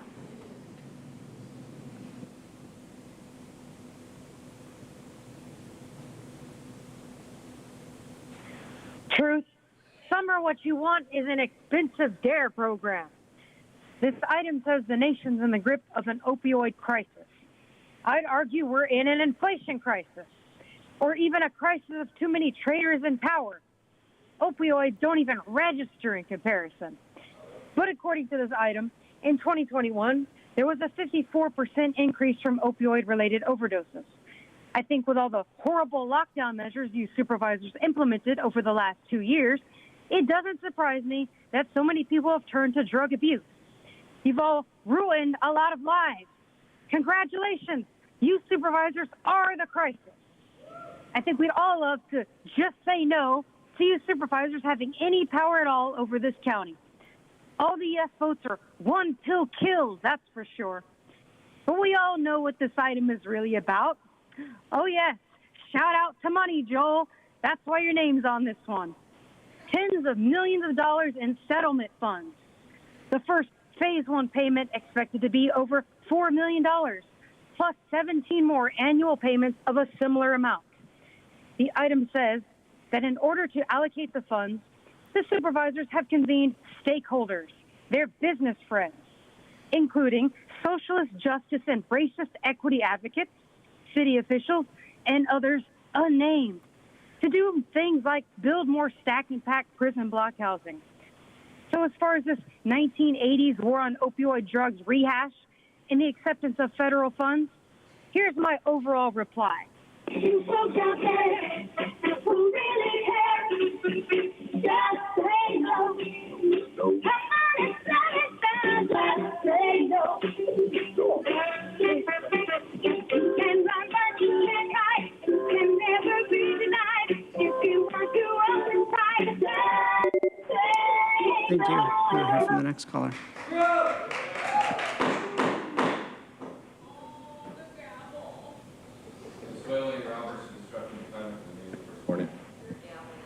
Hello, this is Kelly McCormick. I'm a public health educator, and I'm the parent of a teen and young adult. I support this measure and thank the county for acting early so plans will be in place when the funding becomes available. Harm reduction strategies are essential as a way to keep people alive, people who are already using drugs, and perhaps even those who are experimenting with drugs but are not yet suffering with substance use disorder. However, there's another group of people that I would like you to focus more on, and that's the people who are not yet using drugs. Prevention will prevent future substance use disorder situations. For teens, all substance use is related. Using any one substance increases the likelihood of using another. Substance use disorder is considered a pediatric onset disease because 90% begin using alcohol, tobacco, marijuana, or other drugs before 18. A strong prevention focus will decrease the number of future substance use disorder cases. Sadly, with fentanyl, any drug experimentation can be fatal. It isn't just those with SUD. So while I applaud the efforts, many of which are well thought out and innovative, I also ask that you put more focus and funding on drug prevention use. If we can stop it in the first place, there will not be a need for harm reduction. Thank you. Thank you. We'll now hear from the final caller.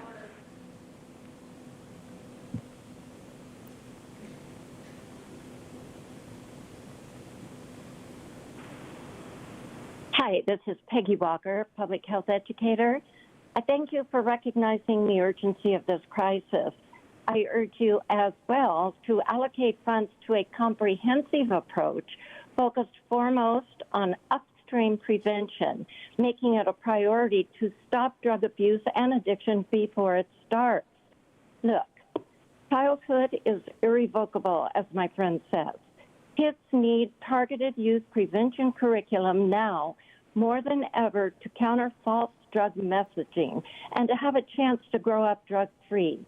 Kids and parents need to focus on scientific fact, harms, and medical outcomes to be able to recognize the root causes for initiating drug use and to be able to understand and access alternative solutions to drugs.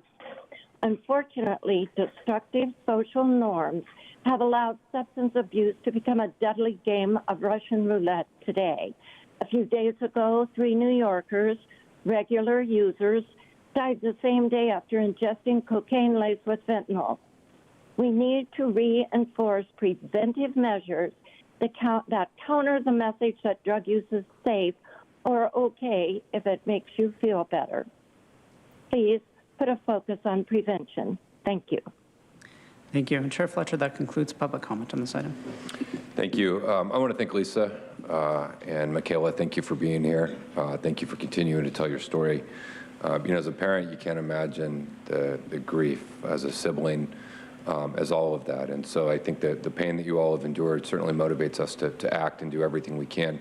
We often say if there's one family that doesn't go through what you go through, then all the efforts are worth it. And so thank you for being here. I also want to say a special thank you to all the workers who do this work. It is difficult and it is hard.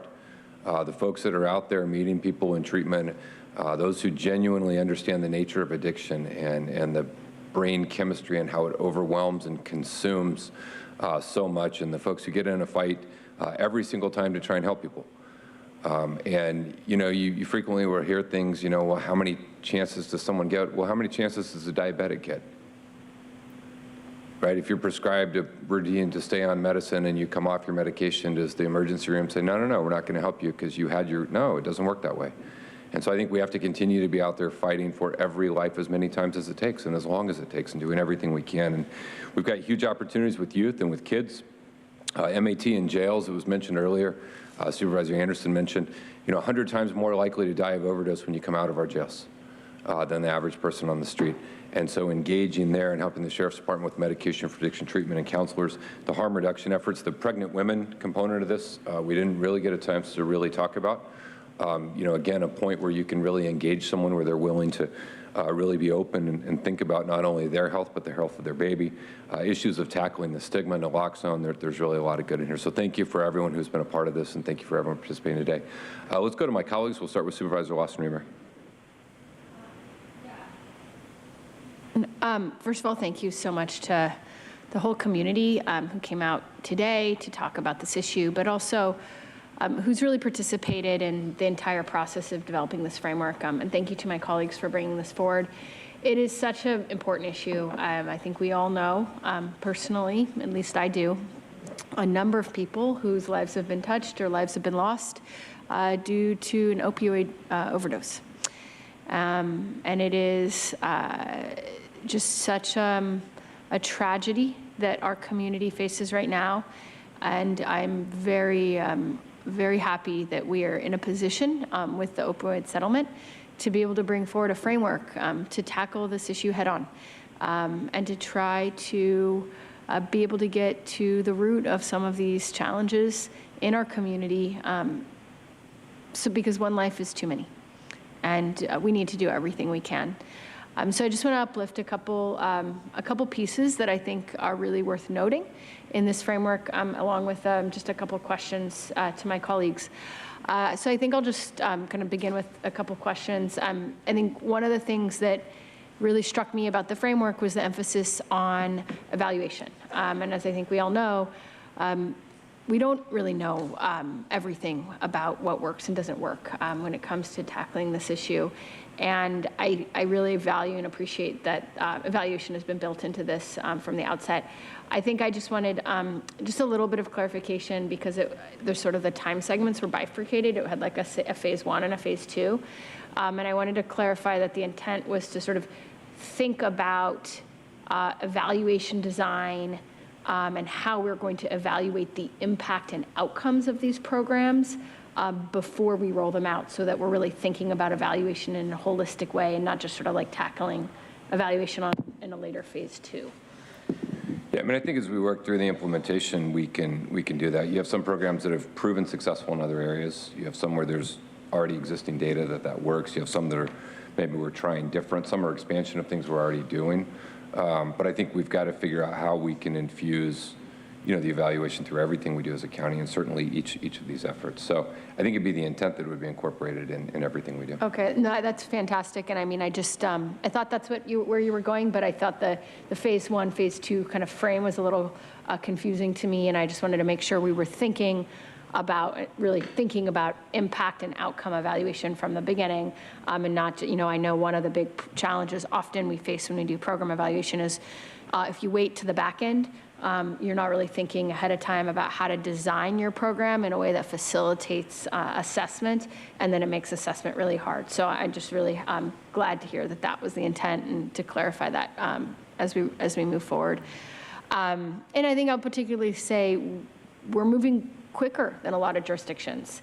I think that's what's so important about this framework, is that we're prepared to move fast, which means that we might have data and results and analysis about what works and doesn't work from our Office of What Works as we begin to do this work, and others could follow suit, and can have a magnifying and ripple effect across our country beyond just our communities. So that was one thing I wanted to mention and uplift.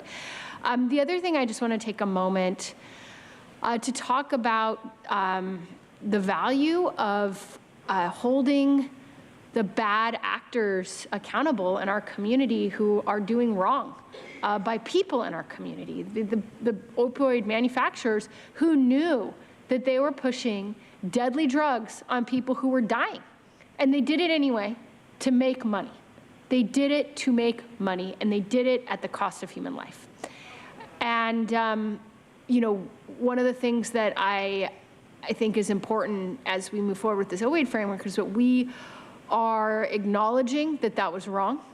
We're acknowledging that justice can never be done, but to the extent possible, we will be pursuing at least accountability, at least culpability, and at the very least, trying to ensure that we do get our share of the damages so that we can invest those resources in protecting young people, protecting other people from those kinds of harms in our community in the future. And there are other, I think, similar actions that this board has pursued. I know that we are looking at some litigation around environmental injustices that have been perpetrated on our community in a similar way. And I really appreciate the leadership of the DA's office in this kind of affirmative litigation. I think it's a really important strategy, not only to seek justice and to hold the bad actors accountable, but also to ensure that we do have the resources to redress the harms that they are inflicting on our community. And I think this opioid case is a really important example of why this kind of affirmative litigation is so vital for our communities, so vital for the pursuit of justice, for people who have been victimized in our communities, and so important as an avenue for us to seek the resources to gain redress. So I just wanted to acknowledge the importance of that work, that litigation work, that legal work, as we begin to move forward with implementing this framework. So thank you. Thank you so much. Vice Chair Vargas. Thank you, Chair, and thank you to both you and Supervisor Anderson for bringing forth this really important framework, and happy to support it. I just wanted to say first, again, I thank you to the families who shared their stories. I can see, feel the pain with all of you, and I'm sorry that you have to go through this. We're going to do everything we can. I also want to say thank you to Stephanie from Children's Hospital for really emphasizing the component of youth and how powerful that is to make sure that children and youth are really part of the discussion in terms of the interventions around public health. And I think as we're doing this, I would love to be able to make sure that as we're doing the work, that we include youth in the solution, because they have the answers, right? And they're being impacted by their own friends and family members who have been impacted. And so if they could be part of the solution with our public health team, I think it would be great in terms of creating campaigns. And I know there's a couple of influencers, especially in the Barrio Logan area, who are really doing a fantastic job to reach out to our kids using the right language and culture, et cetera, so that they get it and it's not people who they don't really relate to. And then, I wasn't going to say anything, but I decided that it was important to share that this whole nonsense about closing the borders and the relationship to this particular issue. I was just in Mexico yesterday. I actually was on a flight this morning at 3 o'clock in the morning to make it on time here after the wonderful meeting that we had with Mexican counterparts yesterday. And Secretary of Foreign Affairs Velasco mentioned yesterday that the fight for fentanyl is a priority for them. So I want to share that because I think it's really important. There's a lot of misconception and information that happens sometimes for people who have a lot of ignorance about what happens in Mexico and in other countries. And so I think it's important to emphasize that this is part of the discussion that we had yesterday with our Mexican counterparts, and for them it's also a priority to allocate resources as to how we address this. This is an issue that's not impacting only the San Diego-Tijuana region, but both countries, and we know that it's not just coming from Mexico, it's coming from other places, and so I think together we can find opportunities to address this, and I think this is a first good step, and making sure that facts is really what we're always sharing and talking about, I think is really important. So wanted to share that, and I'm happy to support this, and thank you again for bringing this forward. Thank you, Vice Chair. Supervisor Desmond. Thank you, Chair. Appreciate it. And I appreciate you and Supervisor, Joel Anderson here had brought this forward. And I'm really interested in the $2.4 million in public health messaging. That's hopefully going to be a lot of that going to the fentanyl and fentanyl education in our schools. The board letter that our district attorney Summer Steffen and also Supervisor Lawson Reamer brought forward. I don't know, somewhat disagree, I guess, on the border issue here with my peer here. We've caught a lot of fentanyl has come across the border. A lot of it's been confiscated. And I'm glad to hear the Mexican government is also working on this effort, because I can't imagine they're not, immune to the same dangers and poisonings that our kids have had. So I do think we need to tighten up some of the efforts here on the border to make sure fentanyl doesn't come across. I did have when I first looked at the board letter, I thought out of the 14.6 million, initially that 8 million was going to be used for the delivery of the drug disposal bags.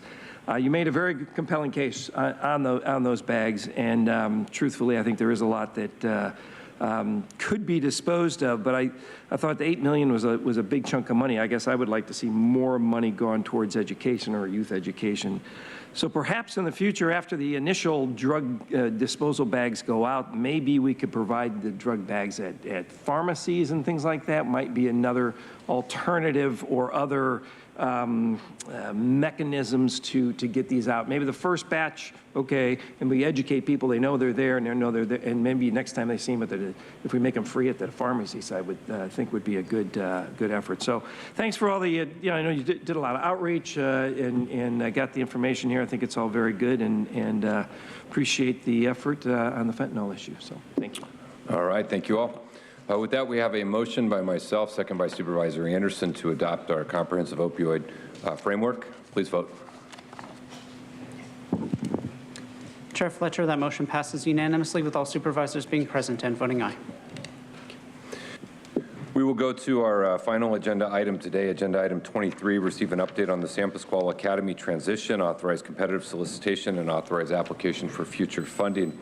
We will let staff get settled and then turn it over to them for their presentation. Thank you, Chair Fletcher, members of the board. San Pasqual Academy is a first-in-the-nation residential education campus designed to meet the unique needs of our adolescent youth in our foster care system and prepare them for self-sufficiency upon exiting care. Over the last 6 years, federal and state legislation has significantly shifted the statutory requirements for keeping children safely with families. As a direct result of your board's actions in January of this year, our county child welfare services immediately engaged in strategic planning and activities to support a continuum of placement types that have potential to coexist with the Academy campus. Today, your board will hear an update on the San Pasqual Academy transition to a continuum of care campus to serve youth in foster care and recommendations for implementation needs. Here to present with me is Dr. Kim Giardina, Director of Child Welfare Services, and Alfredo Gardero, our Assistant Director of Child Welfare Services. Thank you, Nick. Good afternoon, Chair Fletcher and members of the board. As Nick mentioned, significant changes to statutory requirements at the state and federal level have prioritized home-based settings with resource families over the use of congregate care. As a result, Child Welfare Services has experienced a 21% reduction in the number of youth in foster care and a 23% reduction in the use of congregate care over the past 6 years. The youth who enter foster care have often been exposed to severe complex trauma and present with significant mental and behavioral health needs that require more acute, intensive care and interventions. Child Welfare Services engaged in a community-centered approach to determine how best to utilize the Academy campus to address the changing needs of the community and prepare for a sustainable future. Input gathered from the community for potential uses of the campus, proposed services, placement types, and supports were fundamental in developing recommendations for consideration by the board. In response to the changing child welfare landscape, the need to build out a continuum of placement types to meet the diverse needs of youth and proposals collected from the community, your board took the following actions on January 25th, 2022. Approved continued operations at the Academy as needed to support the transition to a continuum of care multipurpose campus, authorize a competitive solicitation for resource family homes and group home at the campus, authorize a competitive solicitation for specialty mental health services for group home at the campus, directed the Chief Administrative Officer to develop a plan for utilizing the campus as the continuum of care campus to serve youth in foster care, and return to the board to bring forward recommendations for implementation and resource needs. Directed the Chief Administrative Officer to continue to explore options for mixed-use campus for a combination of youth populations to include youth in foster care, youth at risk of entering foster care, unaccompanied minors, and youth interacting with the juvenile justice system, and to develop a plan for implementation. Upon your board's actions, Child Welfare Services immediately engaged in planning and activities to support placement types that have potential to coexist on the campus and meet the current needs of youth in care. These placement types include temporary shelter care, home-based care, transitional housing, congregate care, and intensive crisis settings. Child Welfare Services prioritize planning on the initial stage of implementation, which includes the residential group home program, foster family agency services, intergenerational program, and alumni housing program. For 21 years, New Alternatives, Inc. has provided residential group home programming on campus for youth in foster care. We would like to extend a sincere thank you to New Alternatives for the 21 years of service and for the partnership in providing a stable, long-term placement option for youth in care. As the campus transitions to a continuum of care campus, maintaining the existing group home supports trauma-informed transitions for youth remaining on campus with minimal impact to well-being, while working towards a transition to utilizing resource family homes. As of October 3rd, 2022, there were 48 youth placed at the Academy, and of those youth, 16 are anticipated to graduate high school at the end of the school year in 2022-2023. In fiscal year 2022-2023, a total of 22 referrals were submitted for placement consideration as of October 3rd, 2022. Of that number, 6 youth were accepted. 1 youth opted for an alternate placement setting in a resource home prior to being assessed. 7 youth were determined not to be appropriate for the Academy program, and 8 youth are still in the process of being assessed. On April 22nd, 2022, Child Welfare Services initiated the procurement process for the Residential Group Home Program, FFA Services, Intergenerational Program, and Alumni Housing Program. The procurement includes all 4 components as part of the phase 1 of the implementation of Continuum of Care Multipurpose Campus. The Residential Group Home Program provides 24-hour care and supervision and group home programming, and will provide 80 beds to meet the immediate needs of potentially appropriate youth with a planned transition to a home-based environment provided by Resource Family Homes. The annual cost for this program is approximately $14.5 million for 80 beds. There's no anticipated federal or state revenue for the Residential Group Home Program.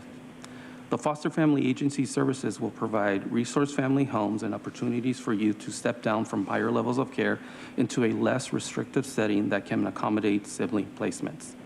Resource family homes are home-based care environments and provide a lower level of placement option for youth in and out-of-home care. This component will initially consist of 4 cottages with a maximum of 6 youth per cottage for a total of 24 beds. Within a 3-year time frame, as the campus continues to transition towards a continuum of placements and services in home-based settings, it is anticipated that an additional 10 cottages will be available for resource family homes. The annual cost for this program is approximately $2 million for the 24 initial beds. There is anticipated federal and state revenue for the resource family homes component. The intergenerational program consists of mentoring and supports provided to the youth by older adults living on campus in exchange for reduced rent. This component will consist of 14 cottages. The annual cost of this program is approximately $81,000 for the 14 cottages. At this time, there is no anticipated federal or state revenue for the intergenerational program component. The Alumni Housing Program provides short-term housing for youth who are former residents of the residential group home and foster family agency programs at the campus and for former residents of the academy. Each cottages or 10 beds will be dedicated for the Alumni Housing Program. The annual cost of this program is approximately $85,000 at full capacity. Currently, there is no anticipated federal or state revenue for the Alumni Housing Program. I will now hand it over to Kim to share more on the efforts to secure and provide critical services and supports on campus and the next stage of the campus transition. Thank you, Alfredo. Of equal importance to the health and well-being of youth at the campus is the provision of specialty mental health programming. Throughout the procurement process, Child Welfare has partnered with Behavioral Health Services, who also initiated and awarded a contract to support the specialty mental health needs of youth residing in the foster family agency resource family homes. The services were infused into the existing foster family agency stabilization and treatment contract, also known as FAST, with capacity to service up to 24 youth initially and the capacity to grow as we add more foster family homes in subsequent years. Furthermore, Behavioral Health Services is initiating a procurement to support the mental health well-being of the youth who will reside in the group home component. On August 29th, 2022, the procurement process initiated by Child Welfare concluded, and Rite of Passage Adolescent Treatment Centers and Schools, Inc., or Rite of Passage, was selected to be the new service provider for the residential group home program, foster family agency services, intergenerational program, and alumni housing program. Founded in 1984, Rite of Passage has extensive experience operating large multi-purpose programs and campuses in over 15 states. They use data-driven research and best practices to provide evidence-based, trauma-responsive, and comprehensive individualized care for vulnerable and underserved youth. The contract is anticipated to begin on November 1st, 2022. Over the next several months, Rite of Passage will work closely with all campus partners to ensure a thoughtful and seamless delivery of services and a trauma-informed transition with the least disruption to youth. I do want to recognize the Chief Administrative Officer and Executive Director for Rite of Passage. Lawrence Howell is here with us today. A staged approach for full implementation of the multipurpose campus continues to be essential to allow for comprehensive planning and fiscal analysis, identification of revenue sources, and procurement processes. 4 placement types and services remain in the planning stage and include the short-term residential therapeutic program, or STRTP, transitional housing program, temporary shelter care, and children's crisis residential program. Of the 4 components still being planned, the STRTP and transitional housing are projected to follow with a procurement process that is anticipated to begin no later than the spring of 2023, with implementation planned for the beginning of the 23-24 fiscal year. An STRTP provides short-term specialized intensive and therapeutic 24-hour care, supervision, and intervention to youth. In addition, an STRTP offers specialty mental health services, which is achieved through a partnership and companion contracts with Behavioral Health Services. When fully operationalized, the STRTP on campus is expected to serve 16 youth ages 12 to 18. The transitional housing program provides up to 36 months of subsidized housing for non-minor dependents in foster care ages 18 to 21 and former foster youth ages 18 to 25. When fully operational, the transitional housing program is expected to serve 18 program participants. As we transition to a multi-purpose campus, we will continue to report significant developments to the board and return as needed to bring forward additional recommendations for implementation and resource needs. We also continue to explore options for a mixed-use campus for a combination of youth populations to include youth in foster care, youth at risk of entering foster care, unaccompanied minors, and youth interacting with the juvenile justice system. We will continue to utilize our community engagement process and solicit ideas from communities and stakeholders most impacted by a mixed-use campus to collectively develop a plan for implementation for this board's consideration. In addition to receiving this update today, we request the following from the board to continue to support the full implementation of a continuum of care campus, to authorize a competitive solicitation for a short-term residential therapeutic program and a competitive solicitation for a transitional housing program on campus, and to authorize the agency director to apply for additional funding opportunities that will support, enhance, or expand a continuum of placements and services for youth interacting with the child welfare system. Thank you for the opportunity to speak on this item. This concludes the presentation, and we are available for any questions. Thank you, Kim. I know it's a long road, and throughout it all, you never lost sight of what we're doing, which is taking care of kids. So we really appreciate all you've endured and stayed through. And I want to welcome our new provider. We're thrilled to have you. We welcome you, and we look forward to a long and wonderful partnership. So thank you for what we know you'll do on this campus. Let's hear from our public speakers, and then we'll come back to the board. Thank you, Chair Fletcher. We have 4 requests to speak on this item, 3 in person and 1 requesting to speak by phone. Also note that we did not receive any comments on this item. For the member of the public that requested to speak by phone on item 23, please dial into the conference line now. We'll begin with the in-person speakers. All speakers are in opposition of this item. As your name is called, please come forward.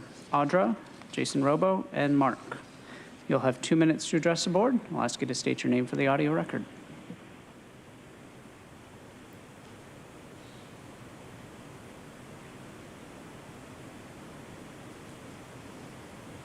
Mark, obviously helping children that are foster children and such is a good idea. You're not addressing the larger problem of why it's happening. Of course, if people out there want to see the film Wealth Inequality in America on YouTube for free, it's a 6-minute video. It'll demonstrate some things like that. The lower 80% of the population in the United States has 7% of the wealth. I'll say that again. The lower 80% of the population has 7% of the wealth, and that was 10 years ago. This is from a Harvard study, so see the video. Also, there was a congressional meeting about a week or 2 ago where the senator stated to the bankers that they own half the wealth now of the country, half. And they're working on taking the other half now. So if you don't think that that's going to destroy families, and I mean, poverty is definitely one of the main causes of divorce, losing the houses where they're living, just going on the street, and just being stressed. I mean, parents will leave their kids home alone if they can't afford childcare, all kinds of things. So obviously, having a decent standard of living is really important, and you guys need to see that film. Now, the fact that everyone in this room is absolutely lividly upset right now just goes to show how completely desensitized you've been. So let me say it again. Just so you know, you should be absolutely upset that 80% of the population has 7% of the wealth. See the film. It'll show you graphs. It's done by Harvard. You should be really upset. You're losing America, you're losing your children and your families, and you're doing nothing. And they're laughing at you as they make money off their program. Thank you. Next speaker, please.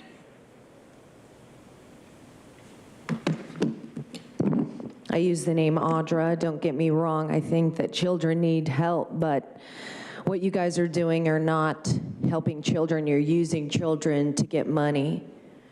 And, you know, it's sad because the foster system is so flawed. I mean, they're trafficking children. It happens. It's for real, Tara, whether or not you want to admit it or not. It's a real issue.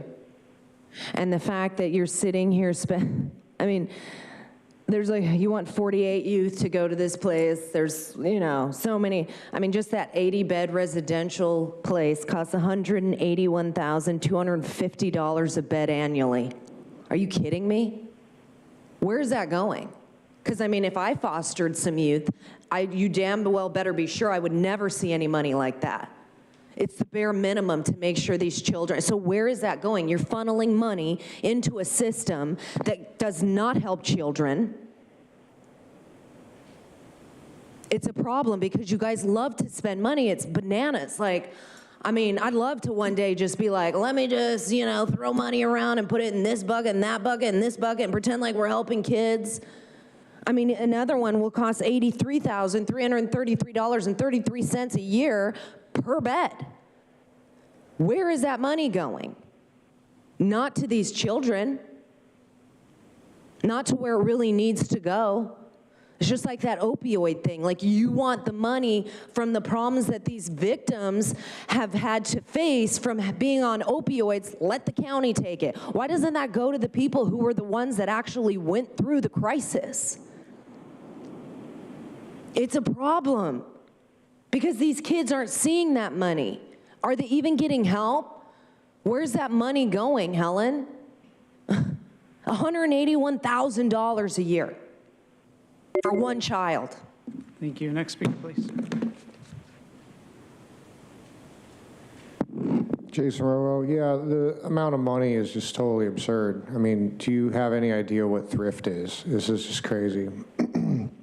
Actually, and I'm sure you're unimpressed with their work, but I was in a group home called Boys Home out in mountains near the border of West Virginia and Virginia. And yeah, one of the campuses was part of a pedophile ring. And there's a documentary called Conspiracy of Silence that, as far as I understand, Congress paid $2 million for them to not air it due to lost advertising revenues. Anyways, Senator John DeCamp, who's a Vietnam War veteran and a lawyer, so this isn't just nonsense I'm spewing, as you like to assume, basically revealed that there was a systematic abuse of the children going on. So hopefully that, like, whatever they're doing with this money, that they're actually taking care of the kids. But I mean, if they make it through the program, they should probably have some kind of scholarship or something too, because it's not just like you're an adult and then you just get kicked to the curb. But yeah, like some of the other speakers said, that there are systematic problems in our society that are not being addressed.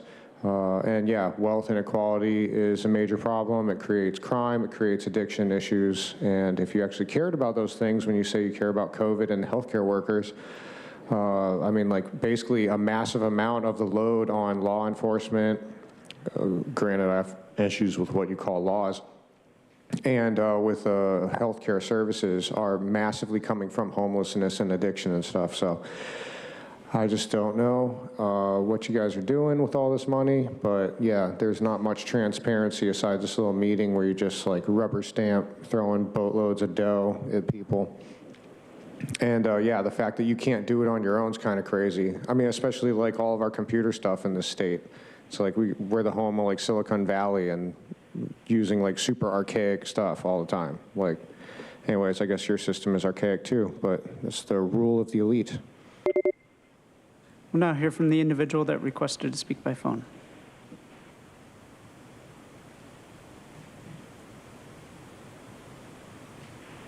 Truth. It is bananas, Audra, and I appreciate your numbers breakdown again of each bed cost.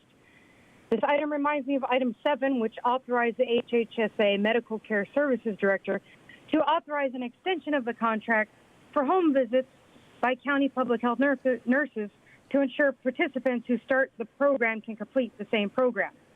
I found that ironic because here in this item, you supervisors won't even let the foster children in the successful San Pasquale Academy finish out their graduation dates, as I've heard before in many testimonies from past meetings. And your guys' reply, especially you, Nathan, was essentially, too bad, the state's cutting funding for something that works. So we're just going to do what they say when they say it. Of course, that's essentially business as usual at these meetings. We have the federal funds manager telling the state supervisors what to do, who tells the little county worker bees, that's you supervisors, what to do. All for a quick buck. You supervisors should actually be embarrassed that you're letting yourselves be forced to dance on a string.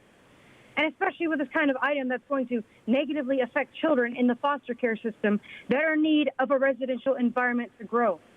The home-based model doesn't always work and can, in fact, increase the chances of abuse and neglect of these children who deserve better than these supervisors' pathetic excuses about why they're transitioning San Pasqual Academy for a couple of bucks from the state and future federal debt dollars. It's shameful, but I guess this is how you're leaving things, Helen, on your way out. Congratulations.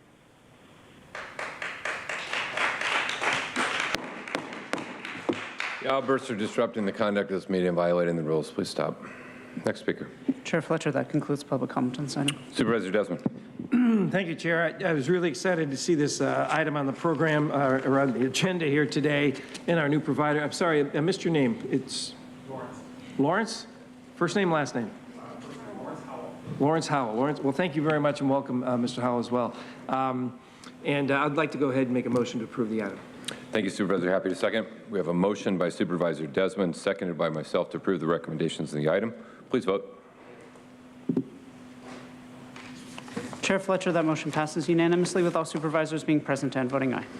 At each meeting, I ask my colleagues if you have any updates you'd like to provide on board committees or commissions that you serve on.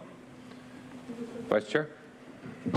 I just want to make sure that I share with everyone that as Chair of Transportation Committee for SANDAG, I officially joined the signing of the binational toll agreement with Mexican officials, our Lieutenant Governor, yesterday, and this agreement is going to give us an opportunity to ensure that there's an equitable split in the toll revenue between the U.S. and Mexico to help advance the construction of the much-anticipated Otay Mesa East Port of Entry. And so super excited about that and looking forward to the impact that it's going to have in our region. Thank you.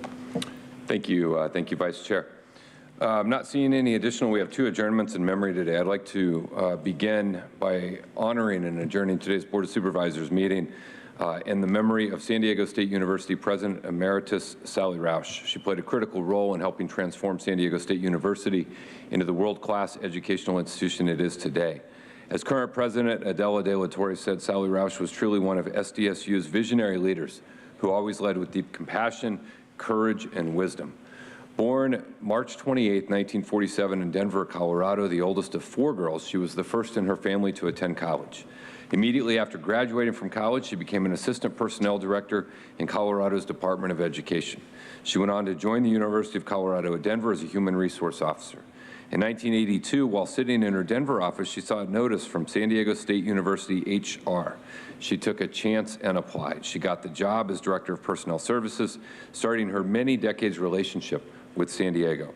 She soon became a trusted advisor to President Thomas Day, and with Roush's help, Day pushed SDSU to be a leading research institution, as well as what it was already known for, its excellent teaching.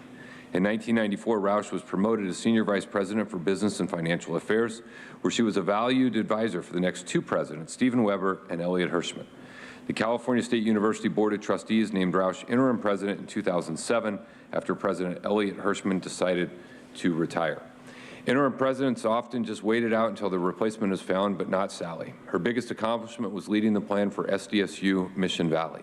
As unveiled by Roush and other university leaders on November 29, 2017, the plan promised a stadium 34-acre park alongside the San Diego River, an innovative and research district, shops, hotel, open space, and up to 4,600 residential units. The River Park is now in development and scheduled for completion next year. And just 2 months ago, San Diego State University opened Snapdragon Stadium, a $300 million project that Roush helped bring to life. San Diego and SDSU were certainly made better thanks to her contribution. We send our deepest condolences to her entire family, especially her 2 daughters, Claire and Beth, and her granddaughters, Lucy and Veda Bennett. I would like to adjourn today's Board of Supervisors meeting with a heavy heart. We remember Mustafa Nizam, an active social justice leader, a beloved San Diego community member who passed away on October 19th at the age of 53. Many of us grew accustomed to seeing him at events, to talking to him, to always being inspired and motivated by his infectious smile and his tremendous positive outlook on life. Mustafa was born and raised in Toronto, Canada, called San Diego home for the last 30 years. He was a man committed to his faith, the Muslim community, and the community at large in Southern California, and his adopted hometown of San Diego. He is remembered for his love, his generosity, and his solidarity he showed throughout his actions. He could always be counted to show up to rallies, campaigns, city council meetings, to advocate for justice. He had an unparalleled commitment to uplifting our community and advancing dignity and justice for all people.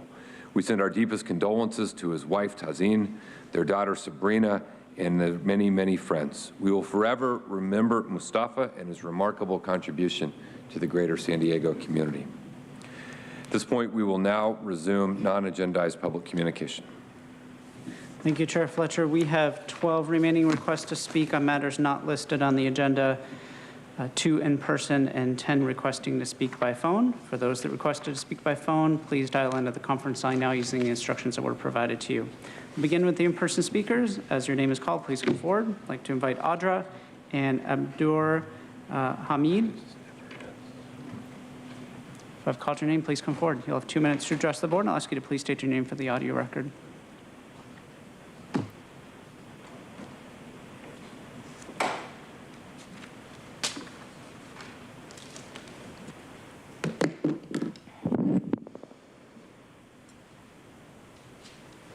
So I use the name Audra. It's just very sad what's going on in the world today, I find that a lot of this has to do with mind control and manipulating the society to believe that certain things are going on and that you guys are the savior and we're here to help. And if that was really the case, things would get better.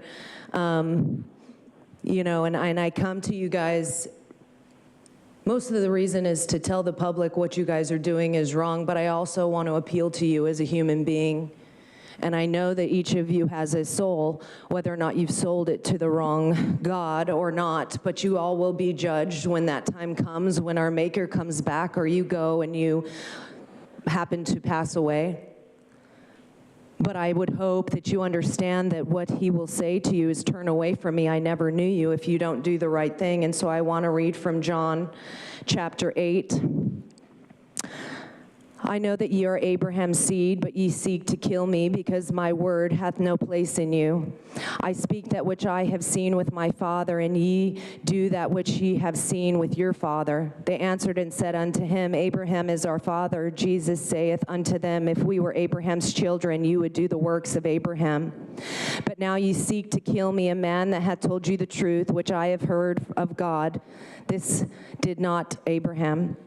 Yet do the deeds of your father. Then say to him, we be not born of fornication, we have one Father, even God. Jesus said unto them, if God were your father, you would love me, for I proceed forth and I came from God, neither I came of myself, but who he sent me.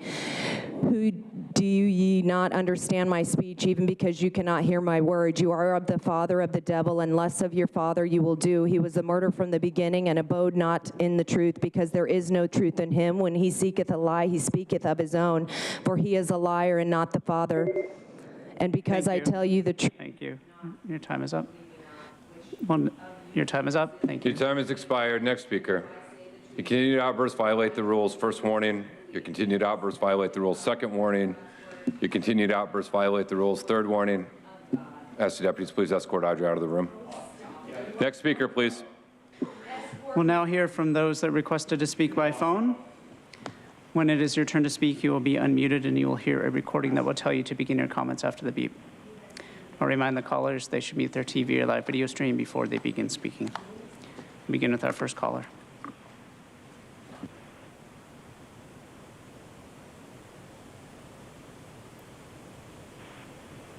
Good afternoon. My name is Terry Ann Shearson, and I work with schools and PTAs in North County. I'm also a mother of 3 adult sons, and I care about our county and health and safety of young people. I recognize our young people's challenged by marijuana businesses, their predatory and persuasive advertising firepower. Big marijuana, and I'm going to quote from a couple different things, but Big Marijuana sends out newsletters to marijuana businesses about how to best reach young people, and Big Marijuana doesn't seem to care that anyone else sees their messages. One recent communication stated, and I quote, Instagram and TikTok are the undisputed marketing channels, those aged 5 to 35 reaching 60 and 70% of the market. Although social media isn't the only option for marijuana marketing, but it's by far one of the most effective. As Marijuana Business Daily states, TikTok often feels young, energized, and fun. It's a fantastic way for cannabis companies to connect with their young audience. It is also suggested that marijuana businesses use Twitter to reach young audiences because it has much weaker sensors. Unfortunately, to avoid detection, marijuana businesses have learned the best practices for circumventing restrictions and centers using clever abbreviations and slang that can elude boundaries, thus reaching their target audience, young people. I fear for what we will see on social media for marijuana storefronts in the county's unincorporated areas. As we continue to celebrate Red Ribbon Month, please consider our youth first. Thank you. Thank you. We'll now hear from the next caller.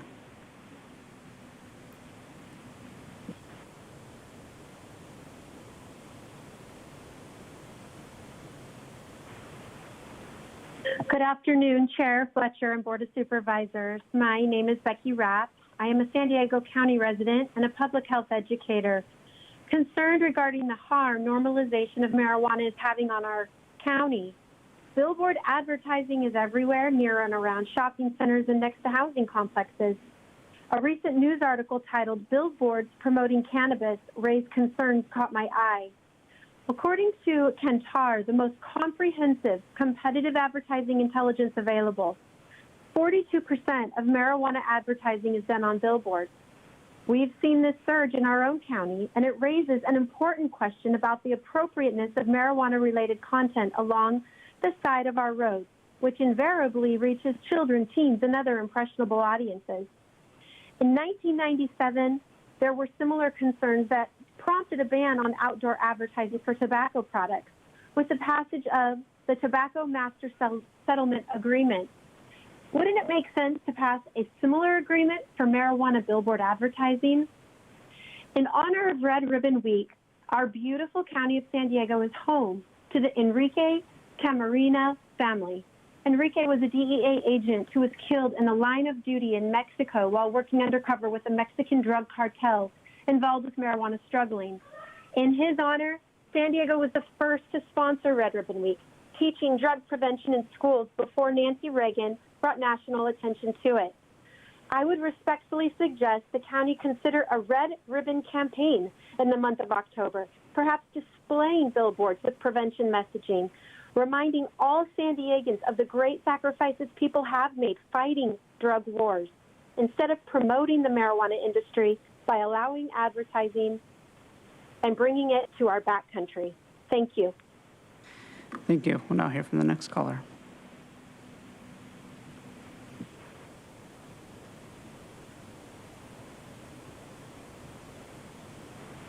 Hi, Paul Henkin. One thing the COVID pandemic and mandates may have done is make us a nation of fibbers and cheats. What is shocking is who is lying about these health matters. Government, medicos, hospitals, and now 40% of the people. It may even amount to a majority. The president of Pfizer's global pharmaceuticals business said, although Pfizer was able to help develop a vaccine for COVID-19 in less than a year with many employees working full-time from home, the situation wasn't the ideal way to work. If the workers were remote and tested the mRNA stuff, did they have the proper equipment where they were and follow adequate safeguards? Now, I don't know if they actually tested it, but, there we are. And your emergency declaration is outdated. Let's be polite about this, since it was confirmed and extended in June, but not July.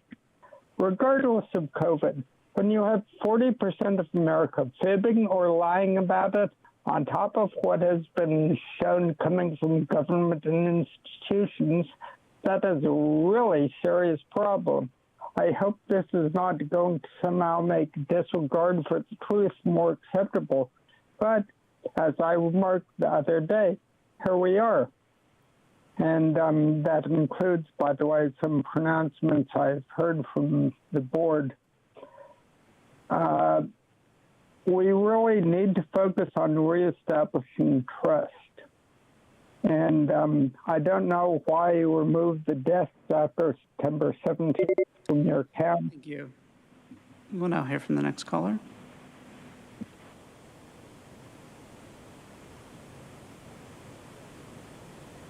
It's truth. Nathan, 1, 2, 3, smile. Next time in your photos, please. So can you answer this question for me, Nathan? On October 18th at the Rolando Community Council, you said that many homeless people still work. But then you said that affordable housing is not for homeless people. How do you reconcile those two statements? Wouldn't homeless people who work be the best candidates for housing that is labeled affordable? It sounds like, Nathan, you were too busy talking smack behind El Cajon Mayor Bill Wells' back to know what you really want. So now I want to address the money funneled to 1 billion different organizations that was all thrown into the consent. Item 8, Nathan gave $13,000 to the Corinne Organization of San Diego, which is pushing the toxic COVID shot on 6-month-old babies. $14,000 went to Environmental Health Coalition, which openly supports Georgette Gomez for District 9 City Council. Item 9, Jim gave $5,000 to VIA for TET Festival when the county made their attendees show COVID shot IDs or tests. $50,000 went to Free to Thrive, whose board includes Planned Parenthood of the Pacific Southwest employees. Item 10, Tara gave $40,000 to Little Italy Association for a bronze sculpture of Midge Costanza, who worked for Jimmy Carter, got involved in the New Age with Shirley MacLaine's Higher Self seminars, and coached politicians such as Barbara Boxer in public speaking. $9,000 went to San Diego Organizing Project, who are funded by George Soros' Open Society Foundation. And $7,500 went to Emerald Keepers for things like food, napkins, and paper for a roundtable on achieving sustainability in the city of Coronado. Does the food include sustainable bug protein or recycled wastewater? Trees died for the napkins and paper. Nothing sustainable for the top of the Emerald Keepers. We'll hear from the next caller.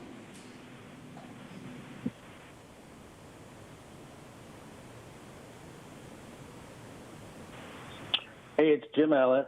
I'd like to raise the discussion out of the realm of just this physical world for now, because truly what you are doing and planning is of a life and death matter. For example, the non-identified, non-isolated virus has been used politically to bring harm to the public and bring you representatives unmitigated, outrageous, and unconstitutional control. I do not use the word power. No, you have no true power. You just have some leverage and some control for these ultimately meaningless moments. It will end, like all falsities end. And so the conversation now, for a couple of years now, you folks have been experiencing a war, actually benevolent in nature, calling for your awakening in a few ways. Awakening to your tactics, trying to push your will over the people. Awakening to a higher purpose that is full of service, inclusivity, and truth. Awakening to your soul that wishes to embrace something higher and brighter. The warnings do not bring threats of physical violence. You are not in danger here, not from us. This motley crowd, with all of its unique flavors, personalities, hats, and hairstyles, has been warning you through each person's authentic expression. It starts with a couple folks just respectfully wanting to be heard. And like all warnings from the universe, the nudge starts off calm and clear.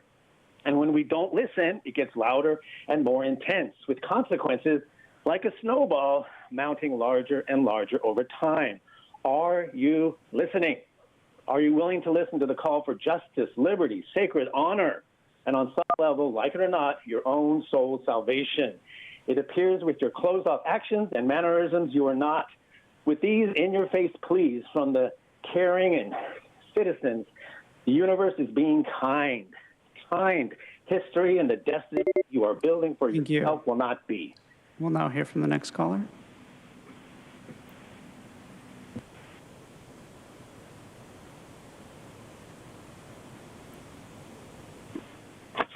Ann Riddle, parent advocate. Yesterday, parents and educators participated in the National Youth Substance Use Prevention Month webinar that was hosted by the Office of National Drug Control Policy and the Food and Drug Administration. It was called The Real Cost. The Real Cost is a federal campaign to prevent or interrupt youth vaping and smoking behavior. It's important for us all to realize that smoking and vaping behavior is at its heart drug acquisition skill. Once you overcome the hesitancy you would have about smoking or vaping marijuana or tobacco, you would smoke or vape anything. And since we understand that marijuana vaping products, particularly high concentrated THC, are 50% of the market in marijuana storefronts, this is a real concern in the parent community and in the public health community. As I listened to the presentation regarding this campaign called, again, The Real Cost, what I realized were how outgunned parents were, that it is an unequal playing field, that the money of the tobacco and the marijuana retailers is so much greater than what even a government can throw at prevention messages and that parents can deliver in our homes. We need the help of all to help parents educate and prevent the use of drugs by our children. They're the most critical decisions that we make here as a society is to protect the health and safety of our children. May I respectfully add that marijuana storefronts with their candy-flavored vapes and foods and highly concentrated THC products and egregious advertising is the great place to start. Let's not add them to the unincorporated counties. Chair Fletcher, that concludes the request for non-agenda public communication this afternoon. We do have one request to speak in closed session matter by phone, so I'll go ahead and unmute that caller.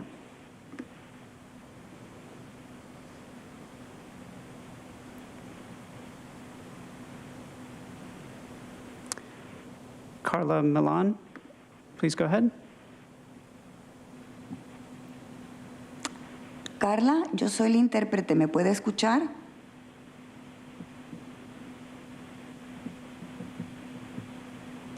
Your device might be muted. Puede que el dispositivo lo tenga en mudo.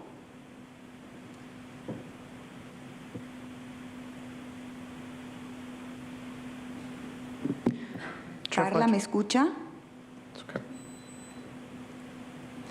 Chair Fletcher, we're not seeing any audio from that caller. That concludes public comment. Thank you. We will take a 5-minute break and then reconvene in closed session. With that, we stand adjourned. The board will now recess into closed session to consider those matters listed under item 24 on today's agenda, as well as item 1 on the Housing Authority agenda. If there are any reportable actions, they will be reported out during the planning and land use session of this meeting tomorrow, Wednesday, October 26, 2022.